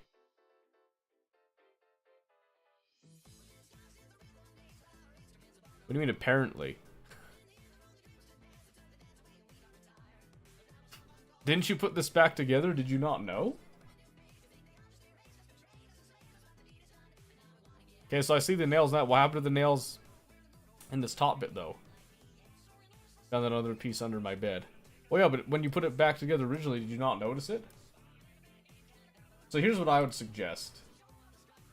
So you get a nail. I don't have my, like, zoom in deal anymore. So nail like this. See that? This is a wood, well, not a nail. Wood screw, that's what I meant to say.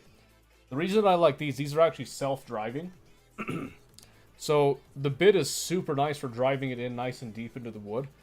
The big thing that I like too is the actual bit end right here. Most of them come with this, like a little star end. I don't know if you can see that super well. You have those somewhere? I recommend using these and get a really long one. Well, get a few long ones is what I would recommend. So you want to just like make sure that you get that in a couple of nice contact points. The nice thing about these is that if something goes wrong and you want to upgrade or like give yourself a new piece of wood, you can just pull these out and then reinsert them. You can reuse these. These are super nice. Very high quality. I think these ones are my 3-inch. So 3-inch is pretty good. No, we like 3-inch. Since you're having a lot of weight, you know, like, since you have a full body going on the bed, plus a mattress, blankets, and all that stuff, all that together can add more weight than you think. 3-inch is not a bad call. I do like at least 3, just to kind of keep it nice and tight with it. If you wanted to go really heavy duty, you could do like a lag screw. Lag screws are great.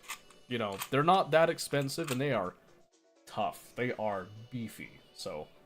yeah, I'd recommend something like that. And I like these in particular. I forget the brand, but...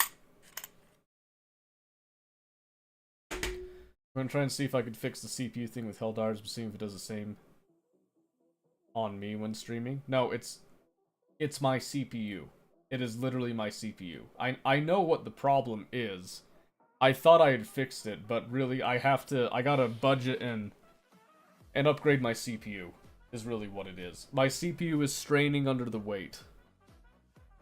So, I'm aware of the problem. I'm just not happy with the problem, so. Okay, so what are we doing for the rest of the night? We do have a couple options. We could do some ranked league. We could make some progress on Scum, because I was playing Scum. Trying to get a base set up and ready to go. Kind of like going for like a cabin in the woods type of thing. Don't know how successful that's going to be. So we'll have that. And then what else do we have? What else do we have? There was something else I was going to work on.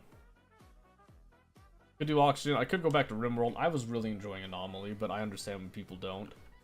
Factorial, I'm still holding off on for a bit longer.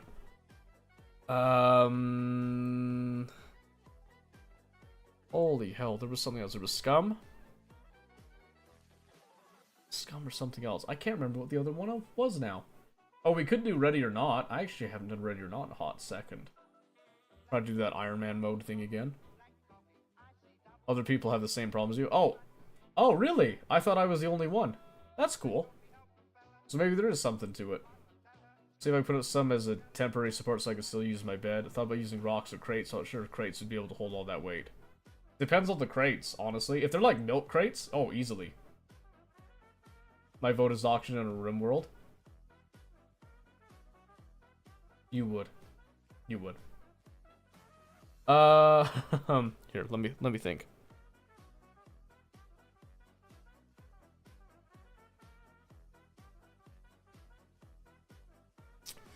Let me think. Because I got the weekend that I can play a bunch of other games too.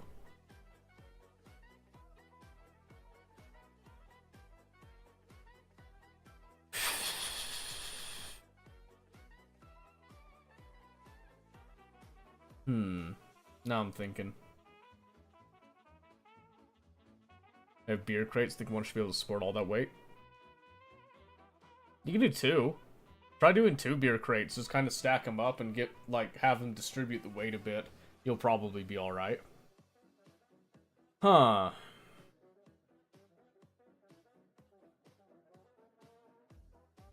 Oh, Space Engineers was another one I was considering doing on stream. That was the other one I was thinking of. We don't have to do that one today. So I guess it's a toss-up between RimWorld and Oxygen. I think, when was the last time I did Oxygen, actually? April 9th? Not too long ago. Not too bad.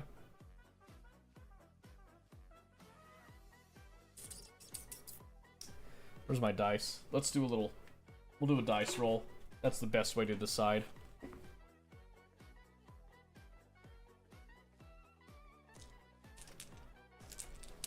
know what? I'm going to add in Ready or Not, the Iron Man mode. So we'll do a 6-sided die.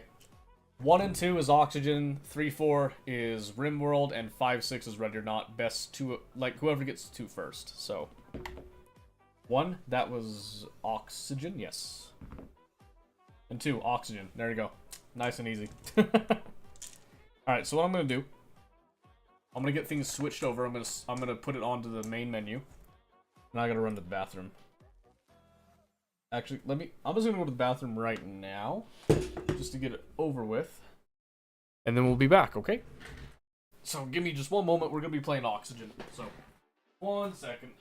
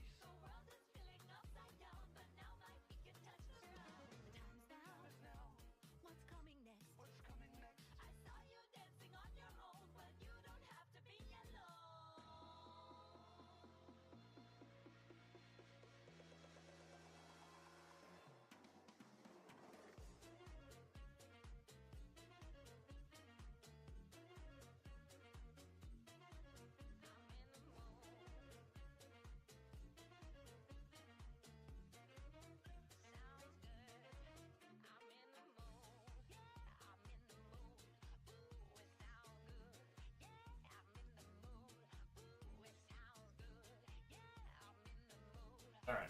Survive. Somehow. Okay. So let's get... Ooh. Oxygen. Not included.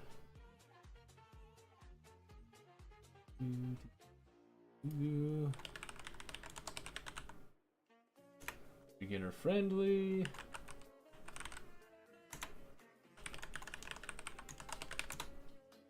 And dupe safety.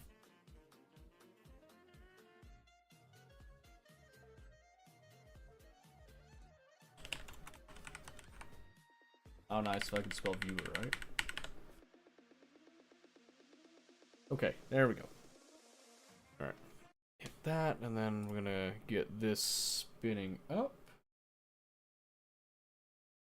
And life will be dreamy again. Oh boy, oh boy. Okay. Let me go grab a little bonus drink.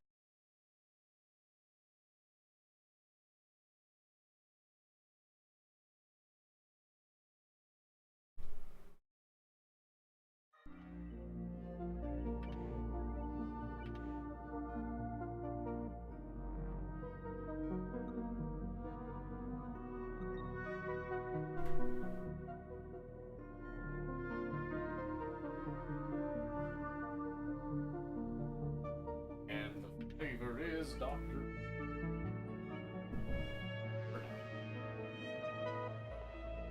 Alright. Oh. It's been a second since we were in here. So let's come over, switch up the screen again, because I like this one for it. And let's claim some blueprints. Chili red drywall. That was it. Alright. Back to the viewer colony. So, let's see. Where did we leave off last time? I can't fully remember. I think we had the second planetoid. We have the bare bone beginnings of a rocket program.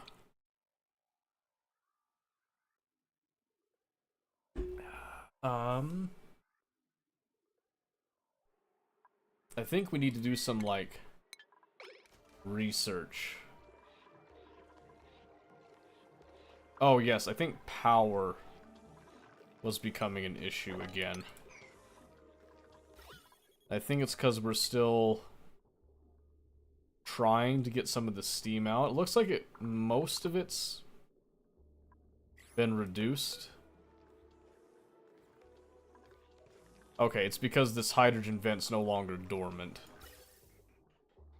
So we're actually generating more... We're actually generating more hydrogen than we're consuming, I think. Kind of. Actually, not really. Let's see, and I think the other thing was that we had encountered a slight heating problem with some things.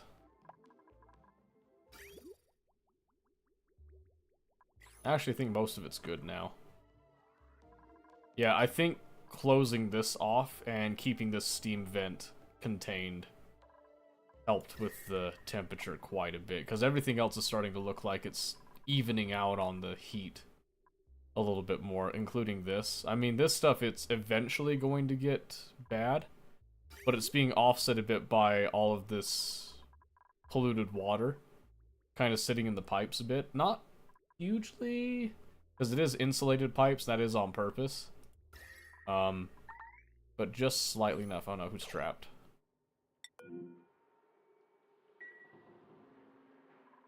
Mima, huh?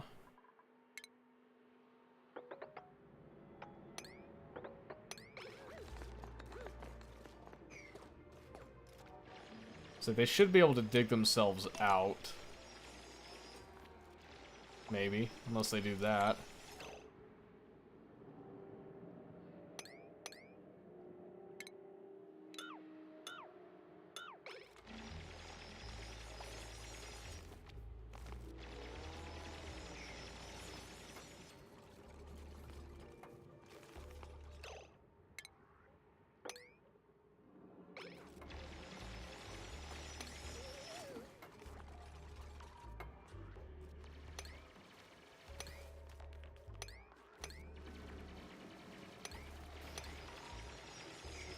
See, she's got to dig her way down here so that she can actually get out, is the trick. I didn't think that she would do something so silly as this. But, you know, dupes are dupes. That's fine, she can sleep right there for now. It's not a great spot because she's going to be trying to come up for air constantly there, but hey, what can you do, huh? What can you do? Okay, then this has been solving our oxygen issue for the most part. That's actually working pretty cleanly, having the doubled up right there. So I'm liking that. But again, that is going to be straining our rust, which is at 70 tons. There's still quite a bit of it. 53%.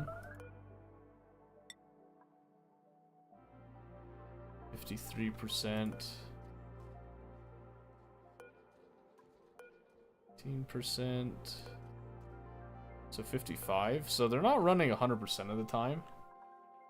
So that's good. We can do some calculations on that later. For now, we're just going to kind of let things run through. Let's actually go look over at Lorona. Oh, that's right. We're not doing anything on that one right now, so disregard that. We're going to come over here and look at Contamino, where we have Fox and Cat currently working on a couple of projects here, including strip mining most of this area, which has given them some precious calories.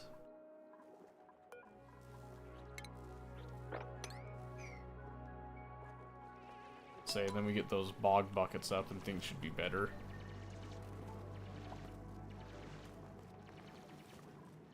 And I'm not upgrading them with skills right now because I need them to just kind of get through things.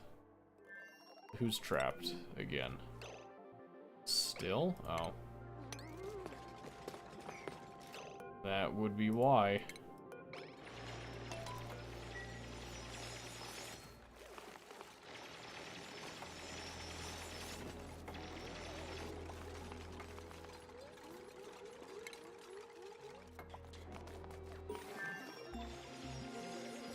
Keeps like jumping up there. I need her to jump down. There it is. There we go. That gets her out. And then we did research the gas range and all that, but we don't have a source of natural gas at this time.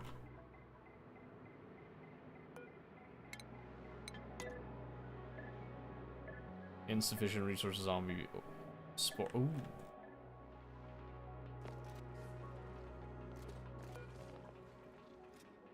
Wanted to see zombie spores.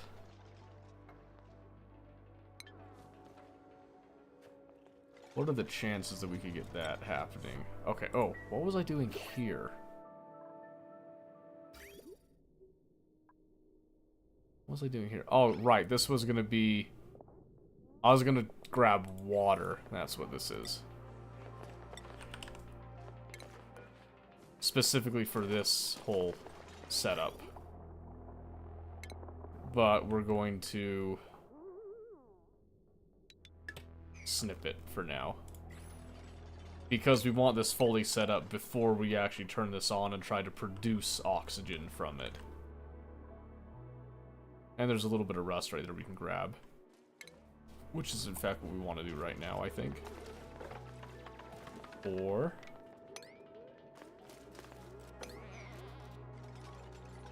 do a little bit of that. Add a ladder going all the way up there. Because we might as well, right?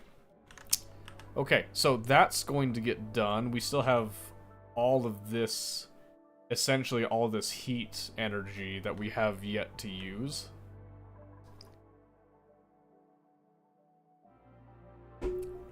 And we have a rocket that's just kind of sitting there not doing anything for a bit. So... I actually wanted to check what the range of this rocket is right now. Where does it tell us again? Is it status?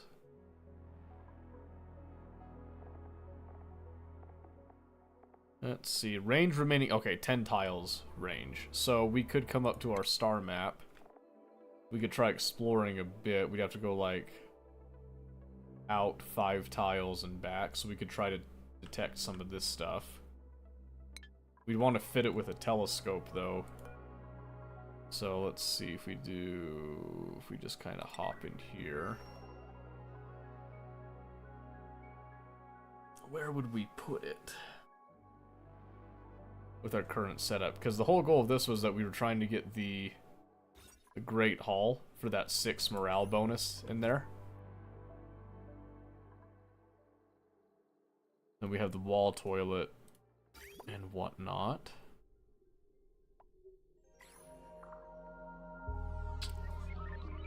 Slow it down just a bit here. How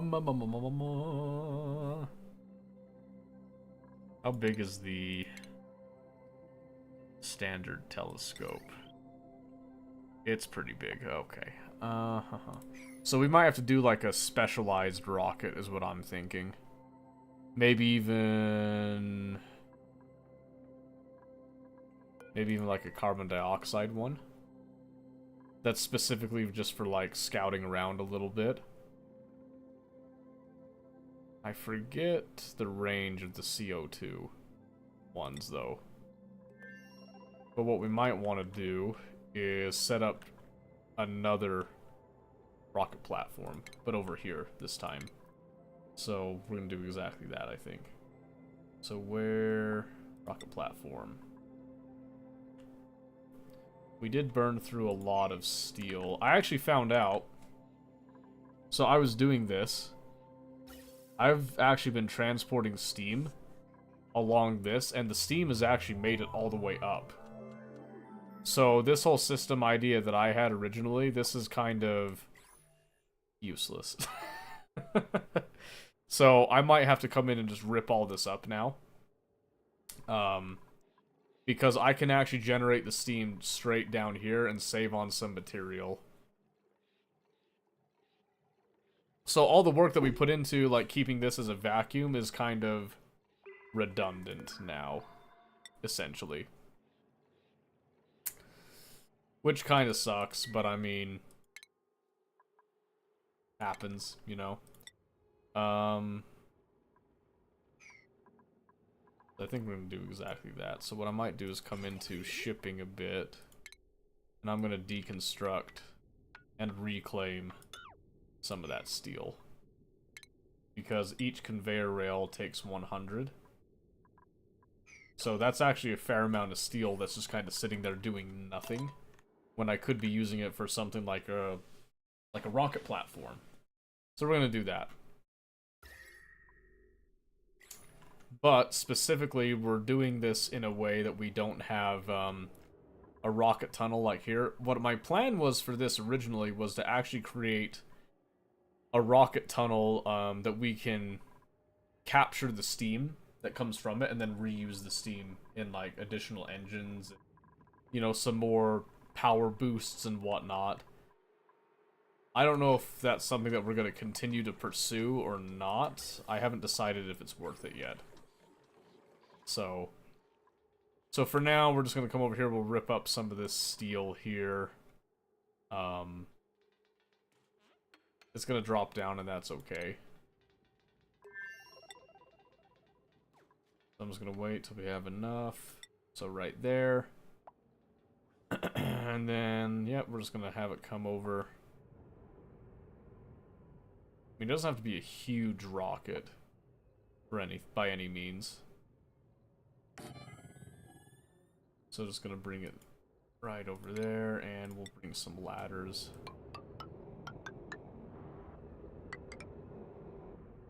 Just like that. So the idea is that this is gonna be kind of our more quick use rocket thing, that this is gonna be our slightly longer range until we can get some better rockets, including like the hydrogen engine stuff. And it looks like we are lacking some oxygen in there, so let's Let's fill up some more oxygen in there. Just to kind of get the suits topped off a little bit, because the suits are important for us here. And we'll just let that do its thing for a bit. This is all good over here. Since the area is complete, this telescope I don't think is really doing much for us. I mean, it might identify the occasional meteor shower, but it's not hurting just leaving it here. So I'm just leaving it for now. That's kind of like the mentality that I'm having with it, at least at this time. I don't know if that's going to maintain or not. But for the time being, it doesn't hurt to actually have the telescope just sitting there, you know, kind of idling, so to speak. So that's what we're going to kind of just stick with for the time being. Okay, let's see.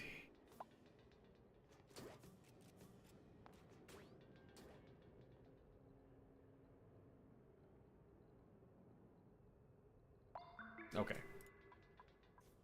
So yeah, we'll get this up and rolling. Oh, you know what? I was gonna check while we're doing that and waiting for that. I actually wanted to check because they had Kerbal Space Program 2 came out a little bit ago.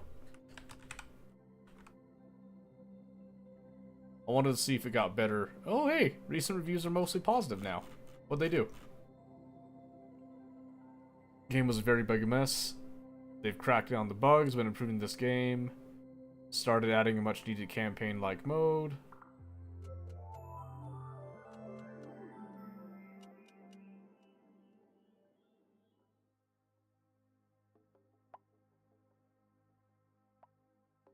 Still too bugged to play without frustration. March 14th. Not up to Kerbal Space Program 1 quality as of today. Oh, okay. Graphics are beautiful. Okay, because that's one I've been thinking about taking a crack at, but I might wait for a sale on that if it's still that same mentality. I'm going to up the priority of those, just to kind of get that construction going along. What do we got in the print? Steel. I might just take the steel, honestly. Because I'm not ready to get more dupes just yet. So I think we're just gonna take the steel. We're just gonna be nice and cheap, easy with it.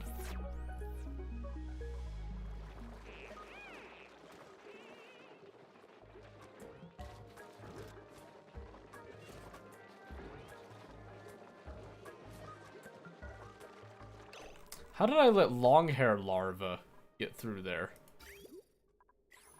Is it over here?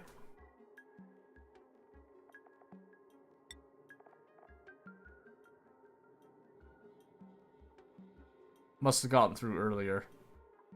No, wait. Where did it come from? Because this should just be coming up here. I can't think of anywhere else those eggs would have came from.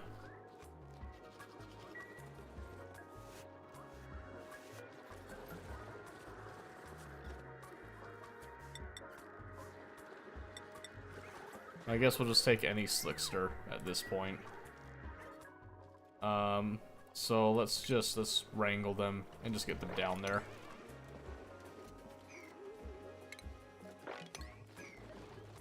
Yeah, that's weird. I did not realize that those had finagled their way up there. And now over here we've got these Cuddle Pips. I think it's because we forgot to add the Cuddle Pip eggs before to get them moved out. So now we have them, which is all well and good, but this setup for this starvation ranch isn't working as well as I want it to. I thought that Drekos didn't want to go through water, but they're just kind of hopping through, and I don't really know why. I could have swore that this worked before, but I might be wrong on it. But this is still producing results. In terms of giving us like a constant source of reed fiber. A huge source of it, actually. And then we're still getting some plastic over here, too. And speaking of plastic, one of the things that I wanted to do was look into solar power. And I think for that we need to do glass forges. Now, in order to do that, I want to set that up over here on Florona. The issue with Florona, if you guys recall from last time, is that we actually exhausted the oxygen here a little too quickly. Because we ate up all of the algae while we were going through the strip mining process. We didn't set up an actual long-term oxygen solution over here, which is a problem. So, in order to, like, actually change this, one of the things that we could do is we could try to reduce slime, essentially, to get algae out of it, which you use in an algae distiller. That doesn't really solve all of our problems, unfortunately. It's a start. It's a start, but again, the real issue with it is that the algae that comes out of the slime, it's like a, what is this, a third?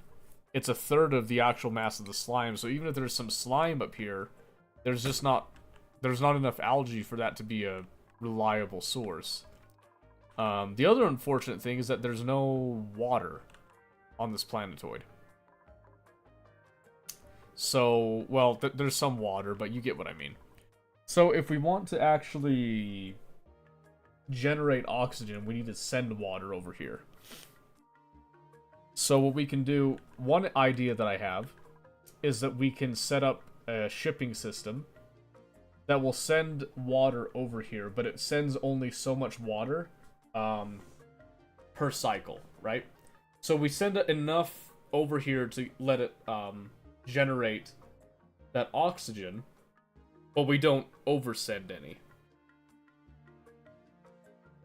So in Factorio, something that you can do, especially in the space exploration thing, is that you can send signals to other planets using like big old signal dishes and stuff. Here, it's a little bit different. I don't know if you can actually send signals across planetoids. So I was looking into that a little bit. And I think that there's a little bit. So there's these broadcasters and receivers. But they have to be exposed to space. In Factorio, technically everything is on like a planet's surface, so you could just kind of point up and see, so it doesn't really matter on that end. The issue is with this one, in order to make this work over here on Florona, for like sending signals and reading what's over here, I have to have a signal system that's up here. You might notice there's meteors up here. So in order to do this, I think it's better if we just do a calculation over here, right? So what I'm going to do is something that I don't do as often as I should. We're going to go over to our Google Drive here, and I'm just going to make a new Google Sheet right here. And we're just going to call this, we're just going to start a new one. So it's going to be oxygen. Well, I'm just going to say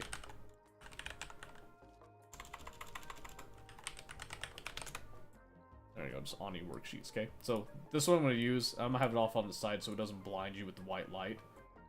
Plus, I don't know exactly what I'm putting on this just yet. But we have just a... Basically, the only thing that we need over here is we need a constant source of oxygen. Food... We could meter out some food over here. But really... For the initial setup here, what I'm really thinking is that we don't really need a whole lot. What I would like to do is probably just like make a room. I can't actually make anything. I don't know why I'm trying to start. But I want to do something similar to like a spawn, but without it having to be an actual spawn, which is why I'm considering solar power. So, with solar power, You can see these solar panels, they just require glass. And it says 380 watts. That actually depends on the lumens. Lumens? Is that what they say for light in here? Or do they have another measurement? Lux. Lux. Okay. My bad. So, lux. It depends on the lux that you've got. So, if we come up here to this light... My timing is immaculate because I came up while it was, you know, nighttime on the cycle, so... I guess while we're waiting that, let's check in on Contamino again. Stress is still good. This is all working smoothly. We haven't lost any dupes yet, it looks like.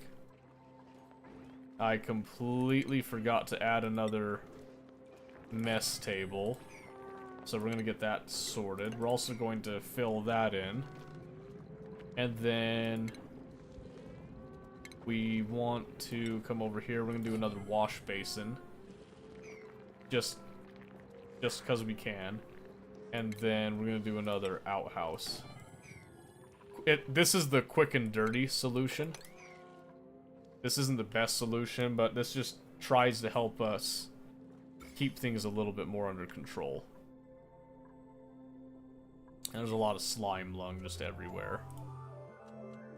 So, while they've been over here, they have had the gift of polluted oxygen everywhere, so we haven't had to worry about that for quite some time. And that's all well and good. So, again, back over here. We'll look at our light level. So, we're looking at a well-lit, and that kind of changes, you know, over time with that. I'm thinking that this should still be the same. Oh, in fact, is it more? It's really... Oh, it might be even more well lit than what I've got over here. That's interesting. Okay, so what we want to do then is we want to have a solar system over there. So to do that, we need to refine sand into glass. 1.2 kilowatts. It generates quite a bit of heat, which is a bit of a problem. I think heat is the only thing it's really generating in this process, though. It does have a liquid output. It does output high temperature liquid. So that's a problem.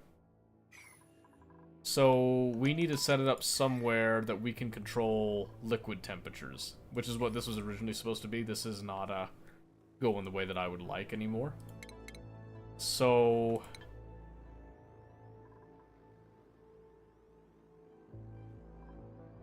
we could take some of this brine for the process. I don't see us needing glass for a whole lot of things, though. So what I'm thinking is maybe... this is going to be a little bit odd, but maybe we come over here. Right there. Okay. We're just going to set it up right here. So... this is gonna be a bit of a stretch, a bit of a pain. The hope is that this will be worth it, though.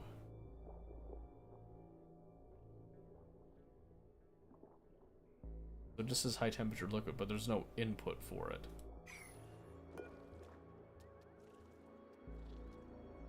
So what is it actually outputting from it?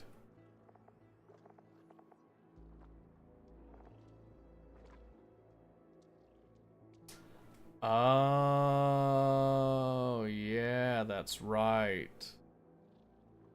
It just, so it takes sand, it just produces the glass in a molten state. That's different. Okay, that's a difference that we can work with. So, what I want to do is I want to come up here with our more robust power stuff, essentially. And I want to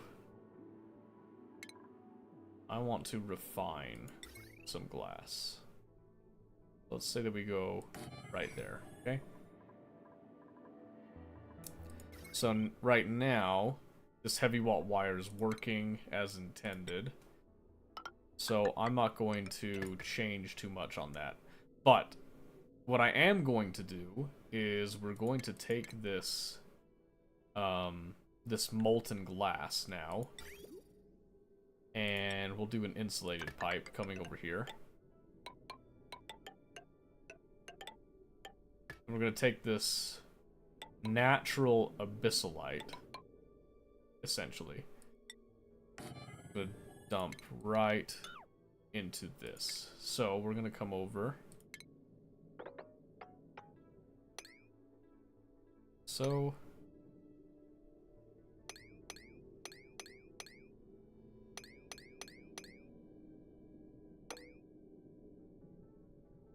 well, I don't want to.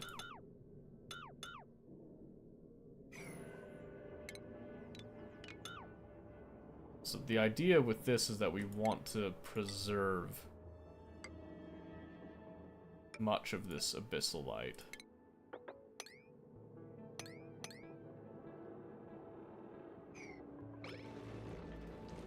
So something like that.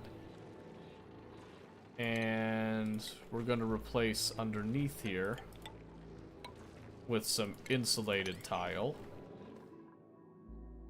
Okay, so now over here, I want to make a new rocket. So if I look at a carbon dioxide engine, can I actually see from here?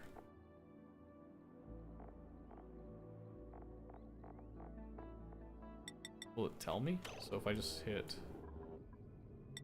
And let's say we just made it out of, like, copper.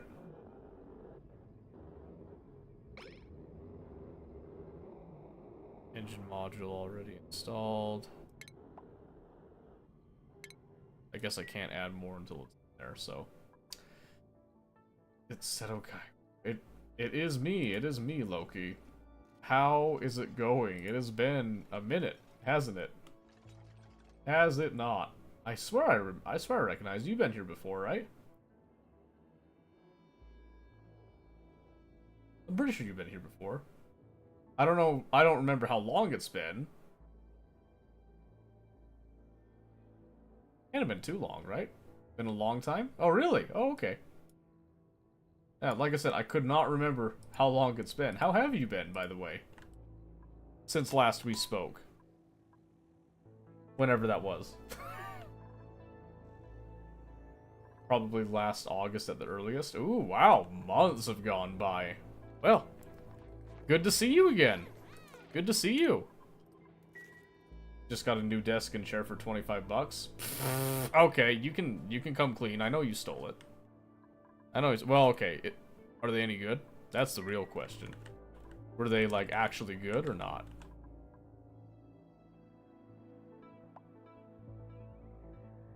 And, like, is it new or is it used? That's the other question on that criteria.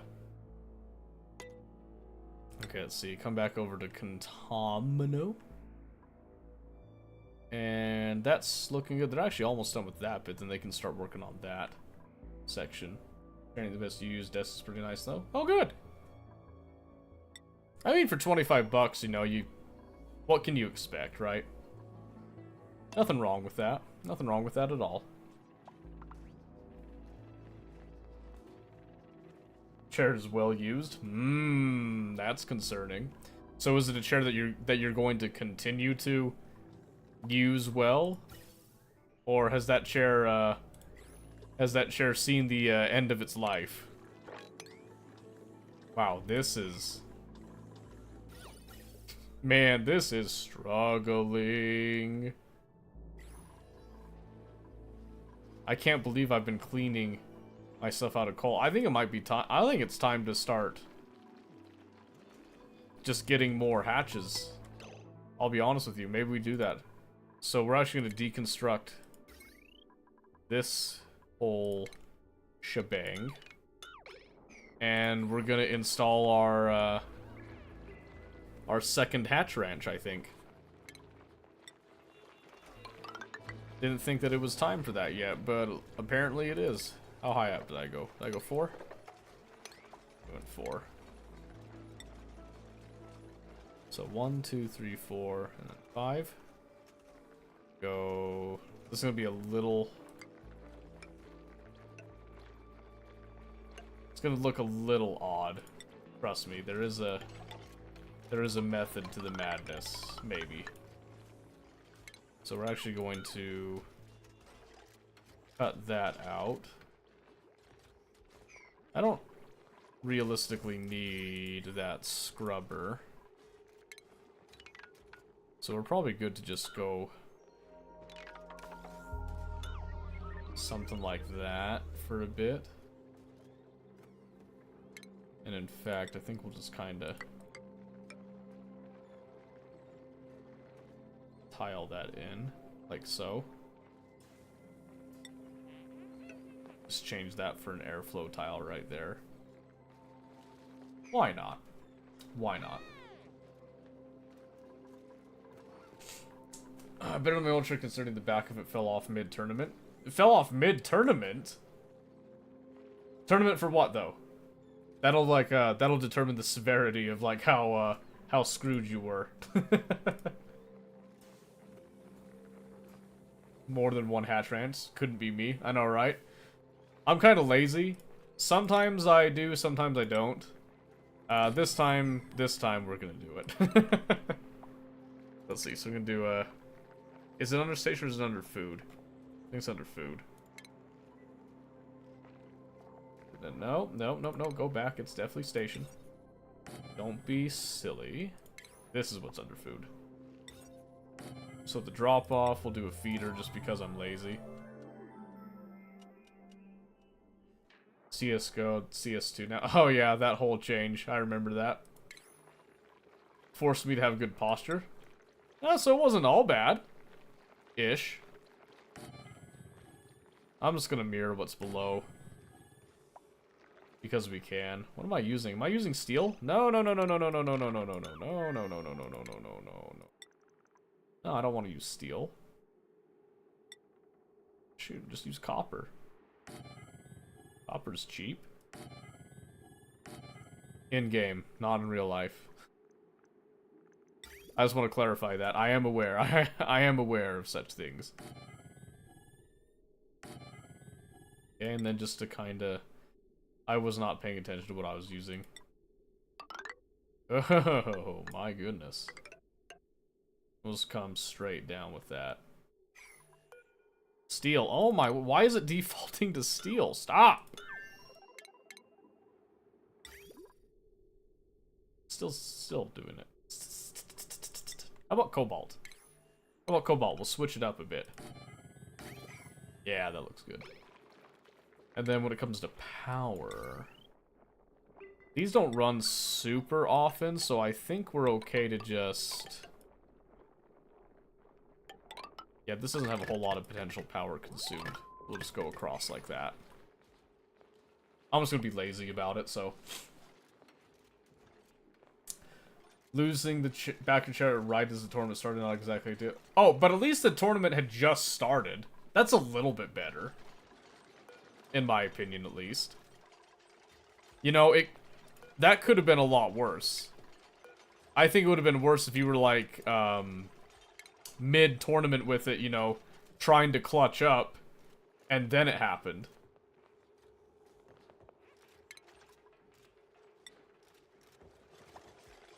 That's the way that I see it, at least. So I'm actually gonna just deconstruct these tiles here while I am creating all this. So it is gonna stop the printing pod. I am aware. Don't worry. We'll be fine. They're trapped. Someone help them.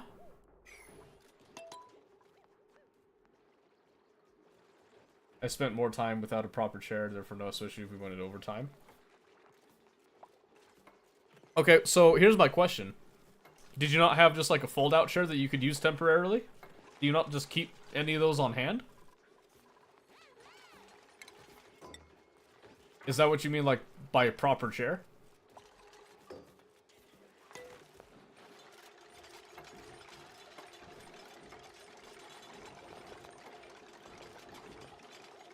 I think we can go ahead and do that now. Because that got the majority of the nitty-gritty there. Then we're just going to copy settings just straight up. I had another chair right next to me. That's a recliner. Big beefy leather recliner. I'm not hearing a downside to this, my guy. I don't hear a single downside. You are one of the privileged few to sit in a leather recliner during a tournament setting. Come on. Decadence, I dare say. That is just straight up decadence. And you have the nerve to complain?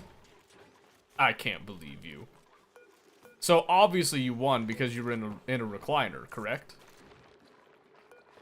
Obviously. Leather's not good for tournaments, like it stores heat. Yeah, it's gonna store the heat when you're freaking, you know, when you're on fire in the tournament. Clutching up and frag hunting, my guy. Of course it's gonna catch the heat. I'm just kidding. No, I know how it is. Especially if you're going... How long can what's the longest that a potential Counter-Strike match can go? Is it 90 minutes? I can't remember. It's 50... Is it... whoever gets to 16 first? Or did they change that with CS2? I can't remember. I played competitive in CS2 a little bit. Just a little while ago. I felt like something was different, but I don't remember what it was. No? It's not 90 minutes? I could have swore it was something like an hour and a half.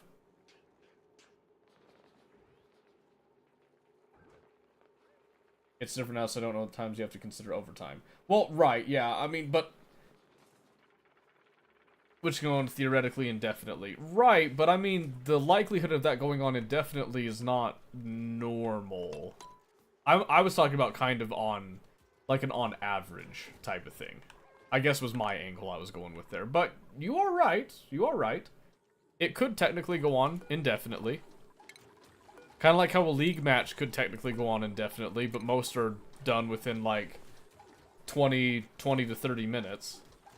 Most. Not my games. Not my games. I don't deserve it. Do I already have a... Oh my word. We have the first stone hatchling. Hoi. Look at that. Already in place. We just have to get the rest of this squared away.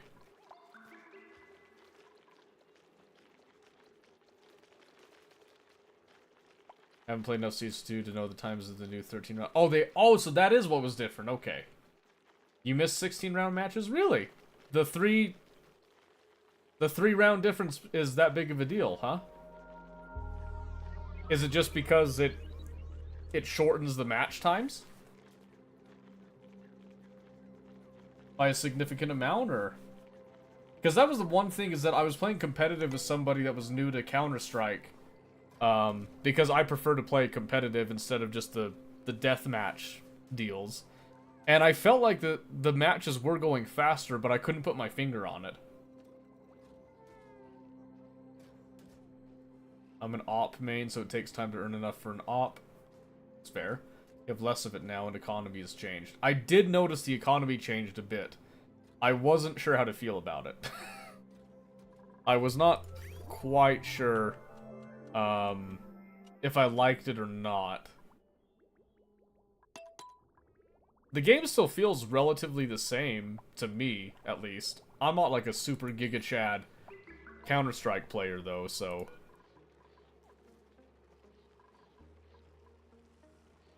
Oh, iron? That's not right. Can I change that? I don't want that to be... I don't want that to be iron, actually.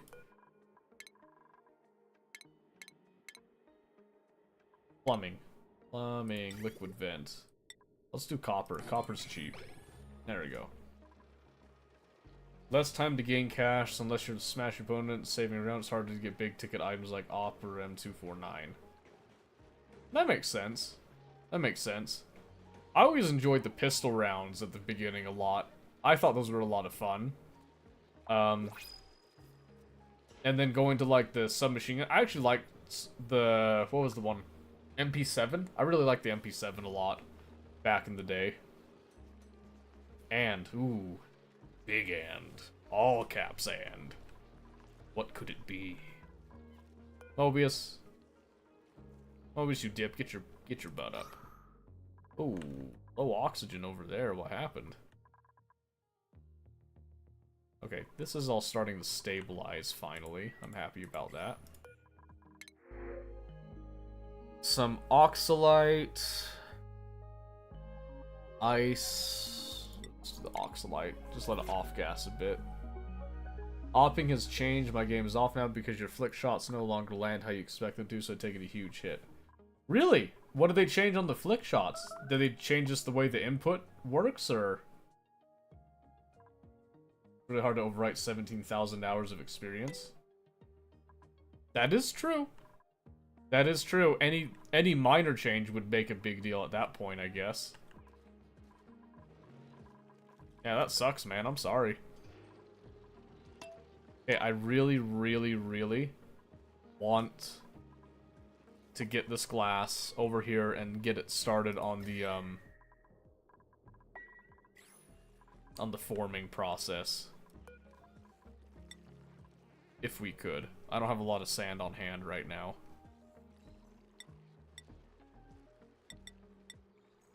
So let's see.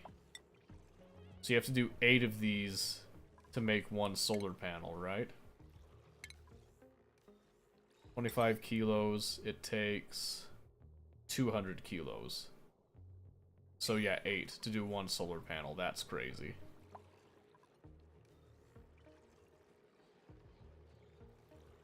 With the new sub-tick system, the shot timings are off. Really? Hang on. Okay. They're off by that much, huh? Okay, I'm over here adding more stuff to the power when I need to solve the powers system. I have to go find the proper explanation of what's happening so I don't explain it wrong. Oh, sure. Yeah, no problem. Few things changed? Okay. Yeah, no problem. I was gonna say, I enjoy Counter-Strike. I just never went pro in it because I suck. Wait. What do you mean food? You're fine. Stop whining over here. Jeez. Unreal. Can you believe them? Let's see. Okay, good drainage down here. It did unfortunately get into my uranium shenanigans over here, but that's okay, I guess. That's okay. That's a gold volcano. CO2 geyser, I guess. Don't know why I need that, but there's 2 cobalt volcanoes right there. I swear there was a third one somewhere, but I've got 2 cobalt, bare minimum. I've got 2 gold volcanoes as well. That's a lot of refined metal to go off of. So I'm trying to decide exactly how to handle it. Or if it's even, like, worth handling right now.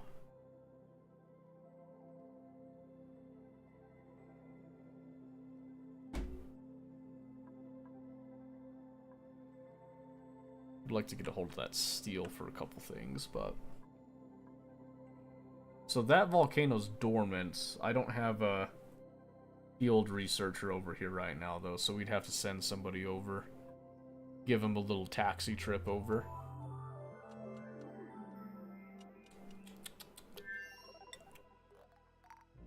That one I might have to do on my own time. We'll see.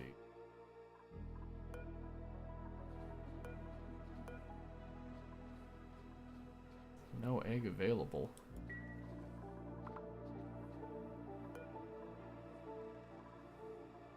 Wait, how come these... Are the grooming stations not getting... Oh, ho, ho, ho, ho, ho. Okay. So we need to calm these down just a little bit. Okay. Shoots exactly where you clicked, but the game plays the shot animations on a tick system like CSGO. Your shot will land at a different spot since the animation is not synced with your shot, but rather the tick system causing flick shots to feel wonky.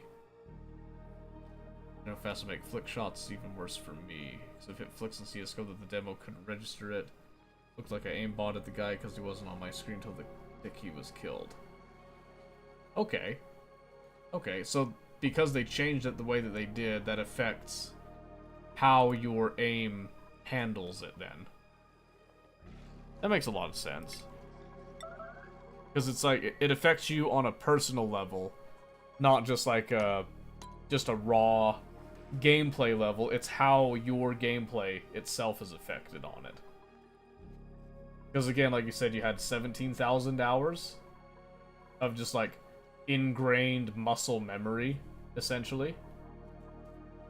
Like in CSGO, shot was synced with the animation, but now it's not. Alright, so is that on purpose, or is that just a result of the, of them updating it? What did you false alarm me for over here? Huh? What's with that? I put the beer crate and it's working. Well, yeah. Yeah, of course it's working, Red. I recommend doing 2 beer crates if you're gonna go that route, just to distribute the weight. Result is subtick. Okay. I sent pick.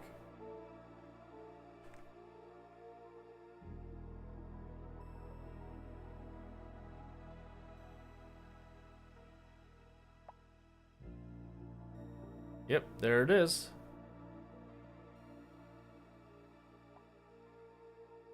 Yeah, like I said, I would probably just like give it a little bit more. Probably mostly on like, not like going this way, but on the head bit of it, since a lot of the weight goes over to that point with it. But that looks like it's got a good even distribution on the weight, so I think that's fine. Looks fine to me. I think I have another one. If you do, I would recommend it.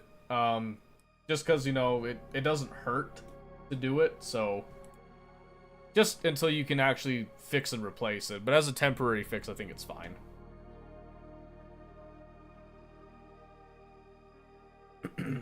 Still have an aim rating of 91, can still hold my own, but I'm way less consistent when opping and scouting. That's fair. That's fair. So, I guess I'm not sure. So when you're on a tournament, are you playing on a team? Or is this like you're a solo that you kind of like, you go to tournaments and stuff? Because if you have a team, are you working with your team to like adapt your strategy with it? I guess I never got like exactly how far pro you are in the tournament scene with it. Not in a team? Okay, so you just do personal tournaments that you get like, at least anymore. Well, yeah, that's fair. But you're just doing like personal tournaments. Not pro? Are you talking like you're pro? I'm gonna believe you're pro. I've assigned you as a pro. It's a bit taller than support on the sides, so the height of the bed isn't really even, but it's not an issue for me. Well, if it's actually just temporary, then yeah, it won't be an issue. Just make sure that you actually, you know, you have access to tools, make the replacement part, use the part that broke as a template, and get her done. Get her gone. I played as much as the pros. 17k hours ain't something to scoff at. That is true. That is a lot of time to play a game. That is a lot of hours put in.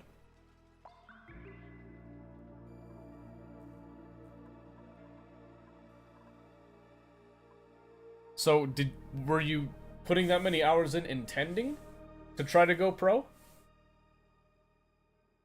Bed frames are expensive, so I don't think I'll buy another one. I never said buy another one. Make one. You got access to tools, make one. Seriously, it's not that crazy of an idea. I'm just saying. Did you make your own? Yeah. Did we miss that entire conversation from before?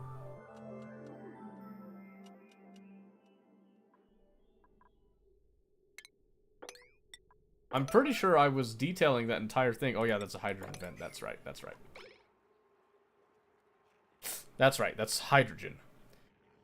That's our power source on this planet. It's gonna be hydrogen. I need to actually secure that hydrogen, so.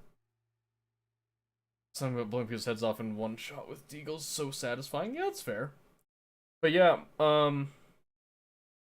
my father made my bed frame, but I've made stuff of my own before. I mean, I've said this before, but this This bookshelf right here that you see, this darker one, made out of mahogany, I made that way back in high school, actually, in a woodshop class. So that thing is now... Ooh, how old is it? It's 2024.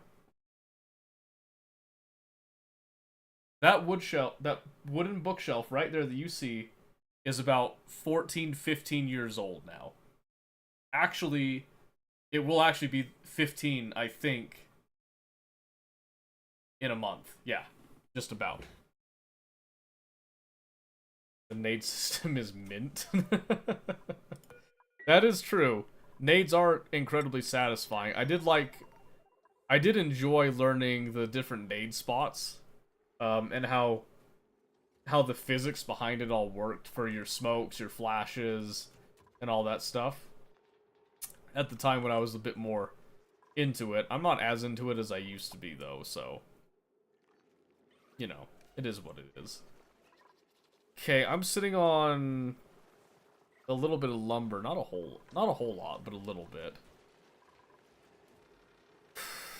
I'm trying to think here. Although, what was the game that had a... There was another nade system I really liked, actually.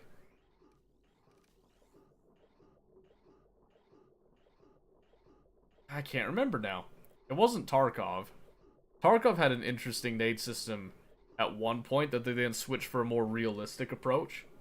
Which, I like the realistic approach, but... I can't think of it now. No, the plastic tables you fold. You know, that's one. Remove the plastic. Put a wooden plate instead. I think it'll look better because I hate plastic. Well, so... Yeah, I would say... Yeah. Build a wooden desk. There's nothing wrong with it. I think wooden desks look fantastic. That's just me, though. Found the table on the road, took it home with me. Well, then just use the table to help you facilitate making a higher quality desk. I had to start a new save on Oni because I was running at 6 FPS on my old save. Couldn't take it anymore. That was at cycle 250. 250?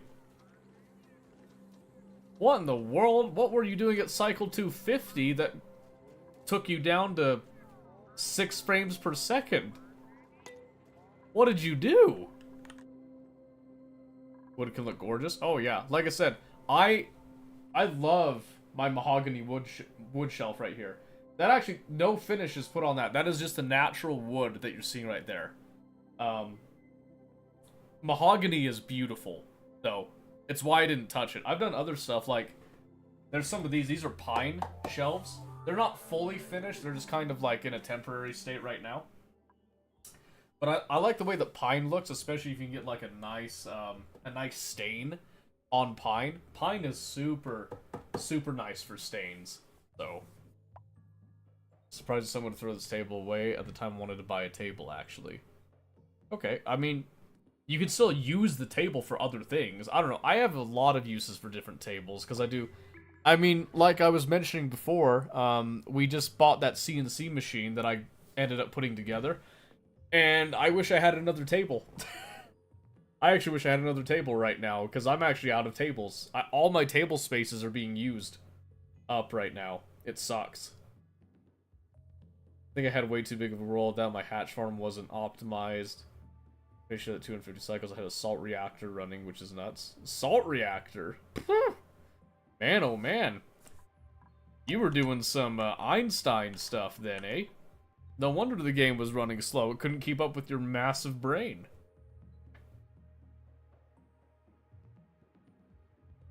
Wonder Twig showed me a new way to do a liquid lock that can pull in liquids at stupidly fast rates. Really? Is it that one method that uses the Escher waterfall? What was that noise? I just get like a notification? Where'd that come from? No? We're good? Okay. Oh wait, so this is done finally. Yeah, so this is just going to be a super small one, so what I'm thinking... Because this is just for trying to get some data... So we do a solo spacefarer. nose cone. Do I need to give it anything?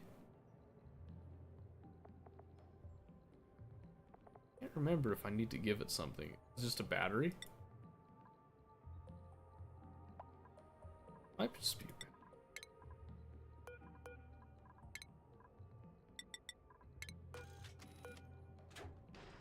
I can't remember what I do for research rockets now. I actually can't remember what I do now. I might have to relook at that. Crazy. Yes? Never heard of an Escher waterfall before, so that kind of blew my mind. Yeah, it's actually really fascinating how it works, because it's like... It's a weird little trick that has like some physics that actually go into it, but then it also breaks physics at the same time. So it's really funny with it. But yeah, it is a ridiculously fast way of doing liquid transfer. But you can't always use it. Sometimes you have to just do the pumping method, which sucks, but... Not sure what kind of wood I want to use. Do you have any recommendations? Does not matter. Mine works at a wood market, so I kind of have access to this stuff. Just a wood that you like. I recommend a hardwood. Just make sure that you get some sort of a hardwood. Beyond that, you know, go ham. Do whatever you want. Pine's a common choice. Pine's usually, you know, relatively cheap. I say usually because in today's economy, it may not be that cheap. I don't know what wood prices go for recently. I'm not as familiar as I used to be with wood prices all the time, but, you know, pine's a pretty decent one. Like I said, mahogany is fun. I like mahogany, but mahogany can get expensive. Cedar is a good wood. I really like cedar. That redwood type of look with it is really, really smooth and nice. Another wood that's like, if you want to do decorations, so this isn't like for a table, basswood is really good. Nice soft wood. It's, you know, pliable. You can use it for a bunch of different things, but yeah, you know, like, just do whatever you want. But I'd say for a desk, hardwood. Had my uncle make a table for my friend. Would you like to see it? Sure, yeah, no doubt. Send it. I'm using it in my infinite liquid storage blocks now, so I have a ton more throughput. This before I was limited by a single vent. That design was meant to be as compact as possible. Oh yeah, that's fair. Yeah, I'm not doing any infinite storage on this particular run right here. And I'm gonna be honest, it is kind of hard. It's kind of hard to, like, not fall into that habit because infinite storage is just so good. Who's starving? Shouldn't be starving. Oh, you're just pissed off. Oh, poor baby. What a baby. Alright, let's have a look at this. Okay, simple. That pallet wood? That actually looks a lot like pallet wood. Or something similar. It has like that, it has some weather to it. Is it pallet wood? That's actually really nice looking pallets. I'm still playing super modded, so... Oh, okay, that's fair. I don't usually play modded. I actually don't mod games all that often unless I'm, like, super bored in them. Actually fixed 3 mods, one of them published my fix. Nice! Good on you! I didn't know that you were programming with it. He wanted something simple for his desk. Yeah, I mean, pallet wood works. You can find pallets literally everywhere. If you're starting off with woodworking, pallet wood is one of the greatest, you know, sources of free wood. Well, free or extremely cheap wood that you can get. Like, there is nothing wrong with using pallets in my eyes. Although that does remind me, I saw a really funny video the other day. What was it? I think it was, oh, let me see if I can find it.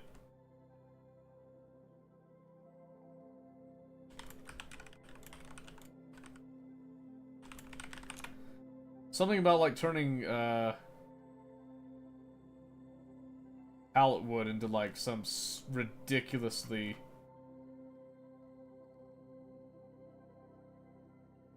Oh, it's right here, I think. Alright, so let me come back. Let's back it up here first. So, first off, when you're searching for this, sold $1,360, turning 3 free pallets into a $1,360 desk, okay? Sounds amazing, right? So, if you go on to go look this, you can go look this later, but I'm just going to show you here. Have a look at this.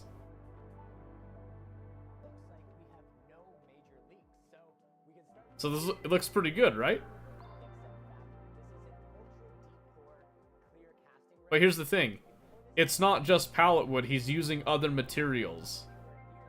So the title is a little bit misleading because it's implying that you're just turning 3 free pallets and then no other extra steps in with it.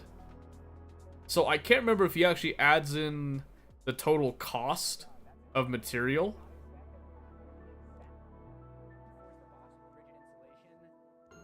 So he is like tracking his time with it. Oh, here we go. There's the... I think that's the bill of materials. There we go, okay. So he does show the total material cost. I must be thinking of a different one, so he actually does a really good job. There was another one that, instead of this big table, he ended up making like this really small table, and he sold it for like $2,000 to a guy. And it was like an end table thing. It was like, yeah, it was nice looking, but it wasn't $2,000. You know what I mean? So this one, I mean, this one turned out really good. I forgot about this one. I definitely recommend going and checking that one out. That was really good.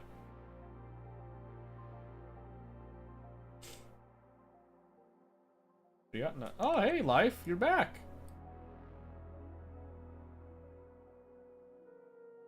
My juice? Soka? What juice? Can I post links? I can send link to the website so you can support. I can geek out a bit. Sure. Yeah, go ahead. I always take pallets whenever I can get my hands on it, so I have a lot on my yard. Do you do anything with the pallets, or are they just collecting and just sitting there?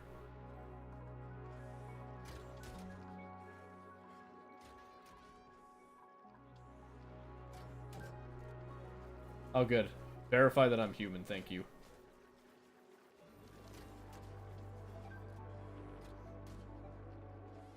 Kawata. DT remove aim assist, HD remover. It's been a little under 1,200 hours since something last broke.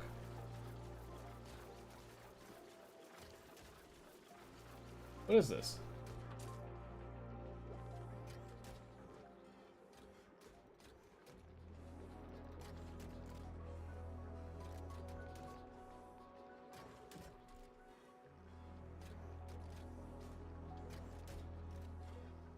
I'm doing something soon, not sure what I want to do yet. Well, just start doing projects.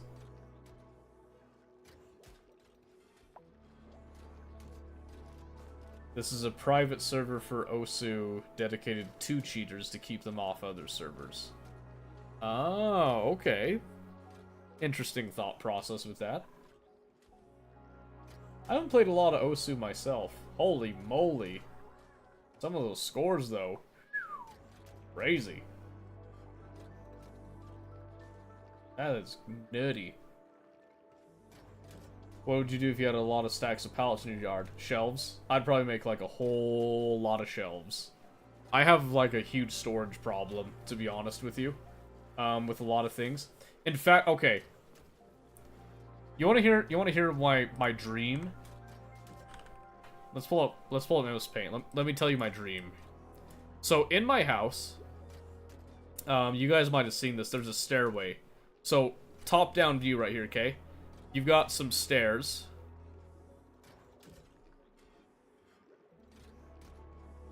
So let's see if I can kind of show you here. Obviously, like, completely accurate drawing here, by the way. So you got these stairs going down, okay? Just kind of, like, demonstrate what's going on here. So you got these stairs that are going down, which is, like, pretty normal. But right here on this wall in particular, maybe I should do Let's do green, actually, just to kind of differentiate it. On this wall in particular, it's a huge, tall wall, right? Just massive. This has nothing on it. There's been some ideas that, that we do, like, artwork and stuff. Here's my idea, okay? This is something that I want to do with it. Here's my idea, okay? I want to create a storage system. So, let's say that this represents the wall itself, okay? And I pretty much just want to make, like, a grid system. So it just goes across like this, and this is just up on the wall, okay? And yeah, I know, I went to art school. 100%. So grid system like this, so you have a bunch of boxes. Depth is negotiable. But what I'd want to do is I want to set up a gantry and an automated system that could actually keep track of what is where. And then you have a little workstation. So right here, this is the top of the landing, okay? So just in red, just to kind of show you where the landing bit is. And then here is where your collection and drop-off point would be. And it would be able to navigate this entire system. That's what I want to do. Is it feasible right now? No. I don't have the time to do it. But later? Yeah, I totally want to do it. Had to completely redo our entire server at the end of last year, front and back end. Man, that sucks. I'm sorry. For some reason, the server was getting exponentially slower. Not an exaggeration, so I don't know why this is the case. So, was it getting slower because of use? Like, were you seeing a lot more traffic on the server? So to speak? That's like one starting place. No? Really? It was not that? Okay. In-house servers or rented servers? Like, are you deploying them on a cloud?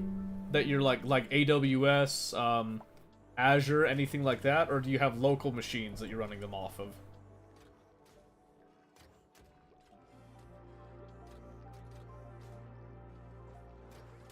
Because that'd be the other thing to consider with it. But yeah, I want like just a one big old gantry for all this. And essentially it would be able to like kind of pull out shelves. If I had my way with it. Pull out shelves and bring the whole shelf down to you to then inspect and, you know, tweak and all that. Change what's in and out. You then type in on a little screen what you want out of it. Or what you're taking out, and then type in anything that you put in. And then you just have it, it'll just take it right back to, you know, probably just a super basic designation. We just have like letters on the side, A, B, C, so on, and then 0, 1, 2, so on, type of thing. That's something that I would like to do. So with pallet wood, I could easily make the infrastructure for that, and then I could afford the electronics and the aluminum pieces that I would need for the actual gantry itself. And then I'd also have to probably design my own actual, like, grab system, where it'd be like a claw grip. It could be a fork lift type of thing. There's a couple different ways that I could do it, but that's a deep into the future want that I want to design and do that, so long ways away. Long ways away to do that. But I really like making stuff. So, for me, in fact, so I like something like this, too, for my screws. But right now, this is just a little pull tab. I actually inherited this storage system from my grandpa, who died a couple years ago. And I like these, but I want something bigger, and I want it something that it can actually access a bunch of small boxes like this, and then it can just pull out the screws, bring them down to me. I can take out however many I want, then have it just set it back in and all that. So, Automod, you suck. Oh, what did Automod do? I missed it.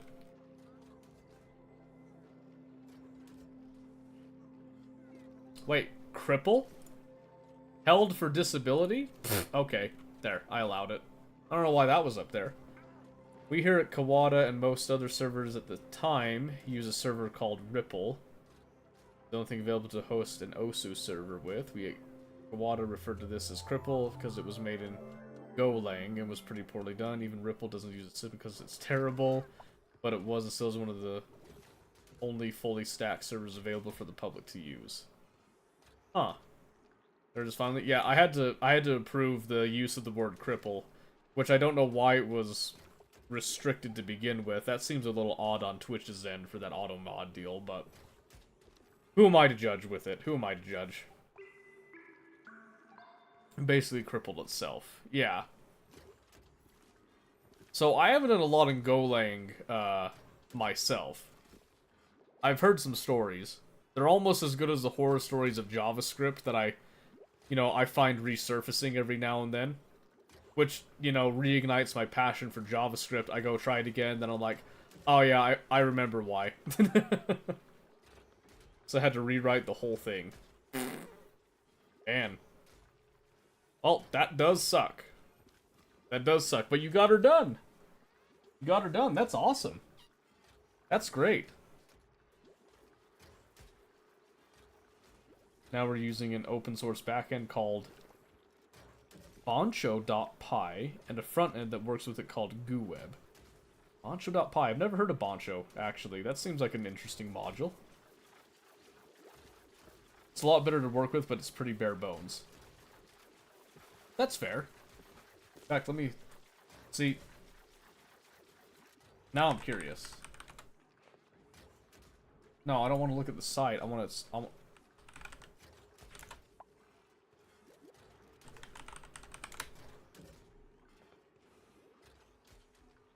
There we go.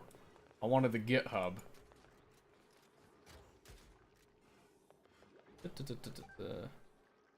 An in-progress OSU server implementation for developers of all levels of experience interested in hosting their own private server instances. Developed by the Akatsuki team. Nice Naruto reference, I like that.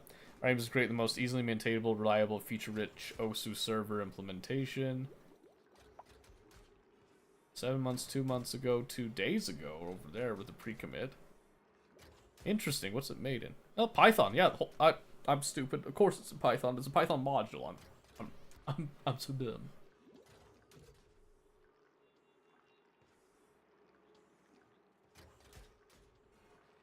Like most of what you see on the website is new. Yeah, so over here on the website itself, all of this is new. I like the color coding on it, by the way. I think it's very clean. I mean, because when I was over here looking at the home page, that's super cute, by the way. I really like that. I was gonna say, everything looks fine to me. Looks very clean, very well set up. It's colorful, but it's not like bleeding my eyes colorful. You know what I mean? So I really like that. What was I looking at over here? Type Fantastic Loki. Sure, I'll look at your GitHub. Fantastic Loki.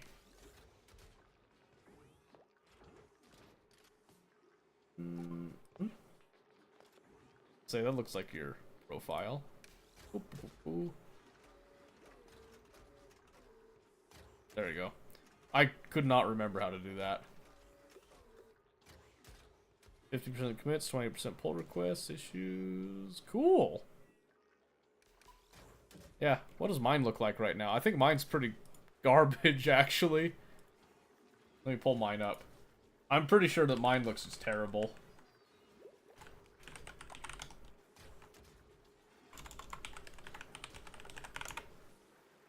I've just been so busy recently.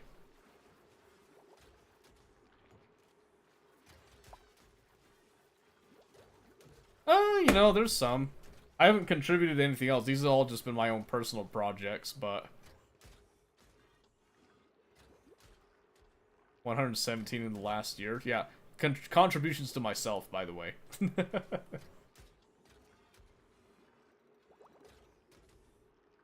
And so you've actually contributed to other people's repositories, not just doing your own thing. So good on you. You got achievements too. Look at you go. Look at you go. Hey, you were busy. You got busy on April 9th. What in the world? So committed.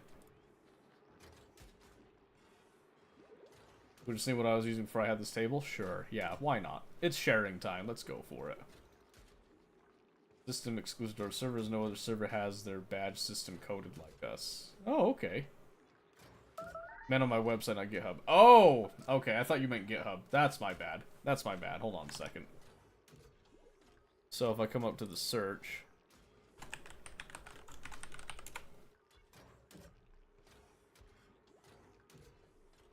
So, boop. Hey, it's not bad. There you go. Got the ranks, you got some stats there on the side. I like the stats. Best scores. Recent scores, that's good. Hey, let's talk about that.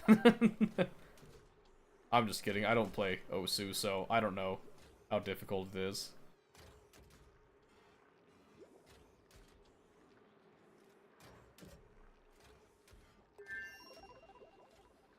Most of my stuff in GitHub doesn't even show since it's all inside an organization. Oh, that's fair.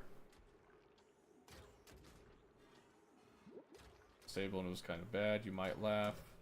Oh, sure, of course. Oh, hold on. My chat just bugged. We do our docs differently too. View app, not a dedicated page, so viewable on any page. Done really nice, very cleanly. Okay. Well, let's have a look at red stuff since we're not even playing games anymore.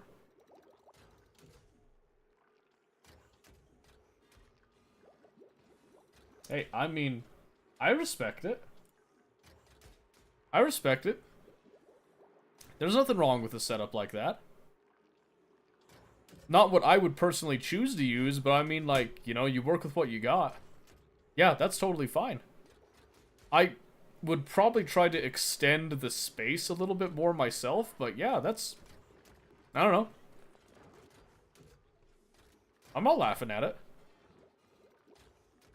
I am laughing that you have a whole lot of stuff underneath it right there, you know, no feet space, but that happens sometimes. That happens sometimes.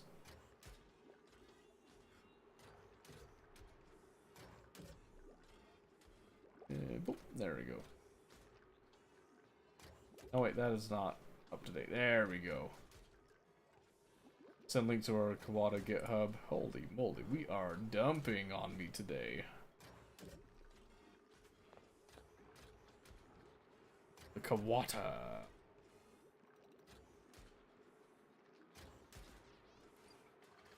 Is it the Kawada.py or is it the Kawada web? Oh wait, that's the Boncho.py. Kawaweb. Realistic panel. There you go. Front end appearance. Oh, okay, there's the front end. Old pig moving stuff around my room. Oh yeah, that's fine.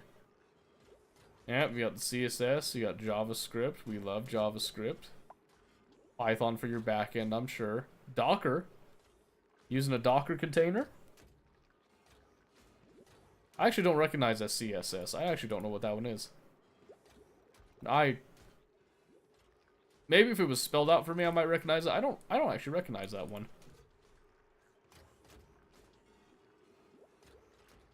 Server's fully Dockerized now. Okay. It was all done in the VM before. Oh, really? Nice upgrade. I would imagine so. Yeah, Docker containers are pretty top notch. I'm not gonna lie to you.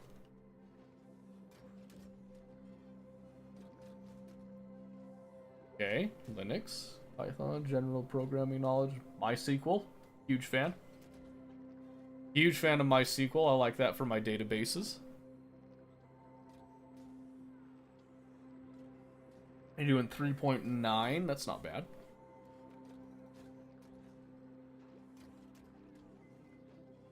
Nice. You detail the directory structure. Yeah, that's actually really good documentation. Yeah, that's actually super clean on the documentation. Just look at commits. Oh no, do I dare look at commits? Oh my word, it's been a while since I've looked at straight commits. Where do I go again? Where do I go again? Do I have to click on this? I think I click on that. Nope.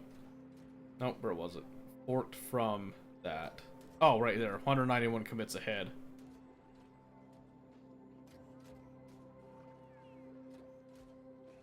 Files changed. October, December. Holy moly.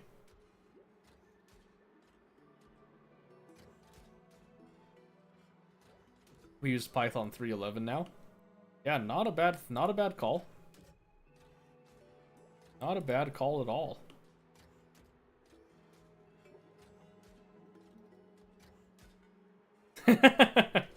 There you go. Fixed error when user tries to log into non-existent credentials. That's a good error to fix. That's a very good error to fix, I would say.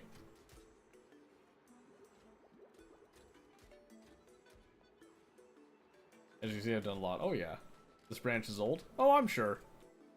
I'm sure. Working on rebasing it. There you go. That's awesome. So you do this for Osu. Is this just like a personal side project that you do, or do you actually do that as like a business? Oh, meteor showers. Okay, nothing to worry about. That's pretty sweet if it's a business. That seems like it's an actual enjoyable thing to do. Wait a second. Okay, there's no meteor shower here, I remember now. Unreachable. Oh, yeah, that's right. That's right, we have to come up.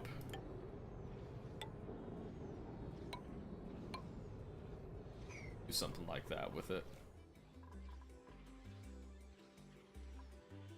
What time is it?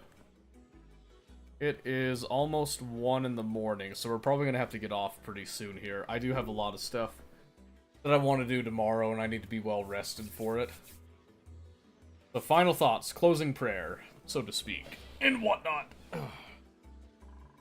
I got caught up in the sauce on that, so we didn't get as much done here as I wanted to get done. In fact, I was gonna look at. Let's see. Let me get this worksheet set up real quick. Let's see. It was Florona, I believe. Was it Florona requirements? Yes, Florona. So we need to be looking at this. I've seen people use wood to make cases for their PC, but is that really a good idea?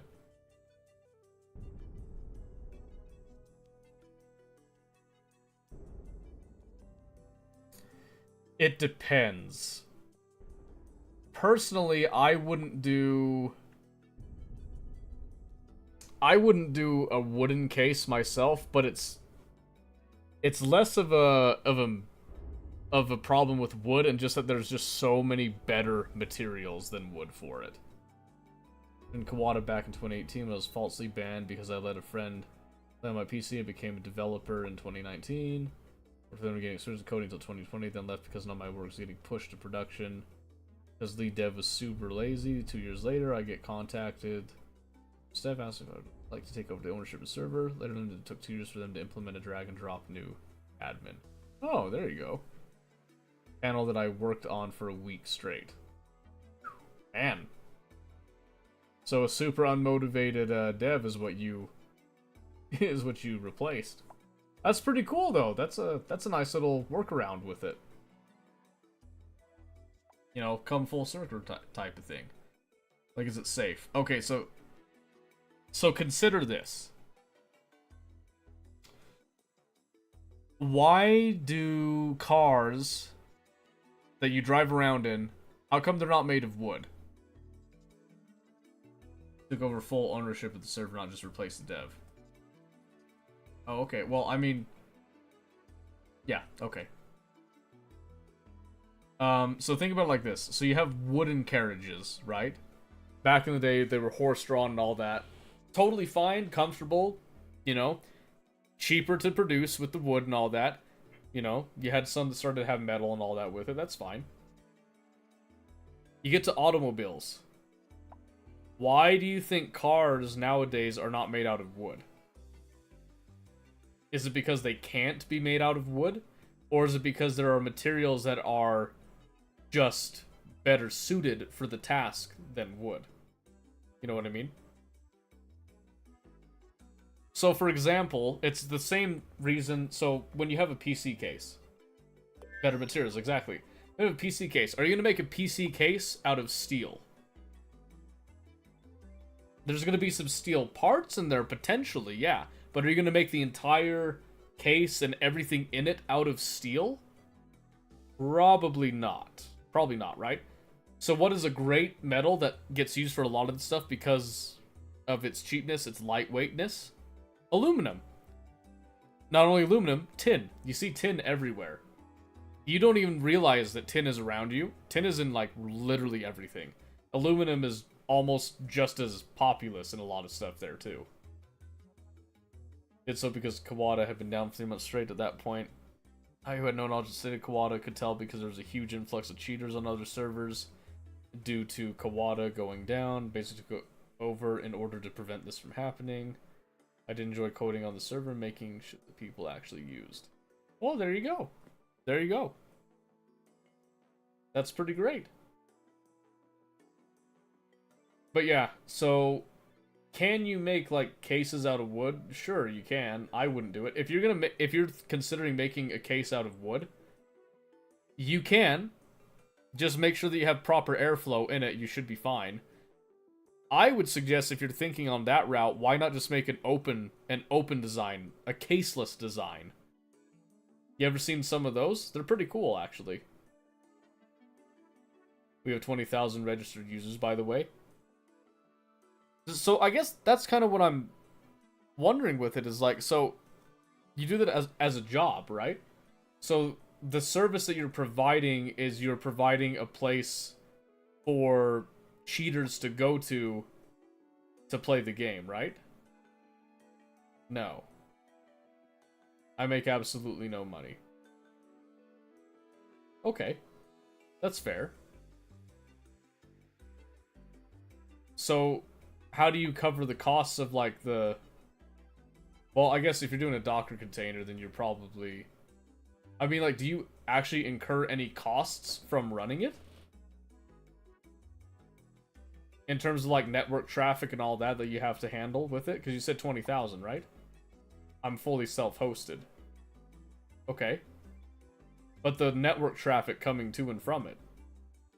Like, how do you handle that traffic?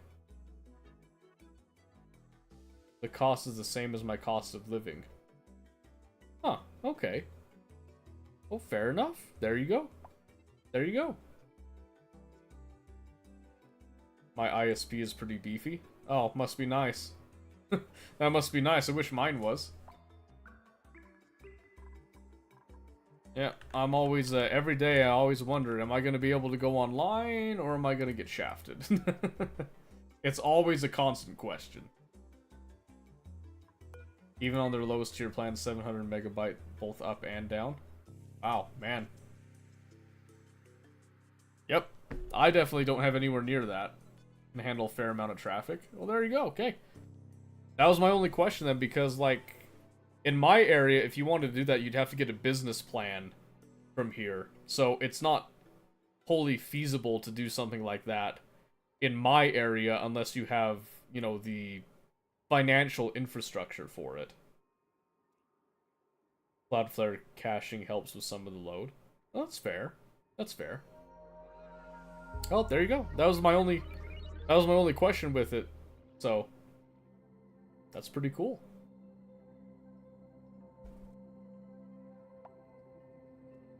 Let's see. Okay. I think the baby is going to be waking up pretty soon here, so I am probably going to be heading off and getting up there just to be on standby for her. And I think I'm going to go try to finish off the last of that CNC machine on the spoil board. Biggest pain is the networking, though, making sure shit's secure since it's on my home network. Yeah, I would imagine so. Do you have a DMZ set up? Or do you just have it going, I guess I don't know exactly how your infrastructure's set up for it.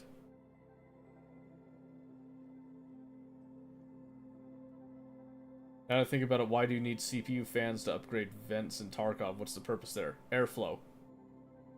Airflow. You're using the CPU fans to upgrade your vents in a besieged area where you don't have dedicated, like, conventional fans. You're cobbling together the pieces to make your own fans. That's how vents work. So a ventilation system requires vents. Well, it requires fans to kind of help push air to different areas and all that. So, for example, like, this game's actually a pretty good way to show that. So, for example, in a game like this, you've got your pumps, which then put gases into pipes, and the pipe just moves things along, okay? They just know where to go. In real life, just because a gas is in a pipe does not mean that it knows exactly where to go. It's going to follow the pipe, but then it might come along somewhere and say, hey, I could go all these different directions. If you have fans that actually help to push air around, then it's going to be able to go around. Wouldn't the CPU be too small? You're not... It's more than one CPU fan. I don't know if you noticed that. You're getting a lot of CPU fans for the craft, okay? But you have to understand that it's also a game. The game also tells you that if you take a Vepr AK, which is a semi-auto carbine, and you have a Leatherman tool, and this special tiny little muzzle device, and you slap those together, you have somehow made that Vepr into a fully automatic AKM.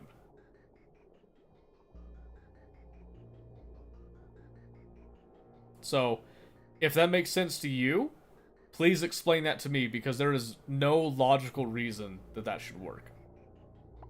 The way that the guns work and all that just doesn't make any sense. So you have to kind of have a little bit of, what? You gotta give a little bit, I guess, with Tarkov on that. It's the same reason that, like, you can pull power cords apart to get some of the wires, right? And then you can take some of those wires into a craft that then makes those power cords, and then you then produce more wires out of that.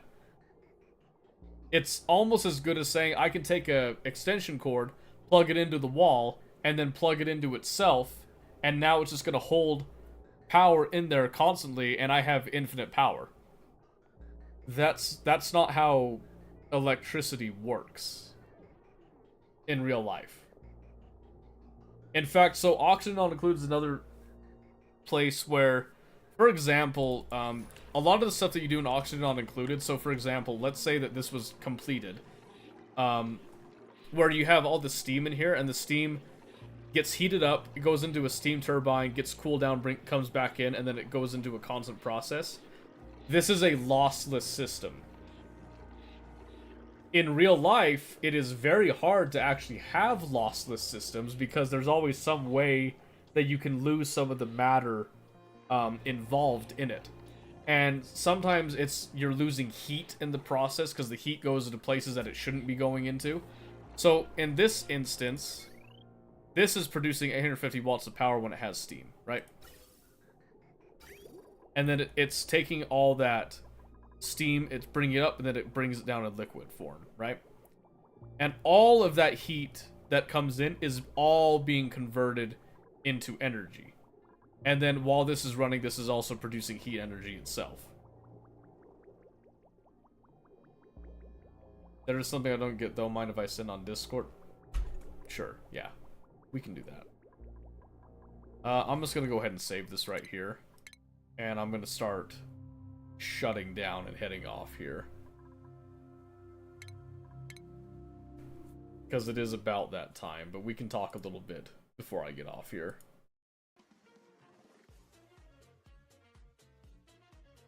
I did not mean to click on that. I don't want Outlook.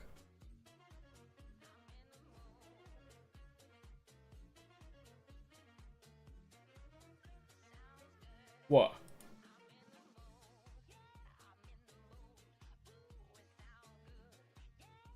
Yeah, what about this? What do you not get about this?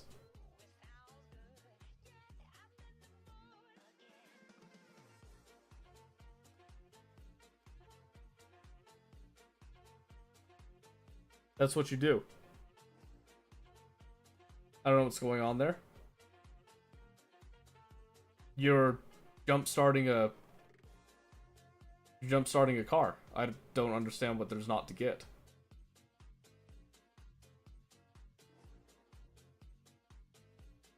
You talking about the red circle? This?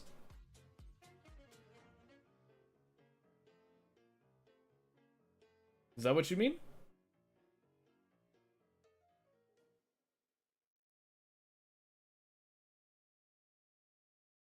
Red circle? Okay. So a lot of people, they think that when you're jump starting a car, that you want to connect, you know, positive, positive, negative to negative.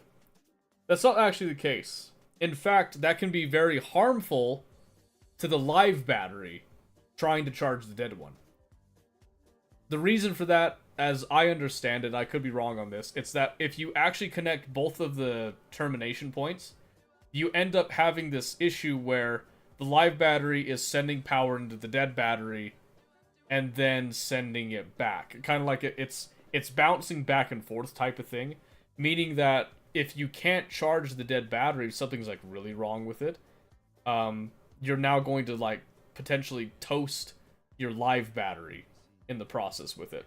So the reason that you're taking the negative terminal end for the dead battery side and you're actually hooking it up to a metal part of the chassis of the car that you're trying to jumpstart.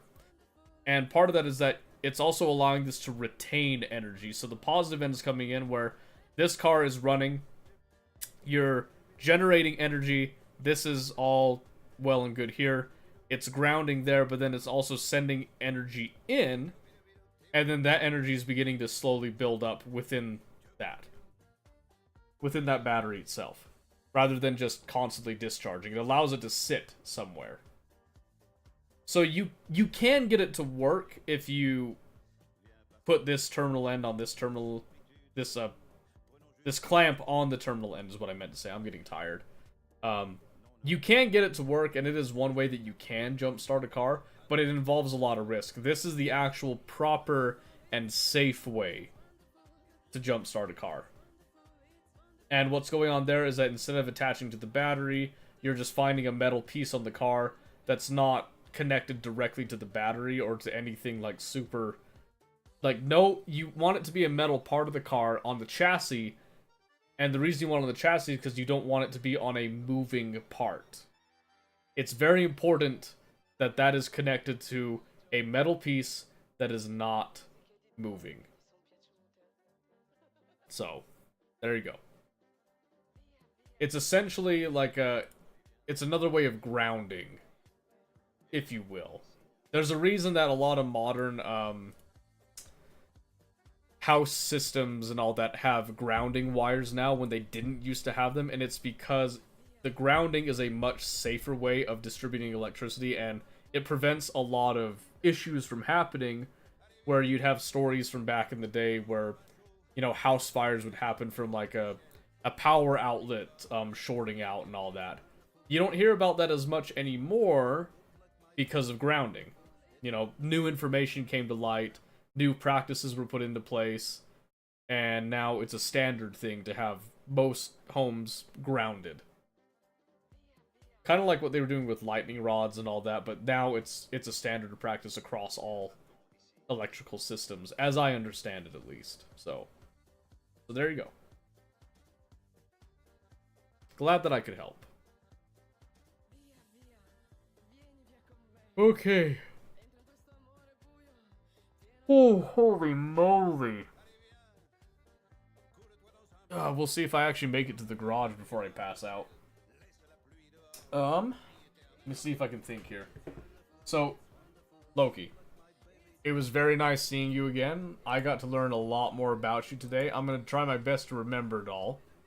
You're going to have to forgive me if I forget some of it. It has been a while, but it is very cool to hear more about what you do in your spare time, essentially. Because you're essentially an open source dev. So, you're doing a service, you are doing something that you love, and that is commendable. That is commendable, I think.